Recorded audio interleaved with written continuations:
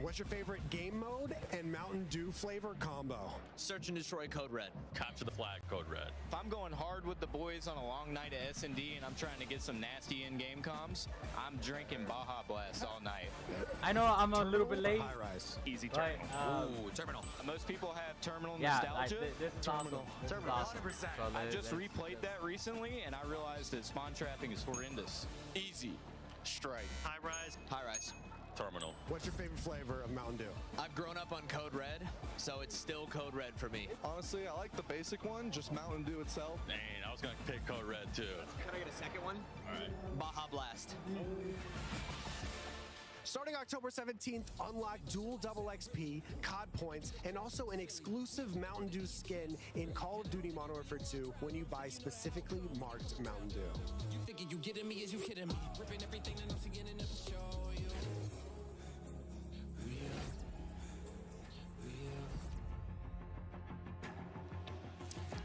Welcome back to Call of Duty Next. The Mountain Dew green carpet. God damn, it was beautiful. A lot of fun people out there, everyone having a good time, and some incredibly well-dressed people out there, and some definitely not. Sweaty t-shirts abound. But here we go. Welcome back to Call of Duty Next, friends. We promised it was coming up, and now the wait is over. It is time to talk about Warzone 2.0. We got a glimpse of some Warzone 2.0 in the multiplayer reveal trailer earlier today, and it does look awesome. However, we need some true experts to help out. Back at the desk here, we have got Stephanie Snowden. Joe Seacott is joining us, but of course, welcome Jack O'Hara, Game Director at Infinity Ward.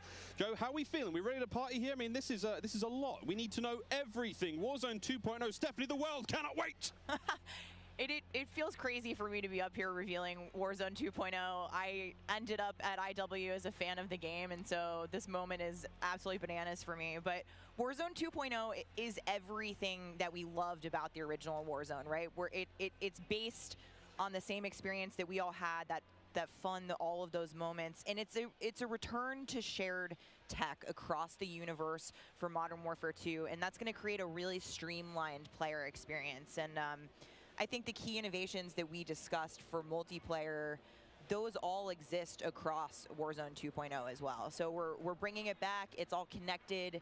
It's the same world, and I think the players are going to love it. Oh my good God. Real excited about this one. Again, there's a lot in this one, Jack. Honestly, where do we go from here? like I said, man, So Modern Warfare MW2 and Warzone 2 have been developed side by side since the beginning, right? Since we started down this road, and they're part of the same universe. The best. Like Stephanie said, they share the same mechanics, the same weaponry, and even more than that. But the centerpiece of all this, of course, is the new map that we've been working on since 2020 with teams across the globe. It brings together our philosophies on map design. It brings together new technologies in order to do it, and lots and lots of artwork to make it Warzone happen. gonna be fucking And we've learned nasty. so much from players experiencing Basically Warzone Verdansk 2. and playing in Verdansk over the first few years of But Warzone. I hope, and we're really excited though, for them to land in Al Mazrah. hopefully they bring back like all the great maps back in the day, you know. And if they do, that'd be fucking awesome. That'd be game over for us. Definitely, let's take a look. That's right, Miles. Welcome to Al Mazrah. This is our new map for Warzone 2.0. Hey, look at this, bro. Look at this. It is a really interesting mix of geography. It is expansive desert settings with a mix of industrial areas, towns, a city, and of course water. It looks way better on this screen than it did on Twitter. But you're gonna find a lot of really cool elevation, rocky peaks, caves, subterranean spaces. This map is beautiful, and it's actually the biggest BR map that we've ever made. And I am so excited for all of our streamers here to jump into Al Mazrah later today. It's huge. Look at the size of that thing. Okay, so that was a big picture, and it's a great way to see it from a sort of top-down layout. But give us let's the take a better multiplayer, look at some of these points of interest. So when we set out to create these spaces, the team works to make it feel like a real space, right? So that there's infrastructure in between all the different, what we call points of interest along the map. And if you're paying attention, you might even see a few that seem pretty familiar out there as well. And so as the team works through these, they're trying to find some variety on each point of interest to make them something that the players will want to drop in and get the particularity of that single point of interest and find the place that they want to drop and where they want to play, whether it be a high elevation observatory at the center of the map, whether it be the big city that's up the top right, and whether they want to explore that, or whether they want to work in some of our POIs where we have water intersecting with geometry here. So we have in this one. Well, that looks familiar. That does seem familiar. And there's a river system that goes through all of this. So you'll be able to catch in a boat and drive between the different POIs. And here's one of our favorites, Sawa Village, which is... That's my favorite. Colloquially called Sunken Town. I mean, I love to swim, so you find me there. Absolutely. I'm curious what you guys think, Jack and Joe, on what the hot drop will be today, right? We've been talking about this the last couple of days. This is our first time seeing other people who are not us play Warzone 2.0, and so I'm just very curious where you think everyone's gonna immediately drop today. I think some people are gonna drop to Observatory just to go back to home, you know, go have some fun. They're coming home. It's always nice. You're moving through the map and you kind of hit a spot and you're like, wait I've been here before. I know what this is. You have all these flashbacks. Yeah, there's a lot of nuggets in there for some old Modern Warfare fans. Yeah, I'll say Corey. I think that's gonna pop off. I think people will land around the edge so they stay in as long as possible in this match. But Smart. Have some news for our edge of the map players coming up. Ooh, all right, guys. Well, the map looks absolutely gorgeous, and I can't wait to watch our streamers here drop in early in an alpha build later on today. Okay, so moving on to the gameplay, we've got this beautiful space to play in. How do all of these multiplayer elements we've talked about a little bit earlier, how do they fit into Warzone 2.0? I mean, the super simple answer is all the stuff we talked about in multiplayer, the stuff you saw in the multiplayer trailer, that's all in Warzone, right? It's all integrated. So that tactical camera works in Warzone, that decoy mine works in Warzone. Like, it's all of it's been built from the ground up for both.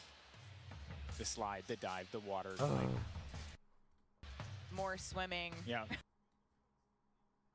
Some of the water combat. I can't wait to go full Captain Miller, you know, Apocalypse Now coming out of the water, knifing people. I mean, this just looks... Yeah, the rendering team made some work, so you come out, you're looking all wet. Yeah. You see the caustics on the bottom. Yep. I'm not even sure what caustics are. I have no idea, but it sounds great and it looks incredible. You can see the armored patrol boat coming by there with its 2 turrets. There's some cool stuff. So I'm glad you brought up vehicles. Steph, you touched on vehicles a little bit earlier. What can we talk about? You know, we've seen boats, we've seen tanks, we've seen all sorts. Jack, what have we got? So we've implemented a new physics and handling model for the vehicles. So some vehicles are heavier, some will slide more, have more traction or less traction. And as you're driving them around and you're encountering them and other squads are playing with them, you can choose to shoot off the tires to kind of impact their handling.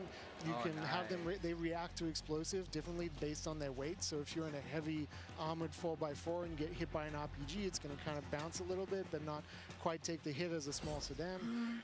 You can also choose with your squad to be rolling into a POI and somebody jumps out on the roof, somebody leans out the window, and suddenly you got yourself a lot of firepower driving into the POI. Of course, that vehicle needs to survive for quite some time in the map if you want to keep using it to go from point to point. And vehicles will run out of gas, or at least most of them will run out of gas, and then you can bring them to a gas station to fill them up. If your tire's been blown up, you can get out and repair it, or you can bring it to a gas station to get repaired. All right, let's be honest. They copied my water vehicles. We've got a small boat. We've got the boat that Joe mentioned with the turret at the front, turret at the back, so you can have that little moment cruising up the river with your whole squad ready to rumble. So yeah, there is so much love that's gone into these vehicles. Forgot the coolest vehicle. The coolest vehicle? The massive helicopter that you can fly around. And it's a moving platform with 3 doors. And you can move a whole squad through the map. What? Wreak havoc. It is so cool. Oh my God. I mean, the fact that you can lean out of the window, you know, grab your teammates, pile in a vehicle, actually, you know, engage in battle from the window, leaning out, shooting in combat. Unless somebody blew off your door. That won't. That does complicate things, doesn't it? PTSD from Joe killing me many times in our play tests. Well, I hope the gas prices in Mars are okay. Honestly, I thought there's a lot going on. It's a good, like I said, it's a good thing is actually coming on, because right now, like, I play Warzone a lot. I play with you. I play with a lot of people I know. And they're having, you know, this new one coming up, especially like all the maps. If you know, like, you know, back in the day, like all the maps, you will see right there what kind of maps they have. And the weapons, they're, you know, even better, bro. The only thing I'm worried about is that when the game first comes out, everybody gonna have complaints and like a lot of shit, you know. So it's just like, I'm like, you know, like a little bit, you know, scared, because there's a lot of bugs out there. And obviously when Modern Warfare first came out, it was barely bugs on him. And when fucking, I think it was, what's it called, Vanguard came out, it sucks too. It sucks. But they fixed all that, and I hope all the weapons actually be better than how it used to be. Right, so if you're That's my outside, thoughts. if you're a little That's my kid, you fall down, you hurt your knee, and your mom's gonna go inside, go to the medicine cabinet, and get you something to a Band-Aid, Neosporin, whatever. So that's our looting. If you need health items, you can hit a bathroom in a building, and there'll be a medicine cabinet. You can open it up.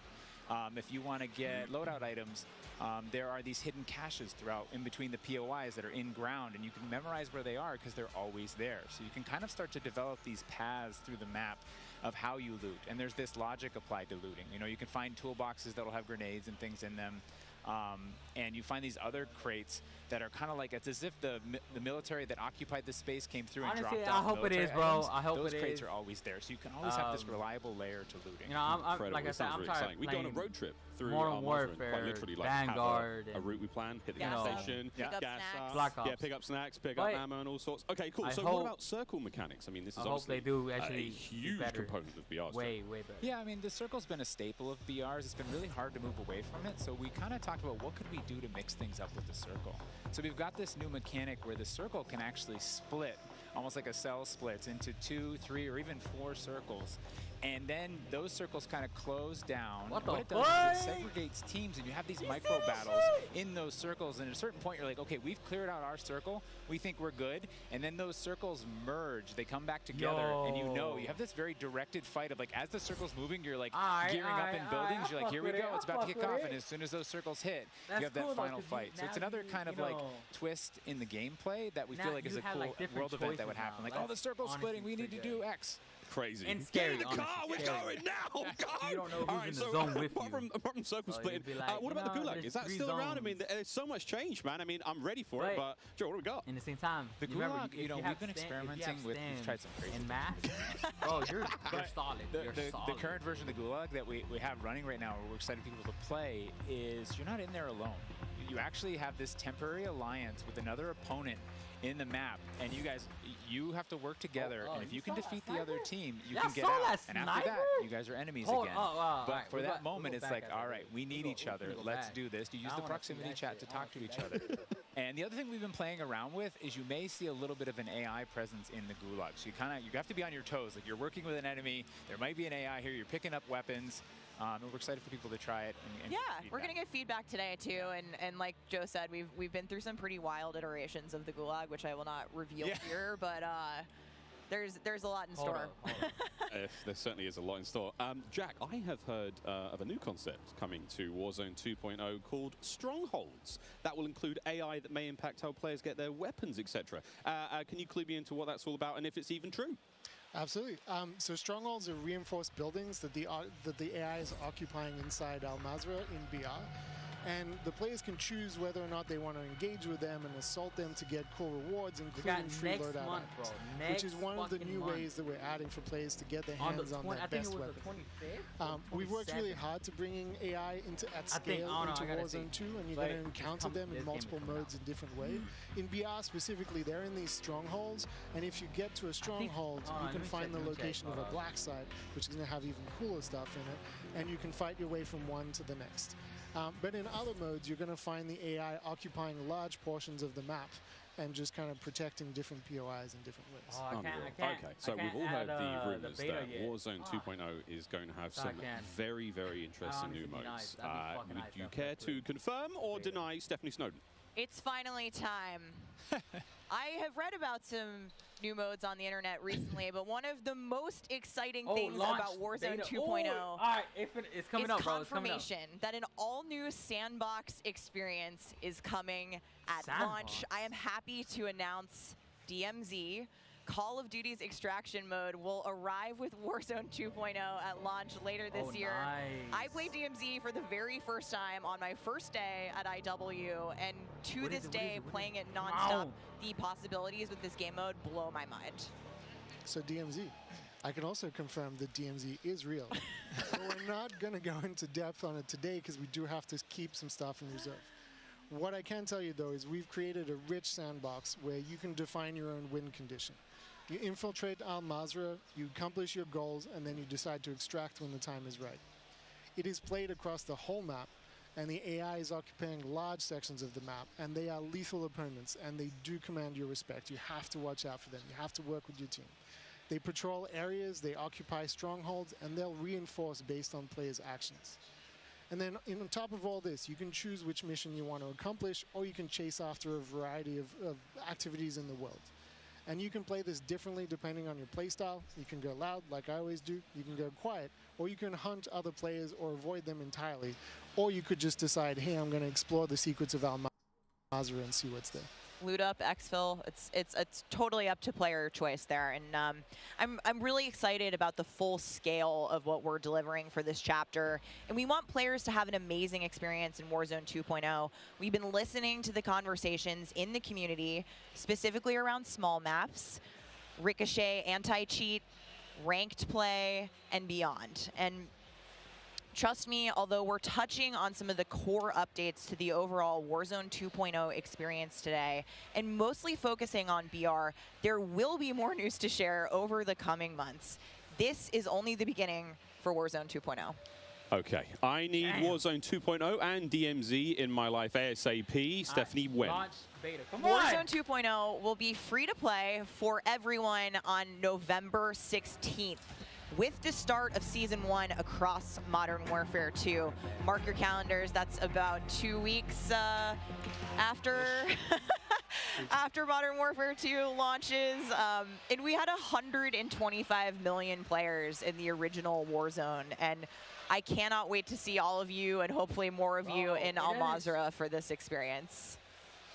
And you will have a chance to see a Warzone 2 Battle Royale Alpha playtest happening right here behind us very, very soon. Yeah, the streamers are hot to trot. They're raring to go. We will see all of you in Al Mazrah on November 16th. But don't go anywhere just yet. Stick around, because when we come back, you'll see just what Warzone looks like when it's built up from the ground for mobile. You're not going to want to miss this, I promise. Then after that, we have live gameplay coming at us with all of our friends set up across each and every Modern Warfare 2 multiplayer. We've got Warzone 2.0, Battle Royale. We got Warzone Mobile. It's all happening here, ladies and gentlemen. Don't go too far. Fuck you! Call of Duty Next, brought to you by the GMC Hummer EV pickup, the world's first all-electric super truck. That fucking sucks though, man. Just, dude. That does fucking suck. That sucks ass, dude. Giant ass. Jack Links, squad up with Sasquatch. Jack Links is good with it. But I'm hopefully they actually, like I said, they bring back some good fucking weapons, man. I hope they bring back some good fucking weapons. Hold on, oh, look at this. Look at this. Woo!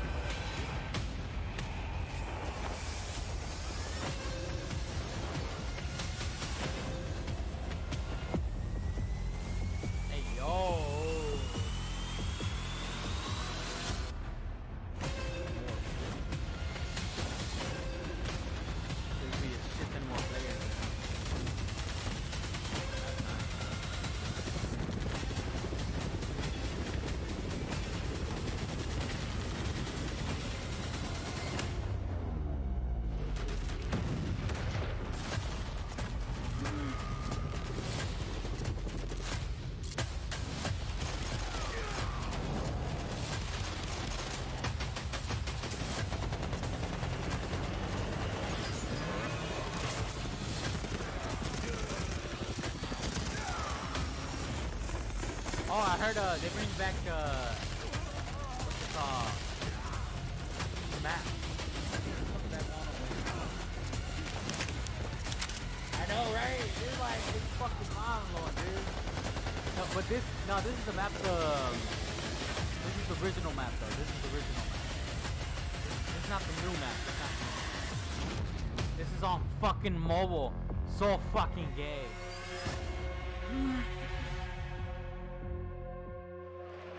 don't play mobile. What so a jam-packed day we've had here so far. We got Warzone 2.0 and Modern Warfare 2 already good to go. But finally, we're hitting something new here. Coming into mobile, we got Warzone Mobile 2 here for you. It's me, Beef Mommy, and I couldn't be more excited to be here with none other than Chris Plummer. And Chris, what do you have for us today? That's right. Today we are proud to introduce Call of Duty Warzone Mobile. Yeah. This is the real thing, and it's on your phone. For the first time ever, you can drop into Call of Duty Warzone from wherever life takes you. Let me quickly point out the gameplay you're seeing today, it's still alpha, so it's only going to get better. And for Warzone fans, you will recognize this drop sequence right away. I mean, honestly, it just gives me so much nostalgia. But wait a minute, Chris. Is that the legendary Verdansk? You know, this is where Warzone gameplay was born. And we're bringing the legendary Verdansk map to mobile for the very first time from its hallmark vistas. And these dense urban areas, they're just so much fun to play in. Wide open fields, ready for battle. And intimate, close quarters, combat environments. There's so much variety in Verdansk. It's famous for good reason. Teaming with fan favorite locations like Boneyard. Hold on. And Superstore. Even TV station. Well, I'm getting classic Call of Duty Warzone flashbacks here. Can you tell us more about the gameplay? Or, you know what, maybe just give me your phone real quick. Maybe I can see for myself. Everybody's talking shit about the team has a passion for delivering the most authentic Call of Duty experience possible for mobile devices. From the way you aim and move to the weapon handling and the control responsiveness, all these critical little details combined to make Call of Duty Warzone mobile feel best in class. We've made sure that the physics, the feedback, the sights and sounds, all those essential little touches are smooth and accurate. It's about creating an experience that's so true to form. You can imagine feeling that dirt compressing under the soles of your boots with every move. Or imagine those tiny shockwaves of recoil moving through your entire body with every shot. In Warzone Mobile, these are the kind of details that we care about that make the combat feel airtight and authentic. That makes me really emotional, Chris. And you know, it sounds like everyone's paying attention to detail, and it's finally paying off. Now, when I think of Call of Duty Warzone, I think about strategy. Absolutely. There's a lot more going on than pure gunplay. For example, when you're out there exploring the map and evading the gas circle collapse, you can try to sneak up on another player and pull off a finishing move. It's like ultimate bragging rights. And if you're feeling more strategic, you and your squad, they can complete contracts, use that cash at buy stations. There's a ton of variety there, including lots of different abilities like bringing back a fallen squad mate. Now, that contract economy, it adds a ton of depth and strategy through risk and reward. I really like that you brought that up, because if you're talking about risk and reward, I think about the kill streaks. I think about the gulag. Are they going to be there too? Yes. No shit. Everything you come to expect from Warzone, it's going to be there, especially kill streaks. This means you can deploy your big stick of choice like, you know, a precision airstrike. You might be able to wipe out an entire squad with it. So not so fortunate for them, but they're not necessarily down for the count either, because we have the gulag. So here players can fight for a second chance.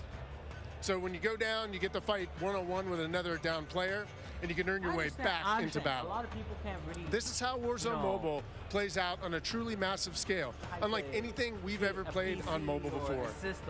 For this reason, we're pushing way past the envelope on high player counts to make sure each match is jam-packed with our signature style of combat. So we are supporting up to 120 live players in the single match. Wait, hold on. Did you just say 120 players? Or do you mean bots? Because it seems like in Battle Royale games on mobile, they're usually loaded up with boring bots. Well, we believe it's critically important and a lot more fun to play with real, live, human opponents. And that is our focus. So for anyone who's tired of playing with nothing but bots, we hear you. We're talking up to 120 real players ready to hunt you down with real human skill and real human emotions. That is Call of Duty Warzone Mobile. And we hear you in the crowd. Everyone's excited, and absolutely it is huge. And I don't think there's a game on mobile that can top that, in terms of real player count, of course. But how are you able to even pull that off? Oh we can my support God. real Crash player of Clans counts and at Crash dramatically Royale. higher scale than we've ever seen in other Battle Royale games on mobile, because Warzone Mobile is running on advanced, unified Call of Duty technology. This is the same shared tech behind the console and PC versions of Warzone 2.0. It gives us a ton of advantages, like these incredibly high player counts, authentic Call of Duty combat and gameplay systems, and it opens the door to a much more connected experience across all platforms. So when you say more connected, does that mean that Warzone Mobile will share content and features that will be in the console and PC version of Warzone 2.0? Exactly. Yeah, November Delivering 6th, a bro, deeply 16. connected experience, it's been a Fucking strategic pillar mind-blowing. from the beginning of development. Now, we know that your time is precious, and your investment in playing is now recognized across Modern Warfare 2, Warzone 2.0, and Warzone Mobile.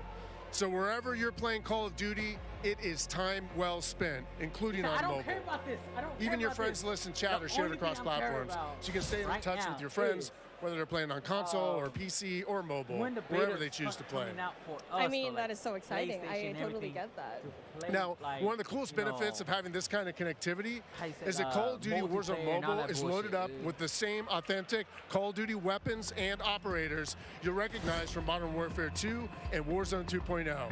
And whatever you get from the Battle Pass, you will see it on console or PC. It'll also be there on your mobile device too. And the other way Okay, around I works as understand well. that's cool, but no, fuck I this. really love to hear that. And as a matter of fact, I saw some of the same weapons and operators being shown earlier today in Call of Duty Warzone 2.0. Bro, Are you okay, aiming how- to make it exactly the same on all platforms? Because it's easy. You know, that's a great question. So the team's incredibly excited about how deeply connected and authentic the experience is in Call of Duty Warzone Mobile. And we'll continue to adapt the best content and features and innovations created across the Honestly, franchise. I don't want to fucking look at But at the same time, we recognize that mobile is a very unique platform. Mobile has its own flavor, advantages, and player expectations. Sounds like the game will be tied into the Call of Duty franchise Yeah, pretty tell me when it's nicely. done, And because will there I be can't. mobile-specific events or content that is unique to Warzone Mobile? This is not. Yes, above all else, the team is committed to ensuring Warzone Mobile is a world-class, mobile-first experience right down to its core. Controls are a huge part of it. It just needs to feel natural on the device, intuitive, and native to the platform. Yeah, it is. A lot of it comes down to tuning. And this is why we're supporting synchronous it's crazy crossplay because between everybody iOS got and to Android wait platforms until this shit exclusively comes out on of mobile. mobile. Who And the we're fuck wants avoiding to the play mobile? imbalance that comes with crossplaying between mobile devices and consoles or mobile to PC. This allows our teams to deliver the best possible mobile gameplay experience with a unified feel. And by doing this, we don't need to compromise the tuning for any platform. This ensures a level playing field and more fun for everyone. Now, keeping those controls balanced for all player types, it's super important. So whether you're the hardest of hardcore mobile pros, or maybe you're a console first player that's sneaking in an extra match during your lunch break, even brand new players to the franchise who need a little help getting into the flow of the game, we are committed to providing the most robust control options anywhere for a pick-up and play experience that's accessible to all of our players. I love that accessibility, and that means all my friends can into get playing in on mobile, the so action I'm for a not- change, but how do they sign up? Well, it's time to get your mobile devices ready, because I'm super excited to announce that starting right now, you can pre-register for your free download in the Google Play Store. Signing up means that you can be among the first to play when the game launches next year. We look forward to seeing everyone in Call of Duty Warzone Mobile. With that being said, hey, we got Ferg on the horn, and I think he's literally the first one to pre-reg. Ferg? Hey guys, Ferg here, and I am thrilled to be one of the first to pre-register for Call of Duty Warzone Mobile. And now, you can too. Scan the QR code at the bottom of the screen to be among the first to drop. Tell your friends, because the more pre-registrations we drive, right the now, more you can. rewards we I don't care. If you want to scan this right now, I'll pause it for you. I'll pause it for you. I could scan it for a second. I'm not, nah, bro. That's just some bullshit, bro. Plus, if we reach the below. Who wants to play mobile? Yeah, I could pause it or something. I honestly, I don't know. If you want to sign up now, you could. There's there, boom, boom. But nah, man, this. We are back. It's Miles here, joined by Maven, Alicat, and Nameless Studio. Oh, guys, the adults have left us alone on the desk, and now it's our time to have some fun. I don't know about you guys, but okay, it's been a pretty litty day so far. Yeah. Where do we even start? I mean, dude, mobile, bro. It's a new era of Call of Duty. Listen, Miles, I've been addicted to Call of Duty for over a decade. And you're telling me I could be in the airport playing Warzone now, back in Verdansk? That's lit. Also, Al Mazrah, it looks absolutely incredible. Oh, it's insane. There's no shortage of crazy stuff coming my way. Ali, I mean, lay it on me. Multiplayer for Warzone, for Modern Warfare 2, insane. It's incredible. We actually got to load up with some of the players yesterday, a little bit of a pre-test, and loading into Gunsmith 2.0 was actually so aesthetically pleasing, and I think everybody at home, once they also get their hands on it, they're going to love it just as much as we do here. Truly. Maven, my good friend, you've played more Warzone than most people on the Northern Hemisphere. Yeah, how you feeling? No, 8 hours a day for years, it feels like. It just seems fresh, man. The map, like everything about it, triple circles, the water, the boats. I mean, I was like kind of the proximity mine king for a while there, placing them under vehicles, trying to blow them up and set booby traps. And now you're telling me I could do them in not only land, but also the sea. I'm with it. It's going to be something, man. We really have seen a lot so far today. We've seen, Warzone Mobile, of course, multiplayer there, and a bit of Warzone 2.0. Cannot wait. But, guys, it's time to get into business. Let's now get into the command center. This is it. Welcome, ladies and gentlemen, to the command center, presented by Xfinity Rewards. We're going to be rolling the show through all day today. Xfinity customers, they can start playing Modern Warfare 2 sooner with Xfinity Rewards. Visit xfinity.com/rewards to get your code for early access to the open beta. It's free and it's easy to join. Guys, I mean, every time I sit down, I take a breather, I'm like, there's so much. But first and foremost, guys, before we get into this one, there's so many streamers here. We need to give a big shout out to Intel, who's powering all of the streaming PCs here today. Massive shout out to those guys. Clint, there are 2 PCs on every desk. Explain. I couldn't believe it. Cloaksy is here. Like, the fact that he actually made the trip out, I figured they have to have something special.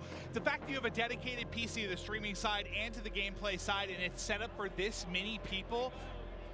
Intel, thank you. Ridiculous. This is incredible. It's incredible. Ridiculous. We're actually almost ready to get into the gameplay, guys. I mean, Ali, you teased it a little. Yeah, just a little. A little, yeah. We played a tiny bit. I can have an accent, too. She did. I'm getting mocked here. My bloody desk. We got to play a tiny bit yesterday. Yes. It was pretty fun. But now we get to watch 200 streamers, some of the world's finest, quite literally from almost every part of the planet, coming together here in this crazy top-secret location. What can we expect? It's going to get loud. It's going to get incredibly loud. Yesterday, it was loud, and I believe like not even everybody had shown up yet. So now that we have a full building of all of these creators, all of these PCs, I'm expecting people to get up and start screaming, Miles. It's going to be insane. Clint, we heard Courage from like headphones on. He can be heard from space. Oh yeah, no, 100%. Like Bobby Pop, if he's on a subtrain or something, Lord knows what that's going to sound like. But my boy Tyler Blevins, Ninja here as well. But like, I think this is a testament to how pumped up everyone gets about Call of Duty every year. Like the fact that there are this many big name streamers in attendance, we're going to see some incredible gameplay, go through the various modes. I mean, this is going to be a real treat. It really is. I mean, and you've been around a long time in the Call of Duty world. In this venue right now, we've got streamers and players from, all across North America, South America. We've got players all over Europe, Japan, Australia, you name them. We are all over here. Mobile players everywhere. Yeah.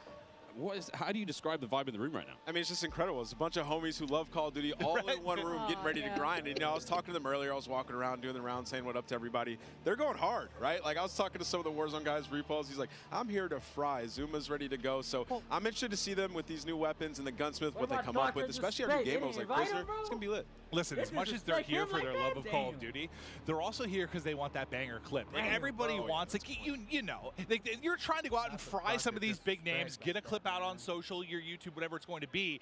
So, yeah, I'm sure people are going hard in the paint or falling to their desk at their Tim. I'm sure we're going to have a couple of those. I'll go a little bit of that later on. I think we're actually ready to hop into gameplay. Dr. Lupo, one of our first here, and he's already down and out, but we are playing, I believe this is Hardpoint and Mercado, Nameless. Yeah, I didn't get to play this map yesterday, but one thing I just want to point out with this game is it's a lot more vibrant than some of the MW games that we've had in the past. There's so many more colors, and that's something that I always enjoy, especially with Call of Duty, is when it's more vibrant and you can see more on the map. I think sometimes you go dev to dev, and it's like you have like your more realism, like your grays and browns. Some will have a little bit more color, but like this map in particular, the second we saw like the fly through of this, it just looks gorgeous. It really does. And I'm not that I had any concerns about the visual side of it because they knock it out of the park every year, but it's just aesthetically pleasing. It is.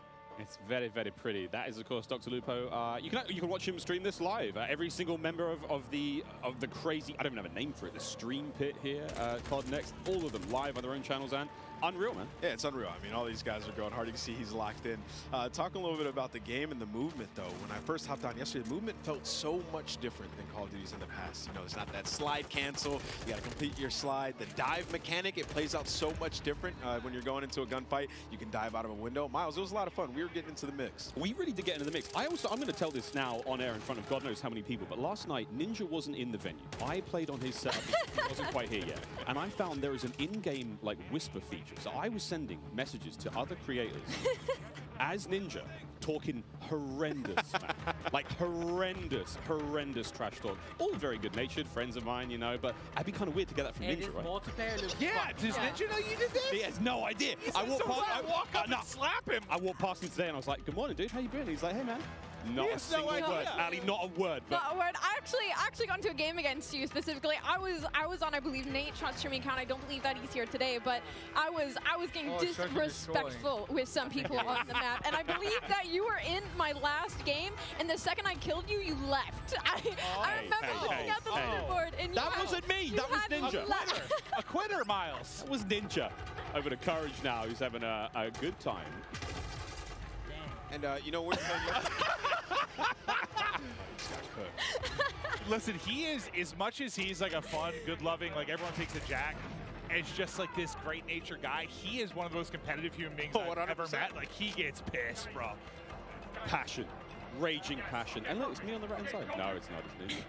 And I will have to say, to test to what Ant was talking about earlier, about the game mechanics, something else that I noticed that I don't feel like I felt in other Call of Duty games is how kind of realistic the movement with your gun is, if that makes sense. Like, there's obviously always going to be recoil, your attachment's always going to mess with that, but when you peek corners and stuff, the way your gun moves with you is very, very realistic, and I think that's going to be something a lot of these players are going to notice and have to get used to very quickly. And you saw a taste there of when you're spectating a player, you get that kind of like over-the-shoulder, like tactical camera view, and it just adds this insane level of like, it's like realism, but like it just looks so exciting to watch. And when you're, you know, enjoying like, you know, maybe seeing your teammates play or whatnot, it just looks so cool. It's a nice new feature here in the game. And sorry, Clint, this is the new knockout mode. I don't think you might not know what this means. I haven't seen this one yet. I haven't played it yet. Yeah. No. I mostly, I was watching some of the guys play. I just wanted to kind of live react and enjoy it. Yeah. Like, there's so much new stuff. Like, I've just been looking forward to seeing what's going to be on the table. But let's see if Jack can actually step up this time. No, not going to happen. Just getting destroyed.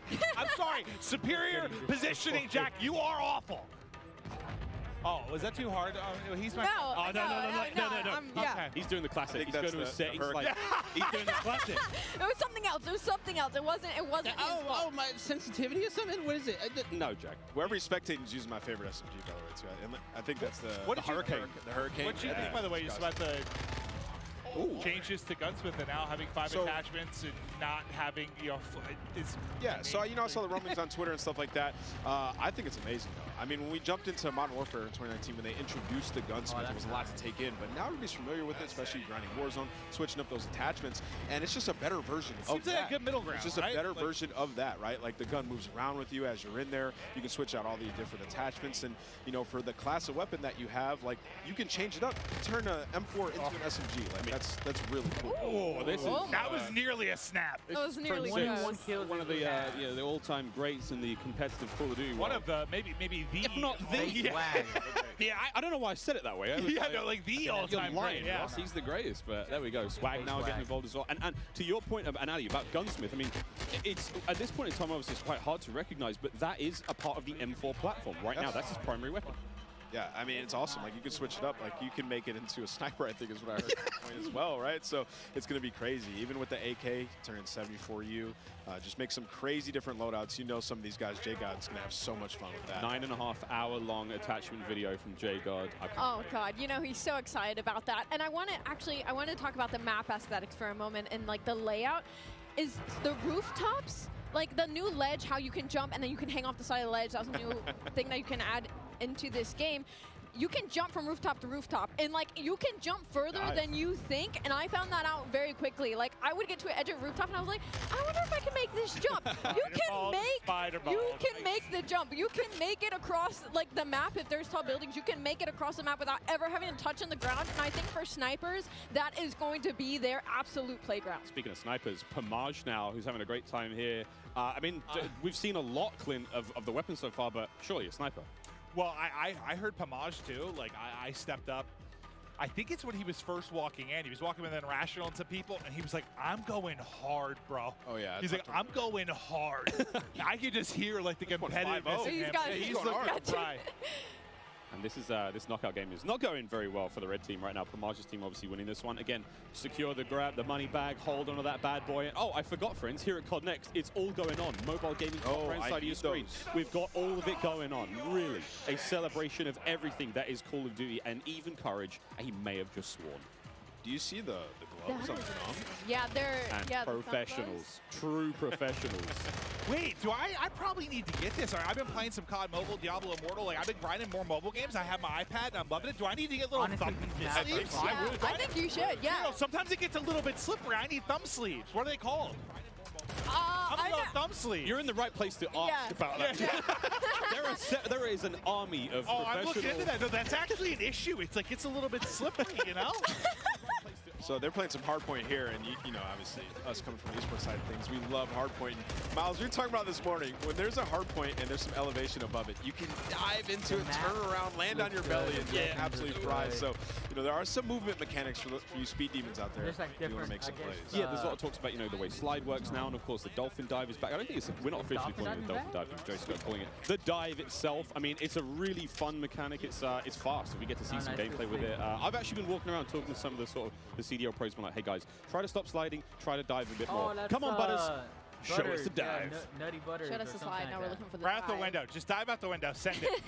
And all the windows are built to be diveable through. Like, that's the way the game is. That's what Joe was kind of saying, right? Like, they've seen it so much in playtesting, and Nate goes into a window. Like, everyone spins it out. So you think like all the exciting moments you're going to have. Oh, here we go. Butters is going to be sniping there. So we have the Hurricane. She's running overkill. That's going to be one of the M4 platforms, and the snipe on the other side. He's and we have the mechanic. Look.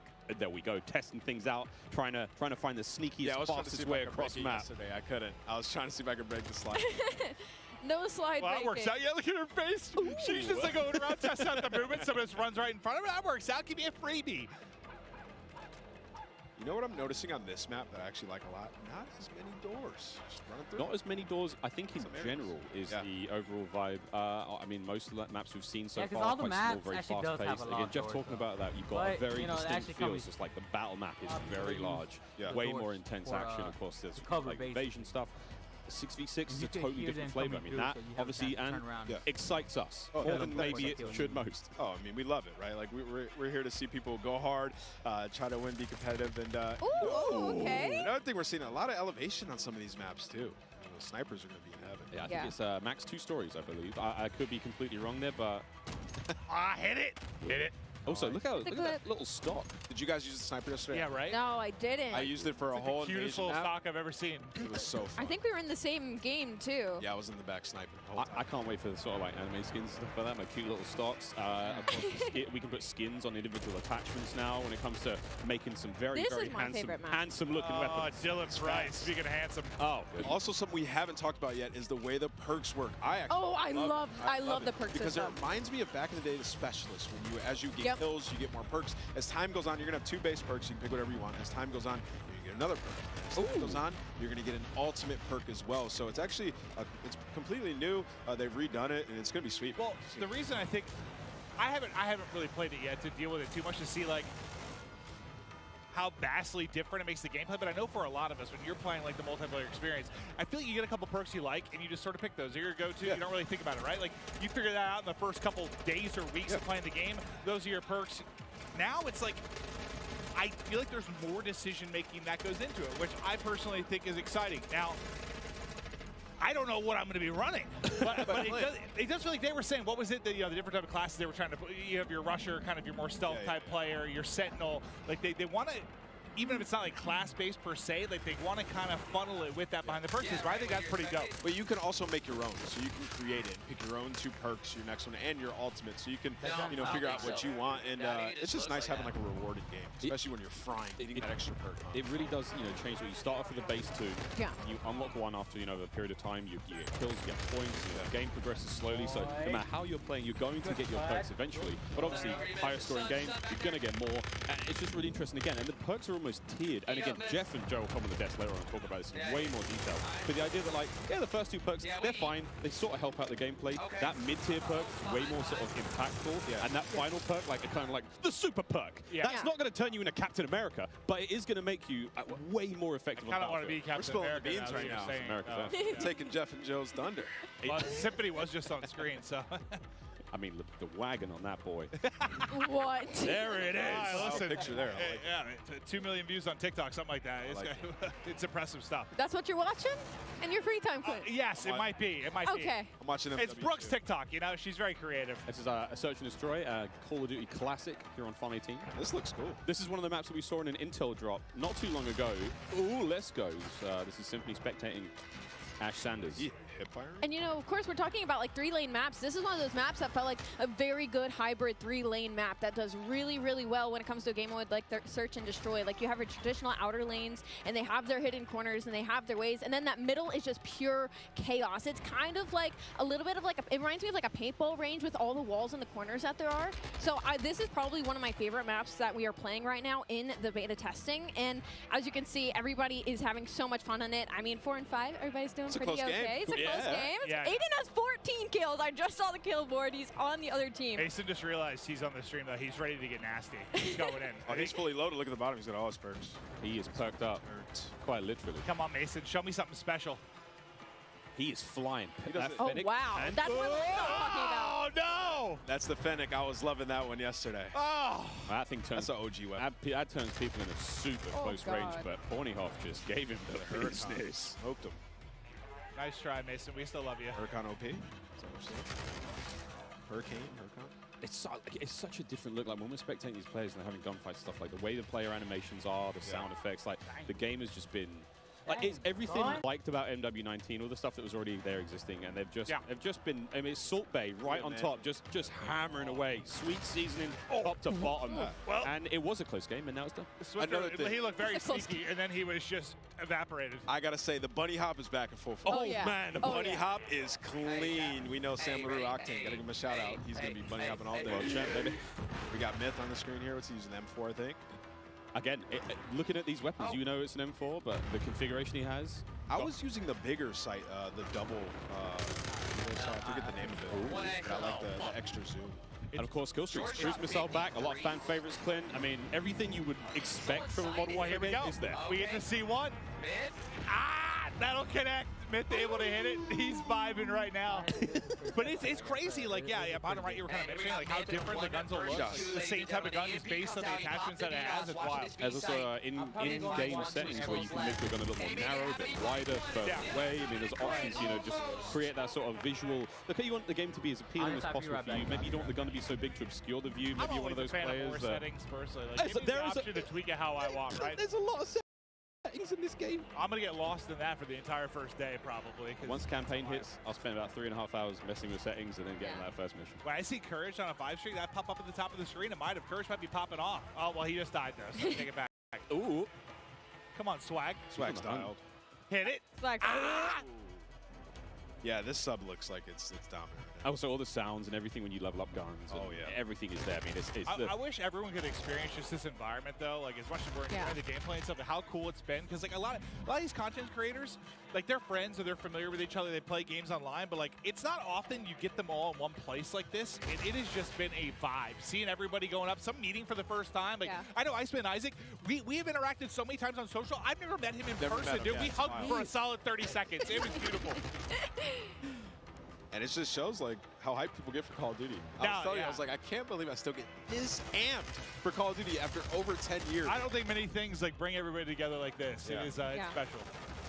The beta starts tomorrow, in case you've been living under a rock, or if you've just joined the stream. One of the two. One of the two. There's no in between. User interface has been completely changed as well. Dead silence available on that lower right-hand side. There's a lot more sort of clean changes. Of course, the menu system, which you might not have seen here on the main COD Next stream, but individual streamers seeing them going through weapon loadout, seeing the operators there. So many cool changes. A lot more of a streamlined experience.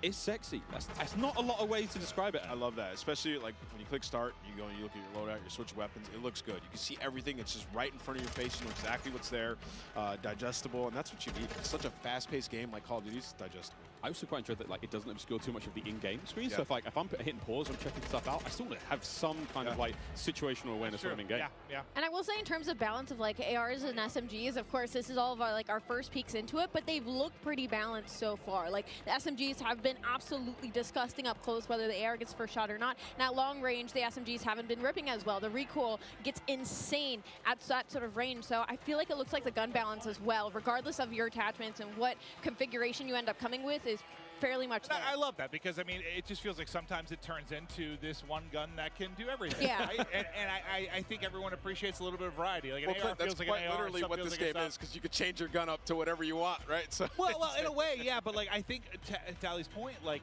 there seems to be a little more separation between your SMGs like I haven't seen the do-it-all gun just yet. No, I mean, we saw Aiden, of course, on the Mountain Dew green carpet, like, I want a broken shotgun.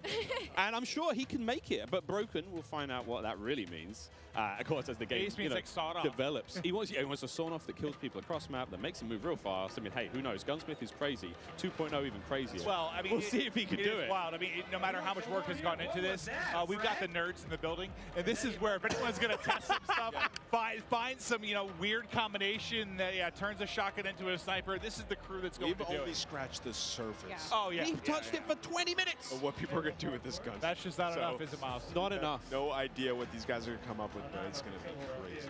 I need a good sort of 2 to 3 hours to really look at Chef Tony. This is one of the most famous Italian men in the world. Makes a mean stromboli. We love him. Metal boots on the building. He's got the M4. Metal boots. He's going to run this class setup from now until the next 2 years. We're talking about it can be great to mess around with guns. Oh, Chris Crowder. Listen, I'm not sure what's going on here. Chris has been growing some sort of beard that's happening for the first time that I've seen. He's usually very baby-faced. Now he's kind of going for some sort of supermodel type thing, or maybe like being a rapper, singer. I'm not sure. He's a handsome He really is. He really is. A tiny little bit of a user interface there. If you hold a circle, whatever your sort of crouch button is when you're on a ladder, you can fast slide down it. So that's going to get spicy in the fight. Oh, he's up. He's on his feet. He's on his feet. The Gouch. Oh, man. We will be playing all day, friends, all day. You know what? The iron sights here kind of clean. Well, I think this is great, too, for a lot of, people like, you saw Zenny, you saw Crowder. For those who don't know, they work on the CDL side. They're really in the midst of stuff during the season. They don't get to come to stuff like this that often and see all these content creators. I imagine they're in heaven. I've seen some of the tweets, just having a blast, meeting a lot of different people. So as far as streaks goes, we haven't seen a whole lot. Obviously, cruise missiles there, counter UAV, a classic. VTOL's going to be back. Everything. I mean, the Juggernaut is I think it's the final one, and it looks crazy. And whoever that AFK player was, get a grip. You are live at COD Next. But yeah, there's a ton of cool stuff. And I mean, we're seeing Wilson's in there as well. What I was gonna say. I love that. We're gonna have a lot of fun. Chopper Gunner's back. It's called I think it's called air support now, but it's it's an AC-130. You know what I'm talking about, friends. There's a Chopper Gunner here as well. Oh yeah, we're gonna be seeing it all. Yeah, Miles, like if we play against each other later today, when we get the free play, I'm getting a Chopper. I think I'm actually locked on this desk all day. I would love to play more. after the stream's over, I think we can play more. Yeah, I think we once the curtains go down, we're gonna dive on. Can you hear the chain? Yeah, that's how I visualize like your ankle's just tied to the desk. They can wheel me in the chair, but it's hard to get down the stairs. Here we go, another cruise. Brett, man, how we doing? And what a shot. He got two. Hat over the headset. He killed Nick Merckx. All right, we're see you later, Nick. So this is the air support we were saying. Yeah, this is it's kind of like a lightning strike. Oh, yeah. Nice. What is that thing? The Fennec.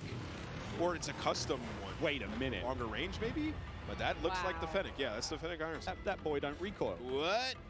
All right, Breadman's already found a winner. Yeah, Bread's got Oh my god! It does recoil, but it doesn't. But he's holding that thing down though. Yeah, all right. He's on mouse, obviously recoil, long range. You can manage more, but it doesn't seem like there's a lot. He's just putting them down. Yeah, cameraman, get in there real close. Show me the hands. Show me the hands. Oh, gun him. So we played this map yesterday in the 3P mode. That was a lot of fun. Museum, yeah, this is a lot of fun. We saw a top down of this on socials recently, but there we go. Yeah, give me the hands. You hear how that sounds? So satisfying. That sounds scary though. Yeah. You hear that? That better be on my team. I mean, he is one of the better aimers I've seen, though. Like, a lot of the tournament stuff, when you're talking about mouse and keyboard players, like, he is absolutely nuts with it. So, not surprised to see him finding some wins in the long-range battles, but... I gotta see his recoil control. So, what do you guys think about all these maps so far? What's been your guys' favorite, Miles? Honestly, yeah, it doesn't look like he's pulling out a whole lot. Honestly, this is Museum. Nice big central area, essentially 3 lanes. I mean, there's a second story. We're about to go up there now. This is where Breadman is. It's nice, man. We've got some decent lines of sight. Snipers are going to have a lot of fun here. We played Hardpoint on this map. We played Prisoner Rescue. Courage and I clutched up big time last night in like a 2v5. I had the Prisoner on my back. I was sprinting. And I can hear Jack picking up 3-4 kills. Let's go, baby! Screaming. And I'm there sprinting. I'd be that guy on the team, too. I'd be carrying. Yeah.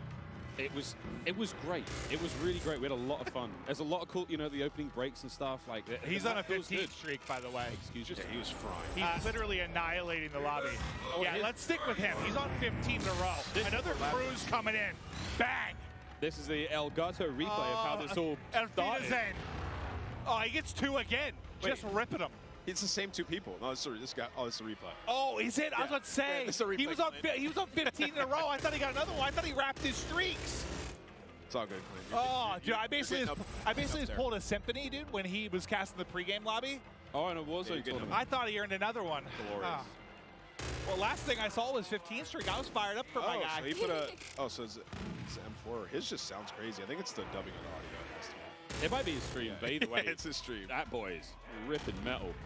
So, again, it's kind of cool to see there on the bottom side of the screen for a moment there how the perk system works. He's already at his 2nd tier of perks, which I think was Spotter. 19 kills. Let's go, Breadman.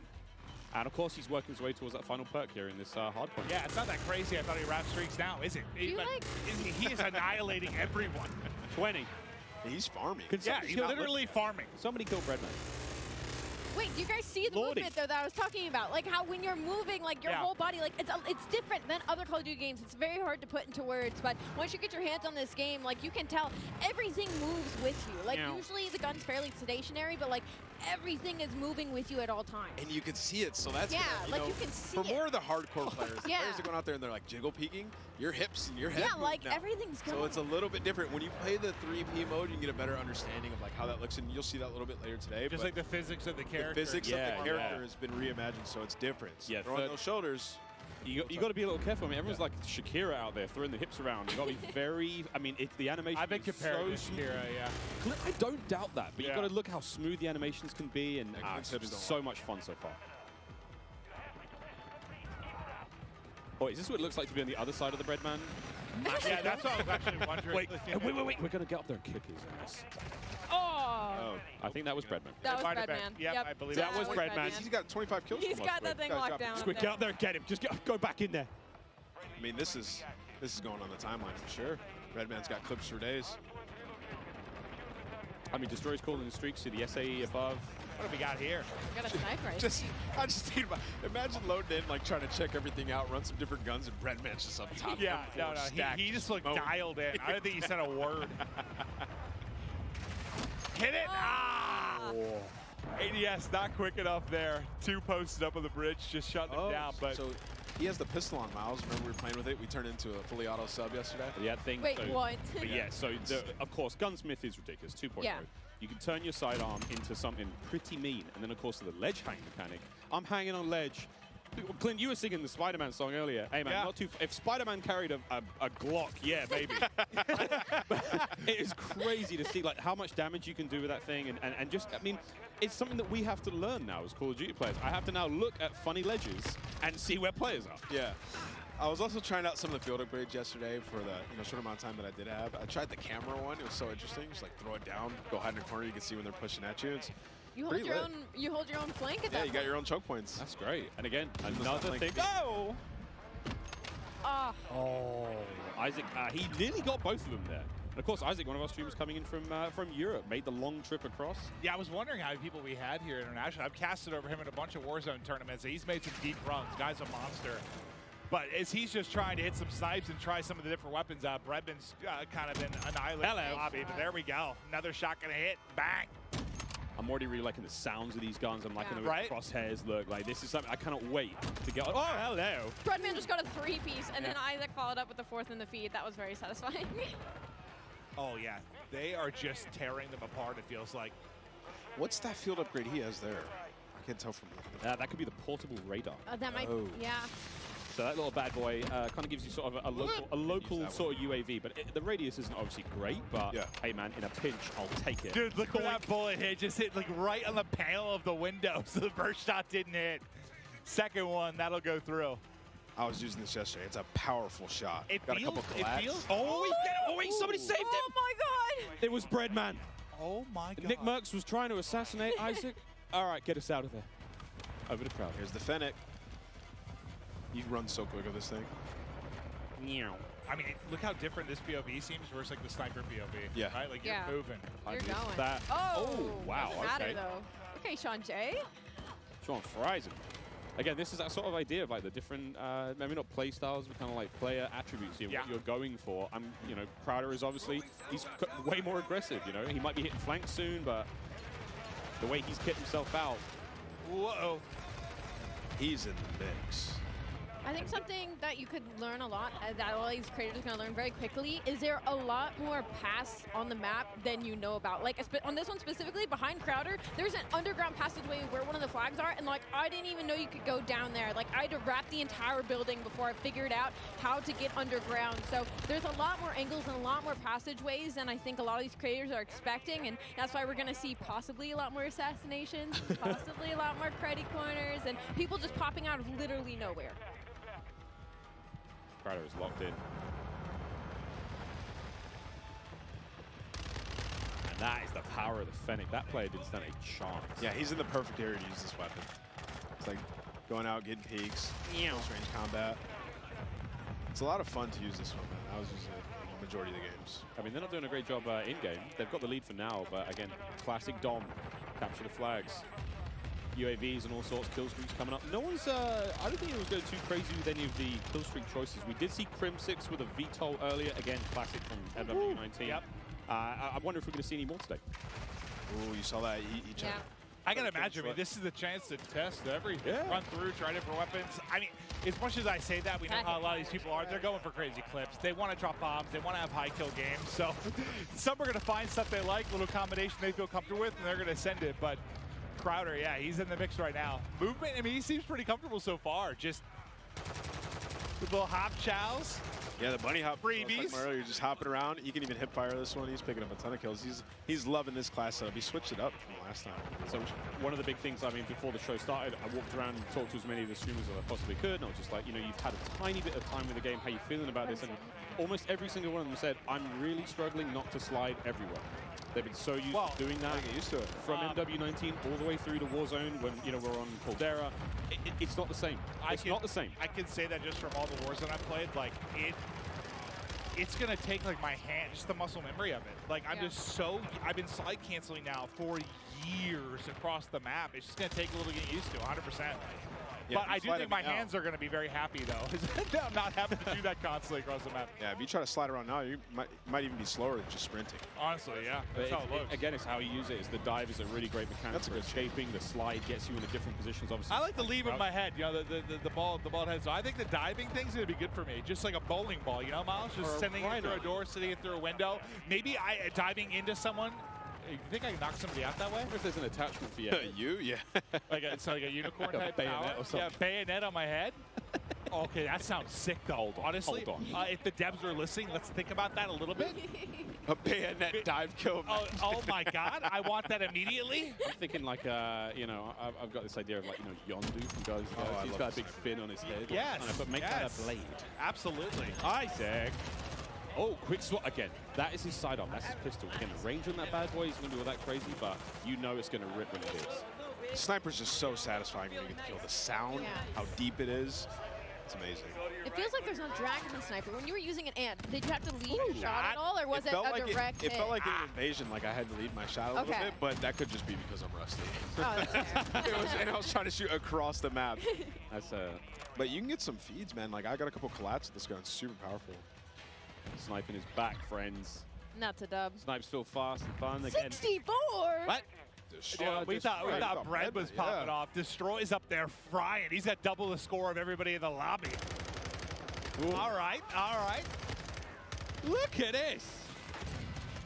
Oh man, through the door with the pistol. A lot of windows on that map as well. A lot of glass above those door frames. I found on, you know, keeping the teasers at it, but like opening breaks and stuff. A lot of sweet nade spots already. Yeah, I can't wait. I cannot wait. A little peek at the menu here now as well, of course, while Isaac gets ready to get into his next game. So much in Modern Warfare 2. We're almost actually ready to keep the show running. Jess, you're down there with Zuma. Tell us how Tommy's doing. Miles, that's right, I am right here with Zuma, Tommy Properado himself. So, I mean, you have now had your first taste of Modern Warfare 2 here at COD Next. What did you think? Oh, it's incredible. The game feels super smooth. The gunplay is awesome. I like the time to kill, and the maps are dope. A lot of close quarter gunfights, and, you know, I've been having a blast, man. The chat's loving it as well. They're loving it. So there's so much to talk about, you know, new modes, new maps, changes to the gunsmith, but what really stands out to you? Like, what are you excited about? I'm really excited just to get the competition going. I mean, I'm excited for the CDO, and I heard them talking about ranked play, so, you know, I'm really excited for that. And Warzone 2 looked incredible as well. I was talking to Repulse. We're going to be the Warzone duo this year, so I'll be bouncing around between the both, but I'm just excited for something new, you know, a new game, and it's been a lot of fun to play, and there's so many amazing creators here. And just thank you to everybody, and thank you to Call of Duty for the opportunity to be here. It's awesome. And then, you know, real quick, with Modern Warfare 2 on the horizon, what does the year ahead look like for you? Man, just a lot of shows, man, a lot of flanks, a lot of streams. I mean, the content's gonna be pushing all year, so excited, man. Zumafi's gonna take over, and we're gonna have some fun, man. We're gonna have some fun. All right, well, thank you so much. That is all from me for now. I believe I'm handing it off to my dear friend Lottie. Thank you so much, Jess, and it is so good to be here. My name is Lottie. First time on the desk, first time, of course, being in this incredible arena. I have a lot of wonderful folks on this desk, but it is now time to chat about an epic giveaway from our friends at Jack Links. Each Jack Links supply drop includes a brand new copy of Modern Warfare on the platform of your choice, delicious Jack Links limited edition products, and brand new epic in-game items that I promise you'll be dying to get your hands on. So check this out on how to enter. Looking for an epic way to celebrate the launch of Modern Warfare 2? Jack Links has got you covered, giving you the chance to win the ultimate Modern Warfare 2 supply drop. Keep an eye out during the broadcast for the Jack Links Sasquatch to appear on screen. If you see it, grab your phone and scan the QR code, following the prompts to qualify for entry. Tune in to Call of Duty Next. Squad up with Sasquatch and level up for the ultimate viewing experience, courtesy of Jack Links. Terms and conditions apply. All right, folks, so keep your eyes peeled to spot the Sasquatch on the screen throughout the show. Scan that QR code and enter all your information for a chance to win. But it is my absolute honor and pleasure to be on the desk, of course, alongside Maven. But we also have Jeff and Joe on here to talk all things Modern Warfare 2. Of course, our multiplayer design directors here. And we're just going to get a bit nerdy, to be honest. You know, we're going to look at a bit of gameplay. I am so excited to talk about it. But Maven, I've got to ask you, what do you want to dive into first? We have the two guys that are going to answer our questions. Well, first off, by the way, you guys killed it in the opening of the show. Thank you. Know, it started real smooth. I'm sure nerves were going a little bit, but it was awesome to see. But I know we're going to have gameplay that's going to be popping up. We're going to chat through stuff. But I think one thing I kind of want to chat through is just there's been a lot of significant changes. You guys are always looking to how to kind of tweak the wheel a little bit. Can we chat through kind of the perk change and where your head was at with regards to that? Because it's a big change. It's interesting. Yeah, you know, perks haven't really been touched for a long time in the series. And I guess by nature, they're passive. And so most of the time we found people just, you know, find the three that they like, and that's it. They kind of forget about the... I said that earlier. That's me. Yeah. Like, I find a few I like, and, like, that's my class. There we go. We just wanted to come up with a system that was a little bit more engaging, and so we grouped them into 3 different categories. You get 2 to start with, and then you pick a third, and then you pick a fourth, and they're rewarded as you play. You really like how they proc at the end. Yeah. I mean, an announcer comes up, tells you what perk you got, and it kind of re-engages you with what's available, right? And they're earned through time and score, so eventually you'll get them, and you're not gonna. It doesn't reset on death. It allowed us to kind of like create a couple more powerful perks and put them at the end because you're not going to have them the whole match. And there's some interesting depth there where you can say, okay, UAVs are really powerful early match. Like there's different things you can do where you're kind of like, if you're one of those players who really wants to noodle, you're like, okay, I know these aren't in play yet. Well, I guess, listen, it's very different, but I'm also a big like RPG guy, so I like the process of like unlocking things and earning things. It's just like at the core of who I am. So I dig that, just like the progression over the course of one single map. I think is very cool. Yeah, it just feels good. It feels good. It feels good to be reminded what you have. Yeah, no, 100%. Oh, and I guess we didn't touch on actually is the packages, right? From like, we're talking a lot about the theory crafting of what you set up, Yeah, but we actually have these defined packages. So early on, you just say, you know, I want this playstyle. I just grab this package and go. And then later on, when you're like, okay, I like that, but I want to noodle a little bit, you can hop in and create your own packages. You know, that kind of, it really, people can see that through the default loadouts. And we've packaged in, based on those kind of player behaviors we were talking about earlier, we've usually shipped 6 or 5 default loadouts, but we have 6 with this one. Okay. We found 2 for each behavior. And so those perk packages are already in there. And it's something different in this game. We actually allow you to attach a field upgrade within that, within each loadout. And so it's a little bit more micromanagey, but it felt to us that you're kind of more creating your class and your character for, you know, in that. So people in the beta should really try out those default loadouts because we put a lot of time into how those play. Well, I'm curious in like playtesting, did you see like I'm sure everyone has a way they view themselves as a player. Like maybe you want to start as more of like a sentinel type. Did you see like as people got more comfortable with the game, like an evolution towards maybe a faster pace, or what did you notice when playtesting these different types of things? Yeah, I mean, I think overall most of our players are rushers. Yeah, but, you know, you're not wrong. Depends on the circles you run, but you know, there are these other players, and we wanted to just make sure that we're supporting all of them. And so, you know, some of the field upgrades can be more sentinel and trying to hold down positions. But that's why we added in the DDoS, like we said, to kind of just say, I've had enough. I want to pause all this stuff and make it go away. Yeah. But we also leaned into creating game modes that can facilitate this kind of siege gameplay. Now, we talk about the rushing players, right? But we also want to talk about the pacing, the movement, you know, what it looks like, how it feels to be in-game. And when I got a chance to get on the sticks yesterday, something I noticed is it is a little bit slower paced, right? We're going to be sprinting round, not sliding round.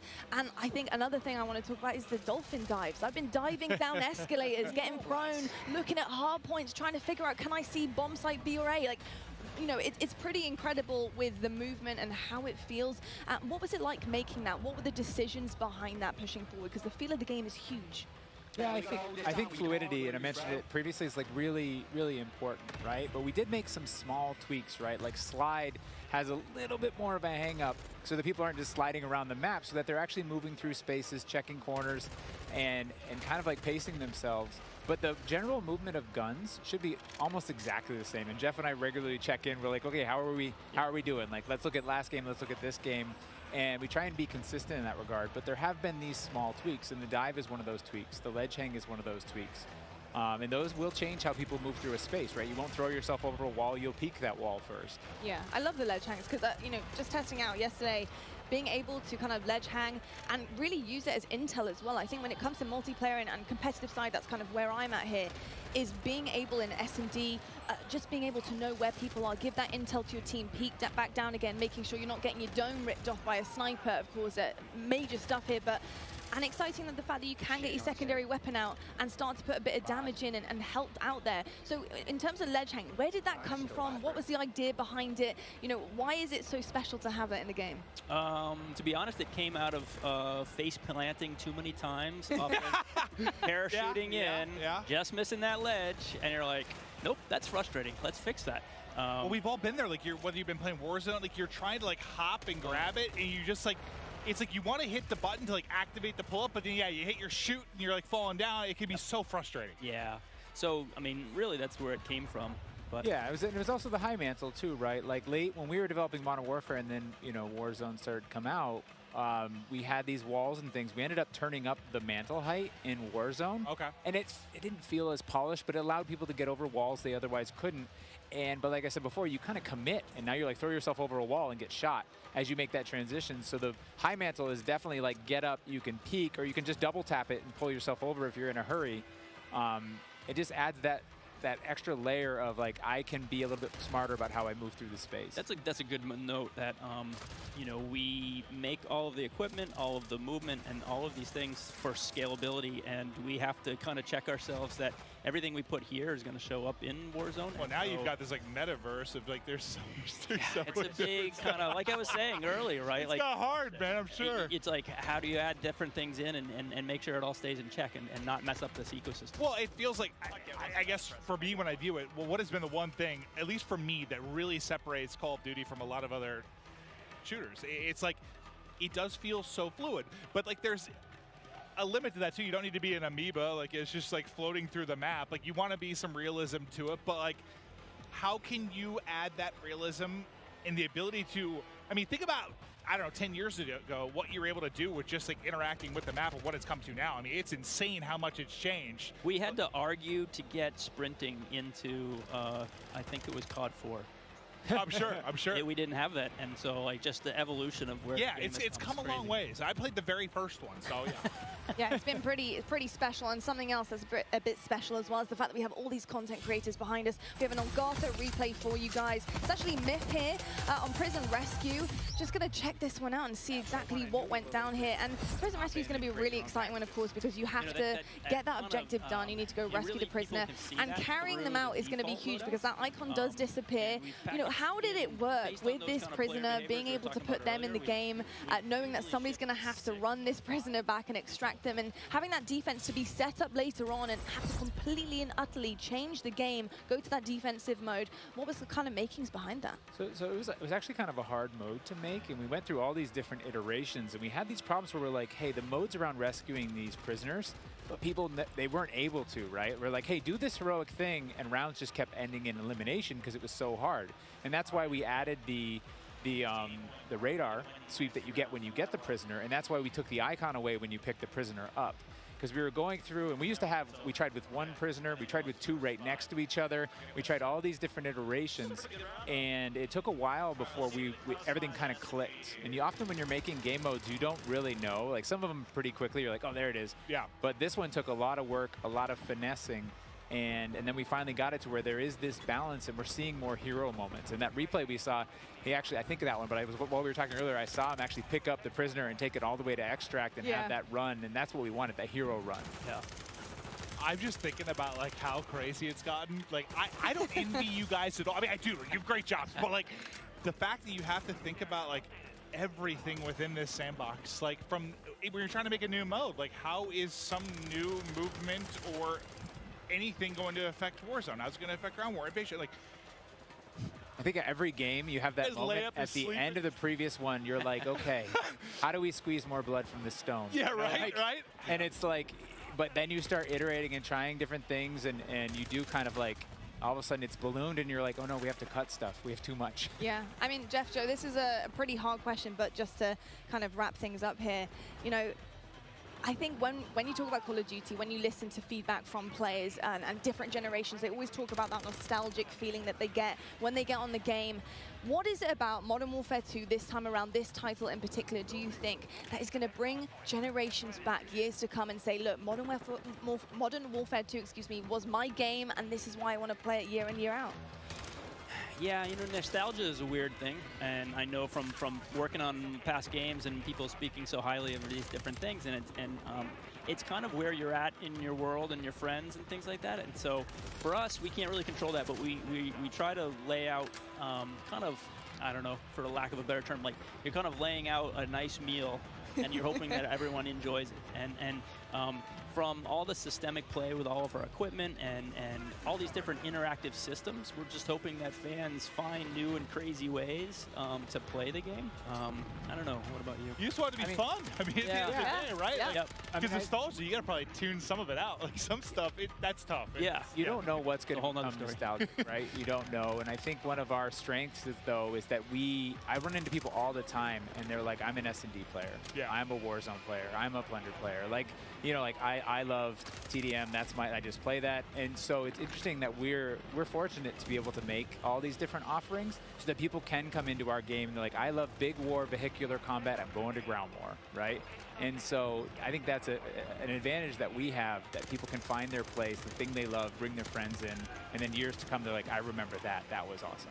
Yeah, a bunch of different experiences for sure. And I got to say, the fact that we haven't even really scratched the surface yet, you know, we're here at the reveal, we're seeing it for the first time. There's so many questions that we have as well. I want to know what some of the challenges have been for you guys to develop this game, to really get it to the point that it is now, where you are comfortable to show it to the world and reveal it. You know, what some of the hardships been along the way in this ride? You know, I think the big kind of elephant in the room is just, you know, a lot of this was made from people's homes, you know. You're looking at people's art and work that, you know, people in their home spaces is their living room. Wild. It's wild. I work out of a shed in my backyard. Like there's people in their mom's basement. I bet it's a cool shed, though. Not really. But it's hot. You know, but the fact that we can get this done through, you know, millions of Zoom meetings and millions of kind of keeping everybody up to date, and so many different studios, not just ours, you know, all these different Activision studios, to kind of keep on point and make sure that everything is, you know, good and great. It's been tricky. Yeah, I think it's I think it's a great segue to, like, we have a really talented team, and we're up here representing that team, whether it's the multiplayer team, the engineering team, the animation team, the art team, and they're all specialists in what they do. The fidelity on our view model animations, the guns, everything, the art and the maps, the design. Our geo designers, they make these 6v6 type maps, they make these huge ground war maps, and they put it all together into this massive big map, and everything needs to sing. And so all we can do is thank them and do our best to represent them. I'm kind of curious, were there any, like, positives for me from a creative standpoint with, like, the fact everyone was in the office and, like, everyone was kind of, like, away? Like, I almost feel like maybe that would lead to some interesting ideas. Like, when everyone's maybe not in a room and, like, maybe one idea kind of takes precedent, like, everyone's just kind of isolated a little bit more. I just wonder if there was any, like, creative advantages there. Yeah, I think a lot of people were worried that kind of like productivity would go down by living at home, but we just found that everyone was so passionate about, you know, making this game that they could either play a game or their PCs sitting there and they could make the game better. And they're, you know, consistently working way too much, and we're like, hey, calm down, we're good. Let's get, you know. So I think that is a little bit of the fun part. What I heard in some cases, like, productivity actually, like, went up, which people didn't expect, and, like, now people are downscaling offices. So I was kind of curious if you just had, like, a lot of, I don't know, superstars kind of show up and pump out some really amazing stuff. Yeah, it's tricky because, you know, we've just now been coming back in and getting kind of that kind of community in the office, and that has been a great way of kind of solidifying the game and getting people back in and feeling you don't get the big hoots and hollers when you're at home, right? Yeah. So we get people in the office, we get them in the big pit, and we're all playing. And Gold like, star. Yeah, you get that feedback loop of like, I made good stuff, and someone's happy. Yeah. Look, drawing back the curtain a little bit, because when I think of how to handle a brand new game, a brand new title, bringing all these exciting factors to it, I'm thinking of, like, bare bones, you know, in your shed maybe, with a whiteboard, you know, just writing things on, just brainstorming. What is that process like? You know, building the blocks, building the foundation behind this brand new game, putting those ideas down on paper. How does it work for your team? Well, that's a big question. I mean, one aspect we used was we tried to kind of break everything down as simply as possible, and that really is just like a one-on-one interaction. Yeah. You know, like, if you imagine how many times a one-on-one interaction happens in multiplayer or in single player, and, like, what does that look like? You know, they could just shoot each other, but, you know, it's what is in your loadout, what's in my loadout. It's almost like it's like a card game where I use my flash and you use your smoke, and and so, like, we really worked on how many permutations and how that can play out. And so we figured if we can get that to come and play out in a lot of different ways, we can make a really deeply replayable game, which should, you know, make everyone really happy at the end of the day. Nah, it seems like everyone's having a blast so far. I mean, this in general, it's got to be pretty special to see just this many content creators here, gassed up, enjoying the game. I mean, it's been absolutely incredible. Honestly, Jeff, Joe, thank you so much for being here, giving us all the insights, letting us nerd out a little bit, ask all the questions that we're dying to know. But I tell you what, it is about time right now to head on over to the main stage to talk a little bit more about COD Mobile. We've got Beef Mummy and Matt Lewis over there. Let's take it over to them and see what they have in store. All right, all right. Thank you so much, Lottie, and welcome back to the Command Center presented by Xfinity Rewards. And it's time to finally drop into some epic Warzone mobile gameplay. And joining me here, none other than Matt Lewis. I've been so excited to bring you into this stage. He is the Vice President of Product Management for mobile. Thank you so much. I am super excited to be here today. We just have some awesome gameplay. We have some cool new surprises for you. So I'm just really looking forward to sharing this moment with you and with just the entire Call of Duty community. I'm so excited. I'm just ready to get into action. And obviously things are just heating up over here. And it really is impressive what you've been able to pull off here. And watching someone play, it looks great. It feels great. It's as if it's running off a console, to be honest. It's true. How did you guys make this from the ground up? Yeah, it's a great question. So one of our game pillars was what we call relentlessly Warzone. I like to think of it this way. There are a set of emotions and an overall gameplay quality, something that's felt when you play Warzone. And for us, you know, that's something, it's a product of these proprietary combat and movement systems, the Verdansk map, tons of vehicles, and some unique Warzone mechanics, things like the Gulag and in-game loadout drop. So you put all these together in a pot, mix them around, put some magic powder in there, and boom, Warzone.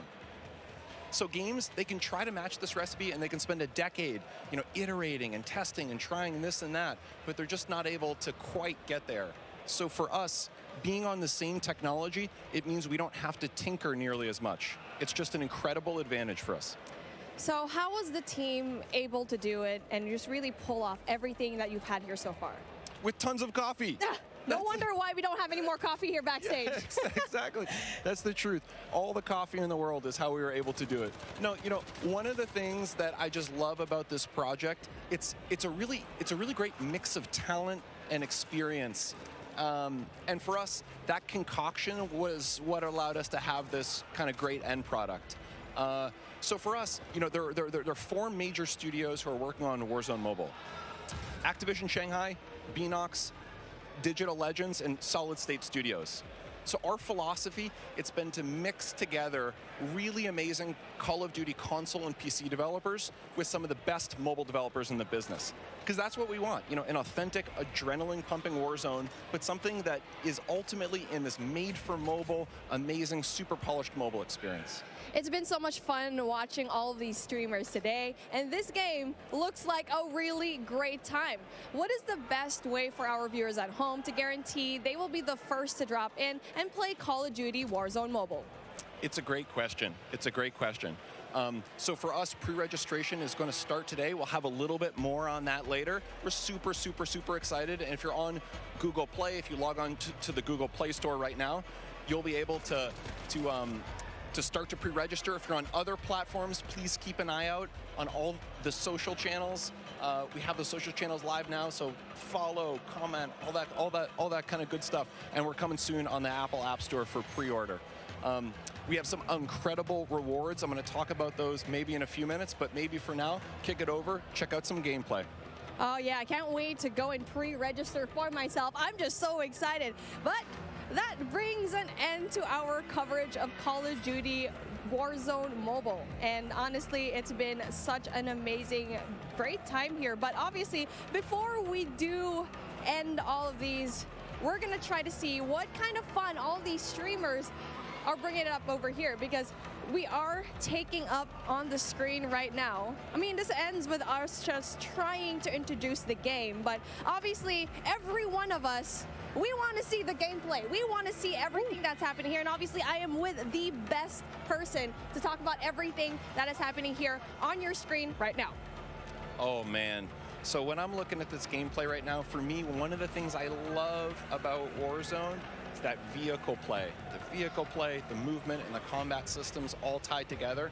I'm a thumb player. I can't do the claw myself, so when I see other thumb players in particular on the vehicles, it's a soft spot for me. I just feel great. Yeah, I mean, I feel like a lot of the players right now, even if you're not on mobile, you just see this map and you go back way back 2020, and you're just seeing this map Verdansk. It's just you're basically having a little bit of a throwback from when you used to play this map, and you get to play it here on mobile. And so I feel like it's just so exciting to finally see this map back into life. And really, we're just ready to play. I know, yes, we're in alpha right now, but I played the game yesterday. It feels amazing. 100%. I think you nailed it. I think the team is really, really, really happy with where we are. If we think of the development process, we typically think about 4 stages, and we're in the 2nd stage right now where we're live to some amount of people in our alpha, and we're going to be entering a beta shortly. So for people who are interested in getting their hands on the game, the best way to do that, to pre-register now, follow all of the channels on social. There'll be some great updates there. And we just have loads of improvements, loads of surprises too. We just have some super cool stuff coming in. New features, maybe some new gameplay. Gunsmith is looking absolutely incredible. I think players who are familiar with it, they're just not going to believe what we have coming out with soon. And as you can see over here, we definitely have streamers that you're very aware of already just logging in, checking out Warzone Mobile. And it looks and feels amazing. As you can see on your top left screen. We were talking about this beforehand, right? One of the POIs that we really love to talk about is Boneyard, because for me, in my experience in Boneyard, it's great. It has so many chests. You definitely can get a lot of money, but the moment that you drop in, you already know there's a bounty on your head, most likely. Me too. Boneyard for me is my favorite. I'm a player. I like to equip 2 things. I always like 2 primaries for myself. A shotgun is a must, and I like my shotgun and my sniper. People make fun of me for it, but that's what I love. Boneyard allows me to do both those things. I tend to like to hide out myself in some of those little airplane shells, wait for unsuspecting people to come in, and you know, sometimes I'm lucky and sometimes I'm not. But that's me, Boneyard all the way. The fun thing for me too, we've been noticing some people have been noticing, Bobby talked about this a little bit earlier, is, you know, being able to go back into some of those points of interest that you like, in particular ones that were former MP maps and previous Call of Duties. It's just one of the things that makes Warzone awesome. I know people were talking earlier like, oh my God, Superstore, Superstore, Superstore. Oh yeah, speaking of Superstore, I mean, I like dropping in there because I feel like I'm going on a shopping spree, grocery shopping, all the weapons that you need on the ground, they're over there. You know, but the thing is, it's in the center of everything. You're in the middle of everything. So if you want to go and just go away into safety, you're going to have such a hard time because you're worrying about people up top. Airport is right there. Boneyard is right there as well. So I feel like for me, like since we're seeing Boneyard right now, it's kind of like a safe little spot because it's right off to the side, but you still get really good loot as well. Totally, well said. And for me, one of the things I love about Verdansk as a player is there are these mix of different ranges. You have really close quarter, inside combat, things like Superstore. You have some long distance sniper areas. Some people I know like to go on top of dam and try to pick off some enemies. And then you have things that are great for AR, you know, that mix of ranges.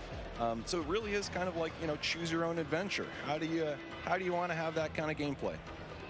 Well, talking about the gameplay that we have right now, we definitely want to have a little bit of a look into the different streamers that we have, because obviously you can see here the duo. We got Hawks, we got Bobby Plays, and they're definitely really known in the scene, especially when it comes to mobile. And so it's really exciting to finally see these guys enjoy the game, because we've been talking about this for such a long time. And I really asked Bobby, are you going to be here in this event? I saw your invite. I wanted one as well, but obviously I sneaked into the COD Next event and was finally here, finally able to you know, see the alpha. But hey, since we're here, taking a look at what's going to happen here on the right side of your screen.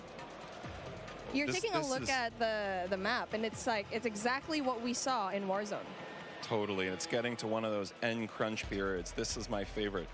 The circle started to close, not yet final circle, but it's definitely that time. You got to be a little bit strategic and smart about your choices. There is a penalty if you get a little bit too aggressive. And now, speaking of being aggressive, it's like we were talking about it. It's really a matter of where you drop, because obviously the tier 5 loot zones, the tier 4 loot zones, you'll always have that risk, but obviously the reward is a little bit more high. I mean, especially if you're going to be dropping at the very ends of the map, at the very end sections of it, where, yes, you might not have better loot, but you might have a better time not really looking for those kills. But the best thing here is you need to find that middle ground in every BR game that you have. For here, cash is king. You need to buy out, go and find a way to buy your fallen teammates, because we've already talked about it before, or maybe even meet them in the gulag later on. I'm really hoping to see a gulag feature over here. I want to see it. Me too, and looking at the mini map here, There were just quite a few red dots around. Something tells me we're going to see the Gulag pretty soon. And now we're talking about the weapons that they have over here. Obviously, it's something that we've seen already. The Fennec, I feel like it's going to be a really good gun. And speaking of, there you go, gets one. So that's a really good start. So hard up. We can see Bobby Blaze. I mean, it's just like Bobby Blaze has been such a tremendous name here in the mobile scene, and now he needs to get out because he's going to be in big trouble, especially going out here with no cover whatsoever. Yeah, I don't know. He's living dangerously. I don't know, Bobby. I'm worried for you, man. Yeah, Bobby and Hawks, they need to find a way to, you know, just get some cover. There you go, finds one. Gets the kill, and that's going to be really good for them so far. So, again, so far so good, and I'm really looking forward to kind of just talking to the guys later on after this gameplay, right? I feel like they have a lot to say. Me too. Super curious to hear. Also curious to hear how this interaction here ends. I want to go back to one thing you were saying earlier with the loadouts. One of the things for me that I just absolutely love about Warzone is being able to have this little in-game economy and the strategic choices that happen as a result. Sometimes I want to get my own loadout. Sometimes, no, I'm all about buying a new score streak, leveling up, helping my squad that way. There's a really nice element of strategic choice, and it's ones that we know players in Warzone 1.0 on console and PC, they just absolutely loved. And, you know, in mobile, there's really nothing quite like it. So just can't wait for players to get their hands on that. Oh, most definitely, because I had my hands on it yesterday. I'm not very good at it, and that's why I'm being a shoutcaster. I'm just kidding. But really just playing the game and playing Warzone in general, it feels as if you're playing the same thing on console and PC. And so that's such a huge deal, especially since you're putting it in such a tiny device, tiny but powerful device, and to have the same thing here. Not only that, it has its unique aspects as well. I think we've already mentioned it before. Mobile, yes, even though you already have it, Warzone is here, it has its unique features. Big time. And when we started making the game, we listed out all these options. We could make something that was totally not connected. It was its own mobile experience, no connective tissue to Call of Duty console or PC. And on the other end of the spectrum, we could do an exact port, something that felt exactly the same, had, you know, same experience, same economy, same everything else. What we decided in the end was, you know, there are different principles that we want to achieve. We want to make sure on the core game, so here, the moment-to-moment gameplay, it feels just as good as Call of Duty console, because really, for us, that's the best shooter in the world. So we want to make sure that we're rendering that properly on mobile. We just think there's nothing better. At the same time, for mobile players, there's certain customizations that are really important. Sometimes on the event side, or what we call internally the live ops side, but also just on the controls. So we want to make sure we're taking those best of both worlds and adding them together into an experience that just feels like nothing else on mobile. We think we're on the right track. Yeah, well, speaking on the right track, Noah from YouTube getting these kills already, and it's our first time seeing him right now. So again, where he's at, it's going to be a prime spot because it's not going to be too crowded, as you can see here, but you can also get really good loot. So that is definitely one thing that you want to have. And now for him exploiting all of these, I can see the movement is very much like Warzone. I feel like for me, that was one of the bigger questions. It's like, what's the movement going to be like? And you can see here, it's good. He's done. He's already kind of felt the game pretty right to the fact that he can get a lot of these kills. And so how was it like trying to transform into the movement coming in from Warzone, going in here to Warzone Mobile? That's a great point. We thought movement, that's one of those things. Movement and really the whole combat experience, it's something that we just felt like we don't want to mess with it too much. It's so special. It's what makes Call of Duty Call of Duty. So for us, it's about rendering that in the right kind of way. And again, not totally there, but man, we're pretty happy with where we are at this alpha stage in the development process. I'm just so excited to see every one of these streamers just battle it out, especially at the very late game where you get to see the circle just kind of closing in. But obviously, we only have a set amount of time, and that brings an end to what we saw when it comes to the gameplay of Call of Duty Warzone Mobile. And it has been really fun, really exciting to see all the streamers playing the game, and we still have way more lined up for you. But with that being said, let's bring in Xavier for a special sideline update. Yeah, what's going on? WWE superstar Xavier Woods, aka Austin Creed, here with the only, the man, the legend, Myth. I'm here with Austin Creed. Woo! Having a good time. Good to see you, man. Good to see you. How you been? Brother. I've been great. Good. I'm having such a good time so far, man. It's crazy. Well, I love to see you. Now, first things first, we've all been at home for a long time, and now we get to come out to come do an event like this. You get to see all your buds, play Call of Duty with all of them. How does it feel being at this event right now? Honestly, there's like a 13-year-old little boy like inside of me, the 13-year-old version of me that's like freaking the fuck out. Sorry, I don't know if that's allowed or not, but my bad. I won't do it again. But like, I am losing my cool. Like, I think it's awesome to think about the fact that like I'm at a Call of Duty event and one of this scale for a game that's this big. Right. Well, since you got to play the game with a bunch of people so far, what's your favorite thing? Ooh, my favorite thing, an individual thing. I think so far what I've come to really like is I feel like they took everything that I loved about Modern Warfare and elevated it to the point where like the visuals, the gunplay, the feel of everything is just really polished and tuned. And that's part of what I really, really loved about Modern Warfare. Nice. Now, you're going to get into some Battle Royale later today. Is there anybody here that you are excited to find and take out on the battlefield? Give me Give me Symphony's Pidgeotto ass. You know what I mean? I want to take him out because, you know, he's known as the cheater, the Warzone kid, and he's my good friend of mine, so I feel like it'd be legendary if I was able to just smoke him in the new Modern Warfare 2 Warzone, you know? Well, there we go.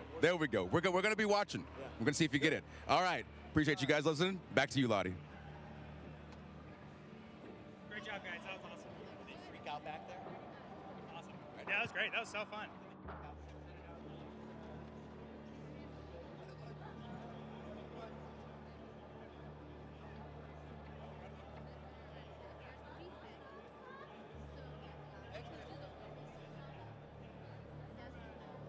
Inside, how hyped up he is, like, oh, yeah. I love it. Yeah, I mean, everybody is. I feel the exact same way. Yeah. Like, everybody's in one room here for one reason. It's to play and be excited about the new game, man. You can hear it, like the passion in here. Everybody's loving it, all the new game modes. And we got one on the screen right now. Like, we've had 3P in Call of Duty before, but not quite like this. Yeah, it's been pretty amazing. And yesterday, just being able to play, seeing your own back as well has been a while, of course.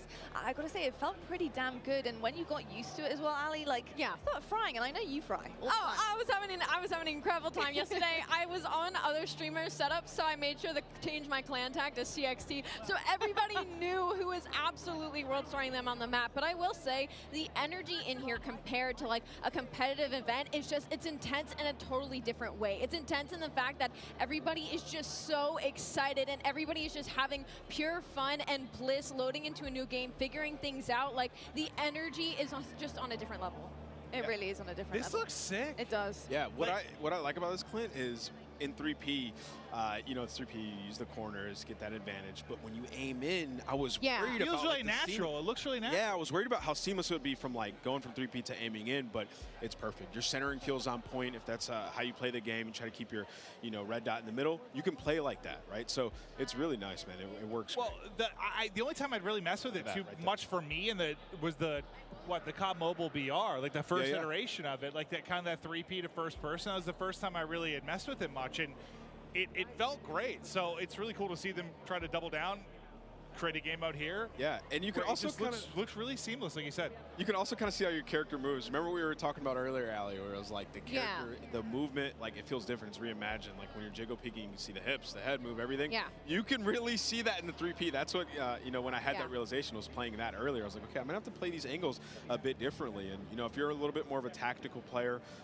like to get that information, this is gonna be what you want to play. And I don't know if this goes for everybody, but this is the first time I played a third person like this, where you actually went into your sights still. Like, that you weren't still in third person when you went to ADS. So that was very interesting to transition for me, and I was curious at how it would work with a controller, because I use a controller personally. I feel like mouse and keyboard players are a little bit more accustomed to stuff like that. So I was wondering how that would translate, but like Ant was saying, like, it just felt natural. Like, it felt normal, and it was actually really, really fun to play because your FOV, like, you see everything, and like you play and you peek corners like totally different than in your first person mode.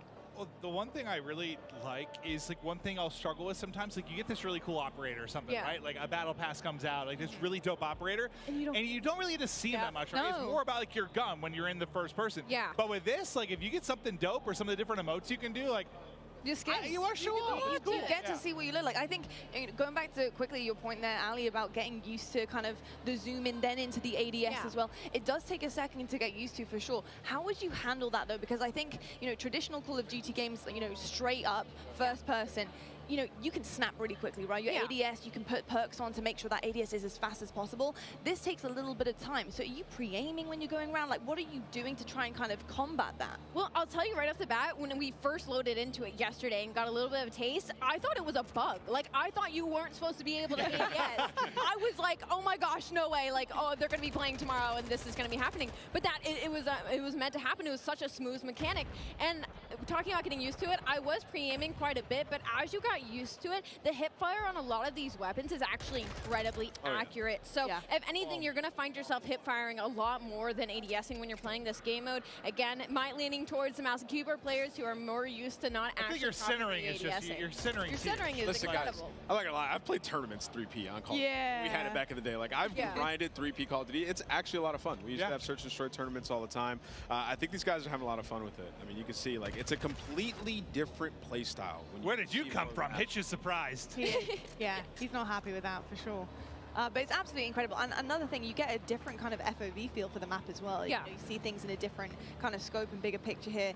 I'm kind of curious to see what things look like in terms of like hanging from ledges from third person and how that kind of works as well. Like, they put in so much work into the game. Like, IW, I see you. You want us to see everything. And that's kind of what 3P is for. Like, Clint, that's a really good point. Like, with your operator, like, I want to see that swag. Well, I miss, like, it was a simple thing, but back in Blackout, like the first iteration of the VR, you had like these emotes that you could do, like a hula hoop or something that would go out to third person.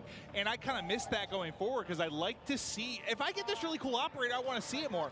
But like, to your point, seeing the character animations and stuff, like, they just look godlike. Like, it does look so good. It looks so good. And not to mention the sneak peeks that we've got from like the vault and from what operators are going to be coming off of beta. Like, they look incredible. Like, they look so freaking good. So to that point, I am very excited to see once the game releases the type of operators we're going to get heading forward. I need Vacation Maven. That's what I called it. It's like a Hawaiian shirt with a bald guy with like a little bit of suntan lotion on his nose, and I just always called it Vacation Maven. I'm gonna need that back. I'm not gonna lie, I might have to whip out my PlayStation again because that Oni skin, like you were speaking about, imagine how damn fine that would look in third person. Yeah. Like, insane. That skin was doing the walk and everything. Oh my god! In both hands, like, I want to reenact that live in game. It'd be absolutely incredible. I mean, this is already looking so much fun.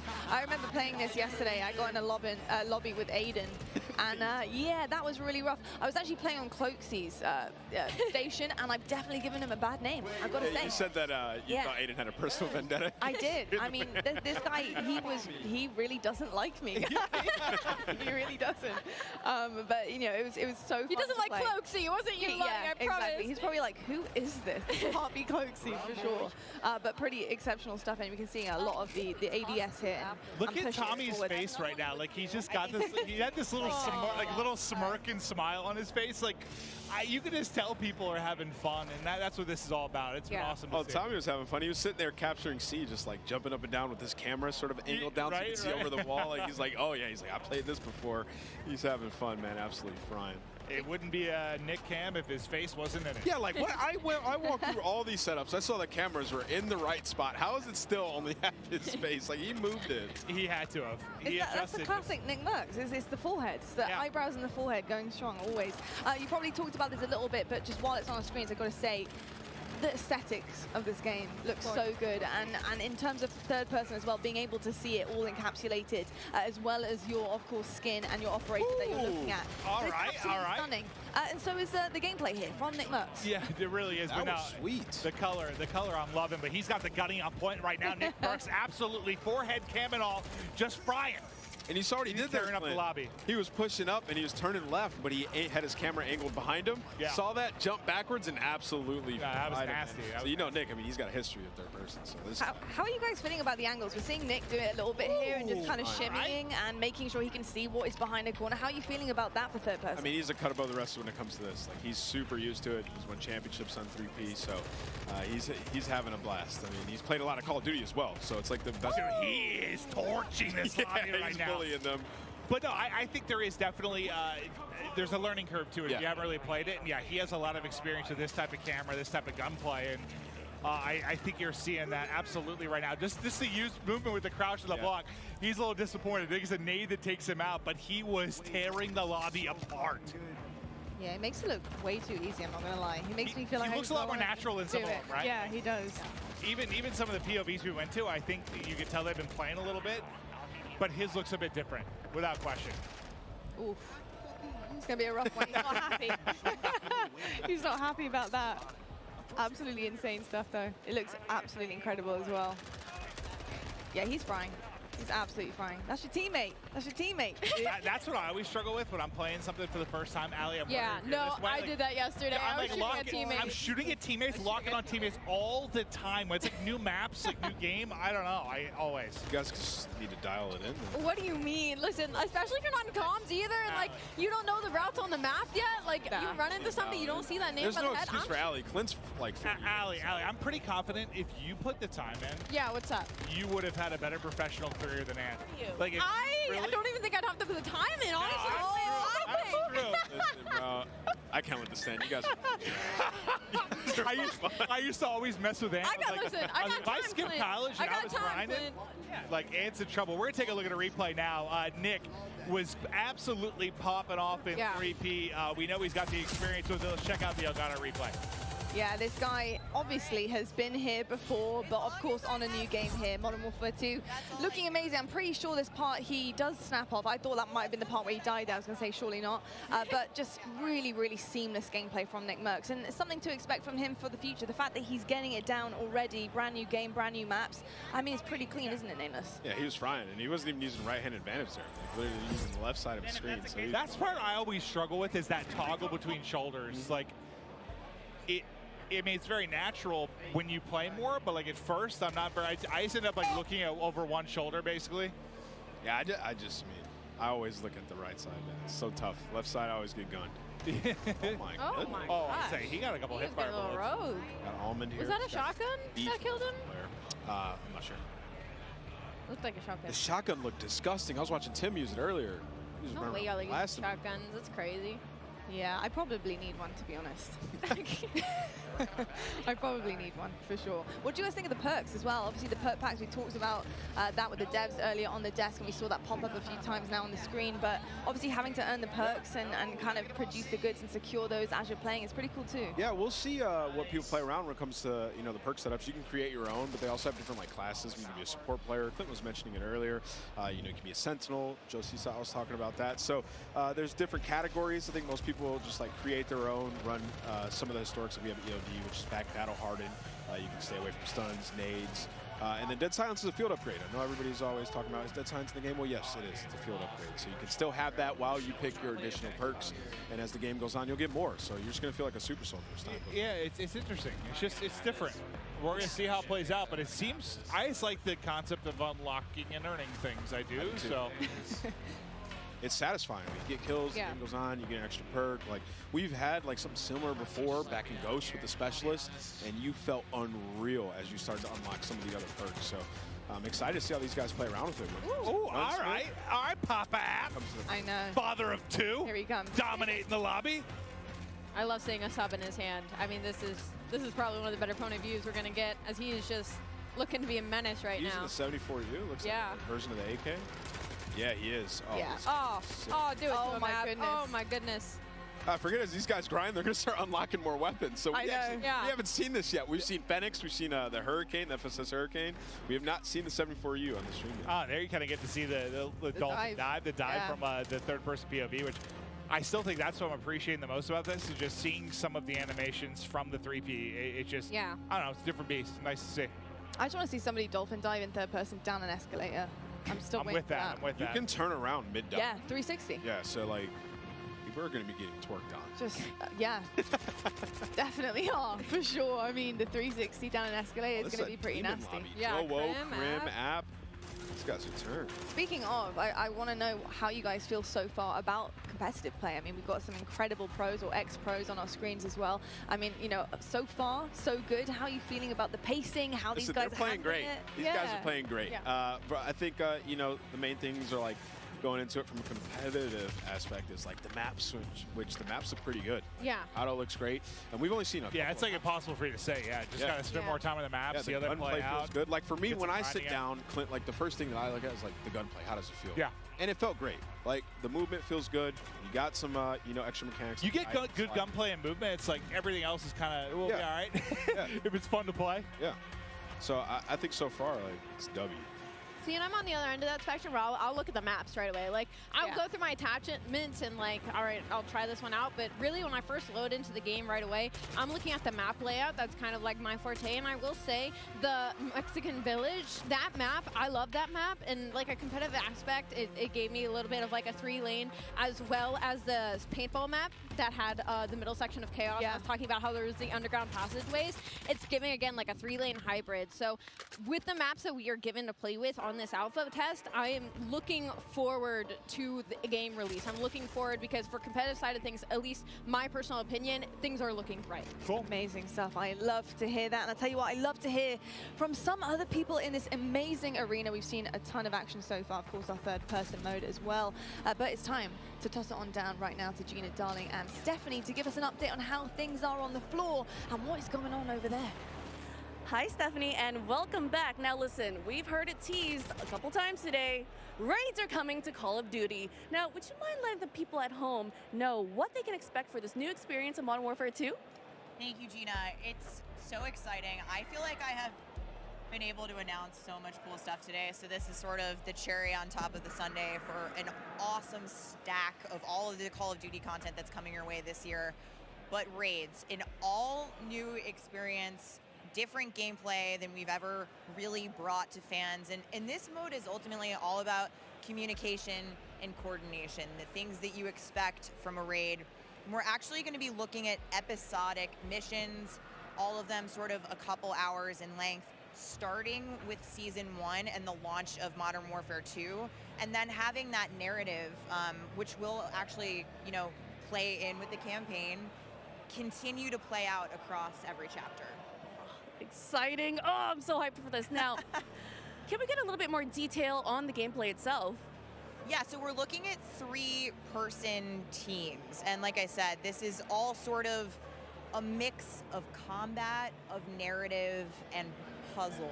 So those sort of core mechanics of what we know and love from Raids are coming to Call of Duty in that style. And like I said, I think the way that the narrative will continue to evolve seasonally across each encounter and each mission, I'm stoked for everybody to get a chance to see these.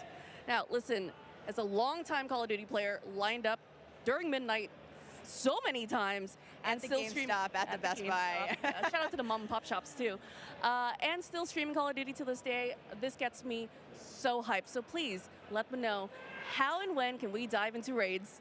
Right, so this is going to come with the launch of Season 1. So same dates you're looking at for Warzone 2.0. This will be November 16th. Season 1 kicks off for Modern Warfare 2. And I think it's going to be somewhere in the middle of Season 1, actually. So it's going to be great. You heard it, guys. Thank you so much. And let's go back to the desk. Thank you so much, Gina and Stephanie, and really excited about everything that is coming in. I just feel like the more the day goes on, the more we're getting, the more reveals are coming. I mean, there is so much to unpack here, isn't there? It's just, listen, I've been a part of a ton of these launch events or premieres, and, you know, we've shown, usually it's been like a multiplayer reveal, or maybe we'll show off like a campaign or something. Never, I don't know how to describe it other than like, it feels like we're in this sort of like metaverse now. With Warzone Mobile, with Warzone 2, with multiplayer coming from Modern Warfare 2. It just feels like it's this giant sandbox of so much cool Call of Duty shit that I love it. Yeah, absolutely. I mean, you know, it really is an experience. I feel like Modern Warfare 2 is bringing absolutely everything to the table. Or, on the other side of things, there is something for everyone, right? I mean, we're getting DMZ, we've got Ground War coming on our screen in just a moment. I want to see a tank blow someone's face off. I mean, third person, the list is absolutely endless. So the fact that there's so many Call of Duty fans that love something specific about COD, they have something to sink their teeth into here, Ali. And it's just it's a lot. incredible. He is a good-looking man. It's sorry. like an amusement park. No, you're good. I need you to let you shoot your shot. I got distracted by Cloaksy. I'm so sorry. Continue your point. I hope he sees it later. I'm so sorry, Cloaksy. I am so sorry for yesterday painting your name. And I was just saying, it's like an amusement park of Call of Duty, right? There's just so much going on, and like we haven't even scratched the surface of it. Like there's still so much to be played. We're heading into ground war. We're gonna see tanks. We're gonna see the vehicles. Like so much. Oh, the water! This the is water! This is what I've been waiting for. This is what I've been wanting to see is the boats. Wow. So they're going out. They're going fishing. They're going out. They got the full squad in there. Look, like I would not want to run into these guys. We played some Invasion. Oh, it's Stone Mountain. I'm not surprised. I'm not shocked to see that. Dude. He's ready to get tactical with the ships. Yeah. These guys got okay. I was gonna say he's running around with a pistol. Got the M4 in hand. Zuma here, so you know he's twisted. Yeah. Nah, he's having a blast. It's been amazing to see Tommy Zuma's success in recent months, but yeah, he's got the gunny still. It's cool to see him out here competing, playing, having some fun, but this is like, what, kind of like a middle ground between like your Warzone and your multiplayer experience. For those of you that haven't like messed around with ground war, it's just giant sandbox. You're gonna see it all. Very, very different from your 6v6 type maps, that's for sure. Yeah, still with a little bit of an objective in this one, different than Invasion. Oh, that's a bathroom. Whatever. And everyone's in here just trying to, like, you just come in here, you pull out a sniper, you pull out an AR, SMG, drive all the vehicles, like, full experience of Call of Duty can be had here in Ground War. Yeah, that is very, very true, actually. It really does kind of remind me of Warzone. I don't know whether that's just because Aiden's on my screen or whether it's just because, obviously, this is a massive map, but it really is almost like a little bit of a warm-up and a little taste into what Warzone is, and it's cool the fact that you can get that in Modern Warfare 2. You can kind of come out of multiplayer, chuck on Ground War, and just get straight into things here as well, which, oh, God, go on. That would have been so sick. We want to see a sniper shot right from the top there. Well, I was kind of curious if he was trying dead shots at that range. Let's see a swim. Let's see some swimming. I mean, it's not even a sniper, is it? This is the breaststroke. It wasn't even a sniper. It was just a scope. Oh, yeah, no, yeah, it was. Wow. He is swimming fast. I've been compared to Michael Phelps due to my long arms and very athletic legs. Oh, is he getting damaged? Yeah, he is. pretty sure he's either, I wasn't sure if he was drowning or getting beamed. Ooh. Maybe a little bit of both. Hold the phone. I love how the movement with Aiden, like you can tell he's playing it like Warzone. Like when we were first watching him, like he was busting doors open, looking at the ground, looking for high ground. And so I think that's like, it's so interesting to differentiate the play styles between all the players and creators that we have here. Yeah, it's very interesting. And you can see right now he's just obviously selecting his loadout here, and it's something we also got into earlier on. But Ground War, what kind of loadout do you want? Obviously, it's very different from multiplayer. It's so much bigger. You know, what are you thinking? You gotta have like, you gotta have an AR with it. You saw he just put a bigger scope. He just hit himself in the forehead with that nade, I believe.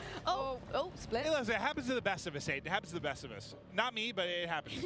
I love that you can select your spawn as well. But yeah, you're gonna want like a sniper, an overkill AR. Nice movement. Yeah, this spawn selection is huge, by the way. That is such an interesting, cool kind of push there into Ground War. Listen, this is what I'm doing all day. If I'm not in the back sniping Ground War, like I'm in a tank, 100%. Like, look how fun this is. This guy's just driving around, just blasting people. Nothing but vibes. What song do you think he's got playing in the tank? That is a good question. That's a very good question. Yeah, I would say it was some like AC/DC. Usually in the trailers, I feel like there's usually some. Oh, he's trying to shoot the water. Anthem. See what Wait, drive the tank in the water. I want to see what happens. I would love to see that, please. Well, what's the one? Is it the ATV that's like can do both? It's like amphibious, right?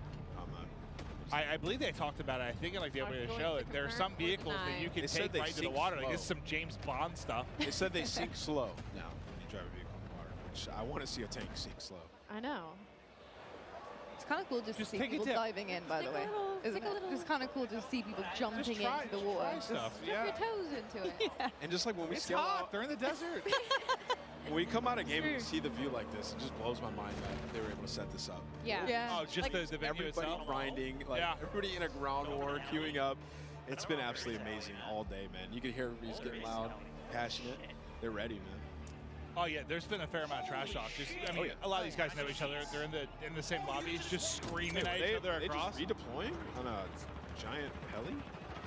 I've not seen that. Oh, I was looking away back behind us. I didn't even see. It was Stone Mountain on a giant helicopter, like 3 other players, super high up. Here we go. Yeah, I was kind of curious how much you got to lead. Yeah. That's what I was saying. I was playing. Oh, how is that not? I know. I literally was like, how? And I was leading my shot, not hitting them. I was like, surely that was on the dome. Maybe it's no lead. I think it's one of those things like just different sniper. You just got to get used to it, dude. Once you Yeah. get a feel for it, Oh, you're here we hit. go. Yeah, well, up close and like medium range, I was fine with sniper, but from range, it felt harder. It's gonna take some time to get used to. It'll take a little bit of time. I mean, I'm kind of all for that. I'm kind of hoping, at least just from the amount of like Warzone I've played, and I know we're in ground war right now, but like your really long range stuff, I'm hoping with a reduction in attachments. Like this? Oh yeah, what is going on here? This looks awesome. Yeah. Well, what sort of sniper perch is this? It's like a chopper gun. Like, this looks lit. And you can, oh wow, you can really walk around? Jeez. That's so cool. That's actually really cool. I wonder if the back is open. Is the I back need open you to too? hit it. Oh god, out of the Oh combat my area. God. Get out. 2, 1. Oh, just back made in. it. Look, 2 of them did it though. Look, noisy. Oh.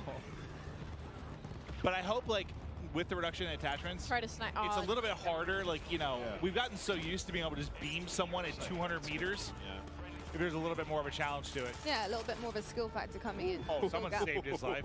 Guardian Angel.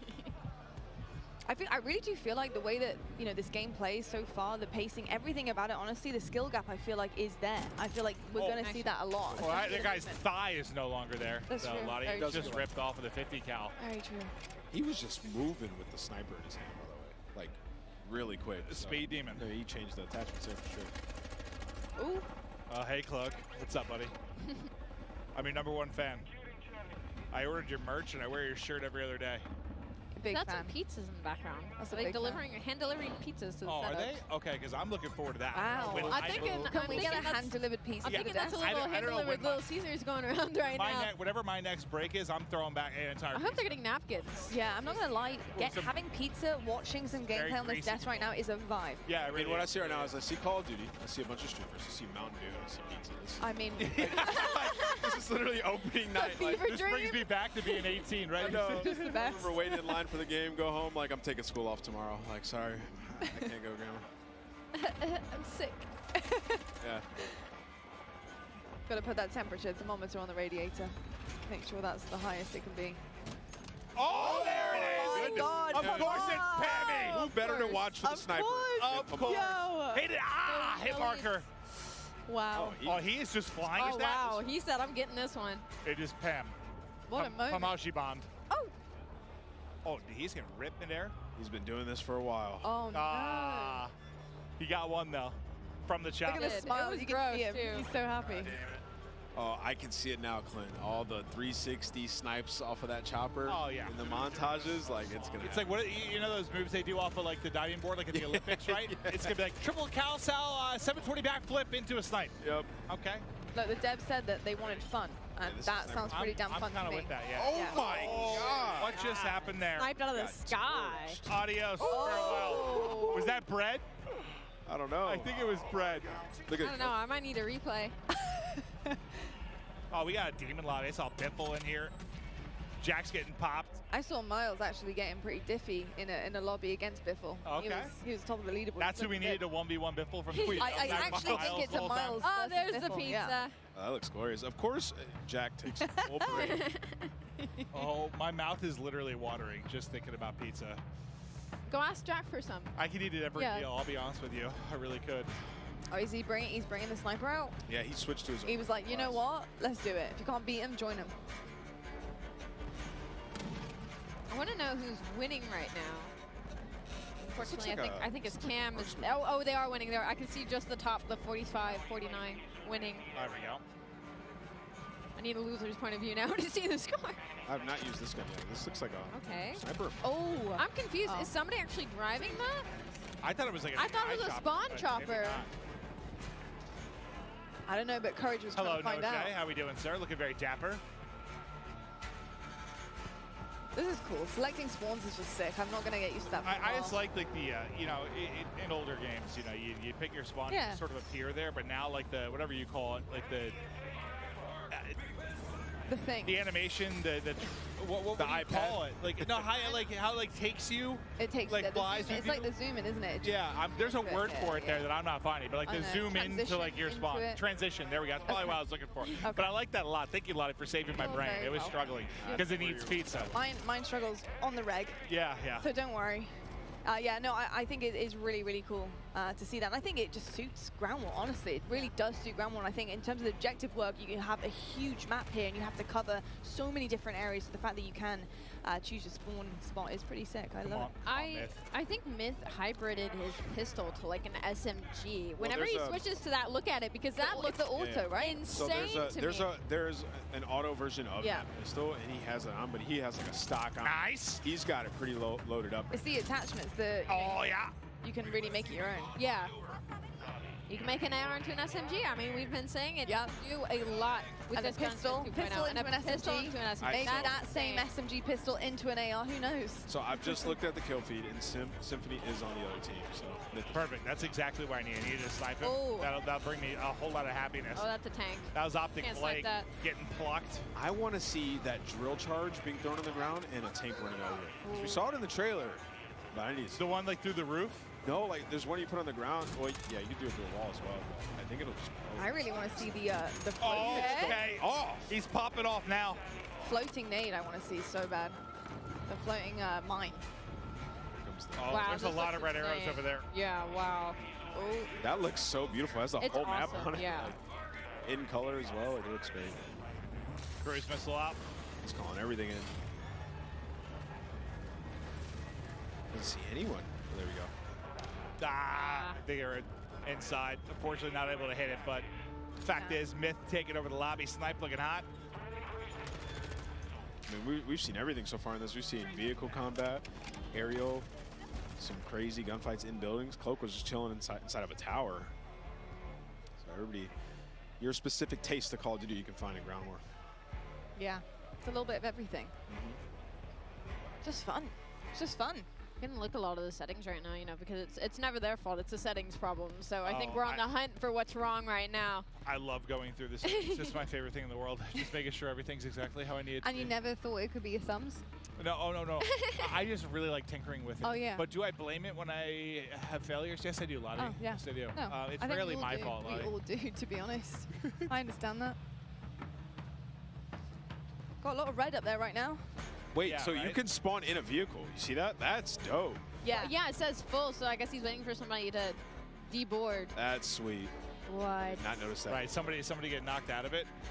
I wonder if you can spawn in a chopper, in a helicopter. Must be. I Yeah. believe we're going to be tossing to the floor soon. I'll tell you, I'm going to see if in the 3 minutes I'm off camera, if I can eat an entire pizza. I'm going to try to. I would like to know if you You can. gonna bring me some? Yeah, I'm going to try and find it. That's my We'd goal. like a follow-up on that for sure. This is Booyah here. These guys are all grinding. We're gonna get to see some Warzone later today. It's gonna be epic. It is going to be absolutely incredible. Well, I'll tell you what, folks, we're just about done here with watching this Ground War gameplay. We're going to toss it on down to the main stage to find out who Jess has got and who she's going to be talking to. Jess, over to you. Thank you so much, Lottie. Yeah, I'm actually here with one of my favorite streamers, Swisham. How are you enjoying yourself here at COD Next? I mean, you're here among 200 of your fellow streamers playing what I can only imagine is your favorite game. How does that feel? Honestly, the experience so far, it's been amazing. Like, I can't put into words. Like, the feeling to be here right now playing MW2 and getting all the first looks, like, you can't have anything better, you know? So far, like, I'm loving it. Like, I feel like a little kid on Christmas. Like, everything, like the aspect of all, you know, everything in the game right now with multiplayer, it feels so good, so smooth. I just want to keep playing this. I don't want to go back to COD era right now. Well, we've had a little taste now of, 6v6, ground war, different maps, different modes. Kind of what's your main takeaway here from this game? Honestly, I'm loving third person right now. It's like, honestly, I didn't know if I was gonna like it or not because, we've never had third person, with the past COD. But honestly, I'm loving it a lot. And I love the maps. Everything, is really good right now and it's feeling, smooth. All right, final question. I mean, what is next for you and your stream and your content? MW2 grind. That's all I'm looking forward to. Can't wait. That makes perfect sense. Well, thank you so much, and best of luck. Have fun out there. Lottie, babe, back on over to you. Thank you so much, Jess. And you can see right now there is so much happening behind us. All the creators, you can see the ring lights for days. So much Modern Warfare 2 being played. But my name is Lottie, I'm on the desk, I'm joined by Maven. But I also do have two very special people to talk about Modern Warfare 2 and what it took to make it look so damn glorious. We've got Mark and Joel joining us. And guys, I mean, studio animation director, and we've got studio art director here. I gotta say, first and foremost, this game is stunning. Like, it is absolutely beautiful. The colors are incredible. Yes. I just want to dive in IRL, to be perfectly honest with you, but it's not really just beautiful. brown. It's not just brown. It has some color. I promise I didn't joke about that already multiple times today. But no, seriously, there's been a lot of like gray and brown sometimes. There are many hues. We got our hue chart out. We put that in there. It looks vibrant. I'm loving it. It's just feels good when you're out there slaying. It looks absolutely incredible. I'm so excited to dive deeper into that. But folks at home, if you didn't already know, we've got an epic giveaway from our friends at Jack Links, and each Jack Links supply drop includes a brand new copy of Modern Warfare on the platform of your choice. Delicious Jack Links limited edition products, brand new epic in-game items from Jack Links. So if you want to find out more, check this out. Looking for an epic way to celebrate the launch of Modern Warfare 2? Jack Links has got you covered, giving you the chance to win the ultimate Modern Warfare 2 supply drop. Keep an eye out during the broadcast for the Jack Links Sasquatch to appear on screen. If you see it, grab your phone and scan the QR code, following the prompts to qualify for entry. Tune in to Call of Duty next. Squad up with Sasquatch and level up for the ultimate viewing experience, courtesy of Jack Links. Terms and conditions apply. All right, folks, keep your eyes peeled to spot the Sasquatch on the screen throughout the show. Scan that QR code and enter all your information for a chance to win. And trust me, you certainly want to. But back to it, though. Of course, Modern Warfare 2 is where we're at. I'd be good as a Sasquatch, though, right? It's hard to mocap Sasquatch. To be honest, people might honestly get that confused with you. Yeah, there is that problem. I'd be really good as that. There is that problem. Anyway, I'm so sorry. You can throw the razors out. You don't need to But I tell you what isn't a problem is the color palette on this game. It's absolutely stunning. You know, I looked at Mikado earlier on, and I was just floored by how good it looks. What does it take to make a map? You know, how from scratch, you're looking at the color schemes, you're looking at what you want to put in, the details. It's very finely detailed, and I think that makes people really want to dive into the game and start grinding it. Well, I think like it's important to create an immersive environment, go out and capture reality, but you know, at the end of the day, it's all the details. And what's funny about making stuff like this is it's about what you leave out. You know, the real world isn't completely cluttered all the time. It's very, you know, kind of understated and things like that. So kind of holding people back sometimes because they want to keep going, and you know, especially in a game space, you know, that's important to pay attention. And then AI, putting AI in there and having a living world. And I mean, that's just insane. The AI part is something that blows my mind, and I think it really brings such an incredible aspect of that realism, you know, that realistic effect that you guys are trying to achieve here in Modern Warfare 2 and in COD games in general. What does it take to make that happen? Oh my. Well, it takes a lot of like just research and reference that we use. Like all of us are mad action movie fans and cartoon anime and all that stuff. But that's the action side of it. Yeah. But we have to have that authenticity where we deal with our military advisors, all different branches of the military. We ask them questions all the time. We're always asking, hey, would you do it like this or would you do it like that? Most of the time they'll say, yeah, no, I wouldn't do it like that. That's Hollywood. You know? but they know that it's an entertainment product, so they definitely, you know, are in it to win it, always giving us the advice that we need, plus the extra, you know, pointers in here and there. Then we bring them into the mocap stage. Yeah. Get them suited up. You know, a lot of them never been in anything like that. You know, they're in spandex, you know, with the dots and stuff. Big tough guys, you know. So, but once they get going, I mean, it's amazing when you see a lot of the movements that they do. You know, they're like, wow, man, that's going to look good in the game. Yeah. You know? So yeah, it's just a lot of like effort and magic that goes into it. Mark and I go back on this all the time. It's what you're looking for also in the performance is the human mistakes. Yeah. Mm-hmm. You know, when people get scared, when AI gets scared, how do they react? When a soldier, like, you know, sometimes all these consultants do things perfectly. Right.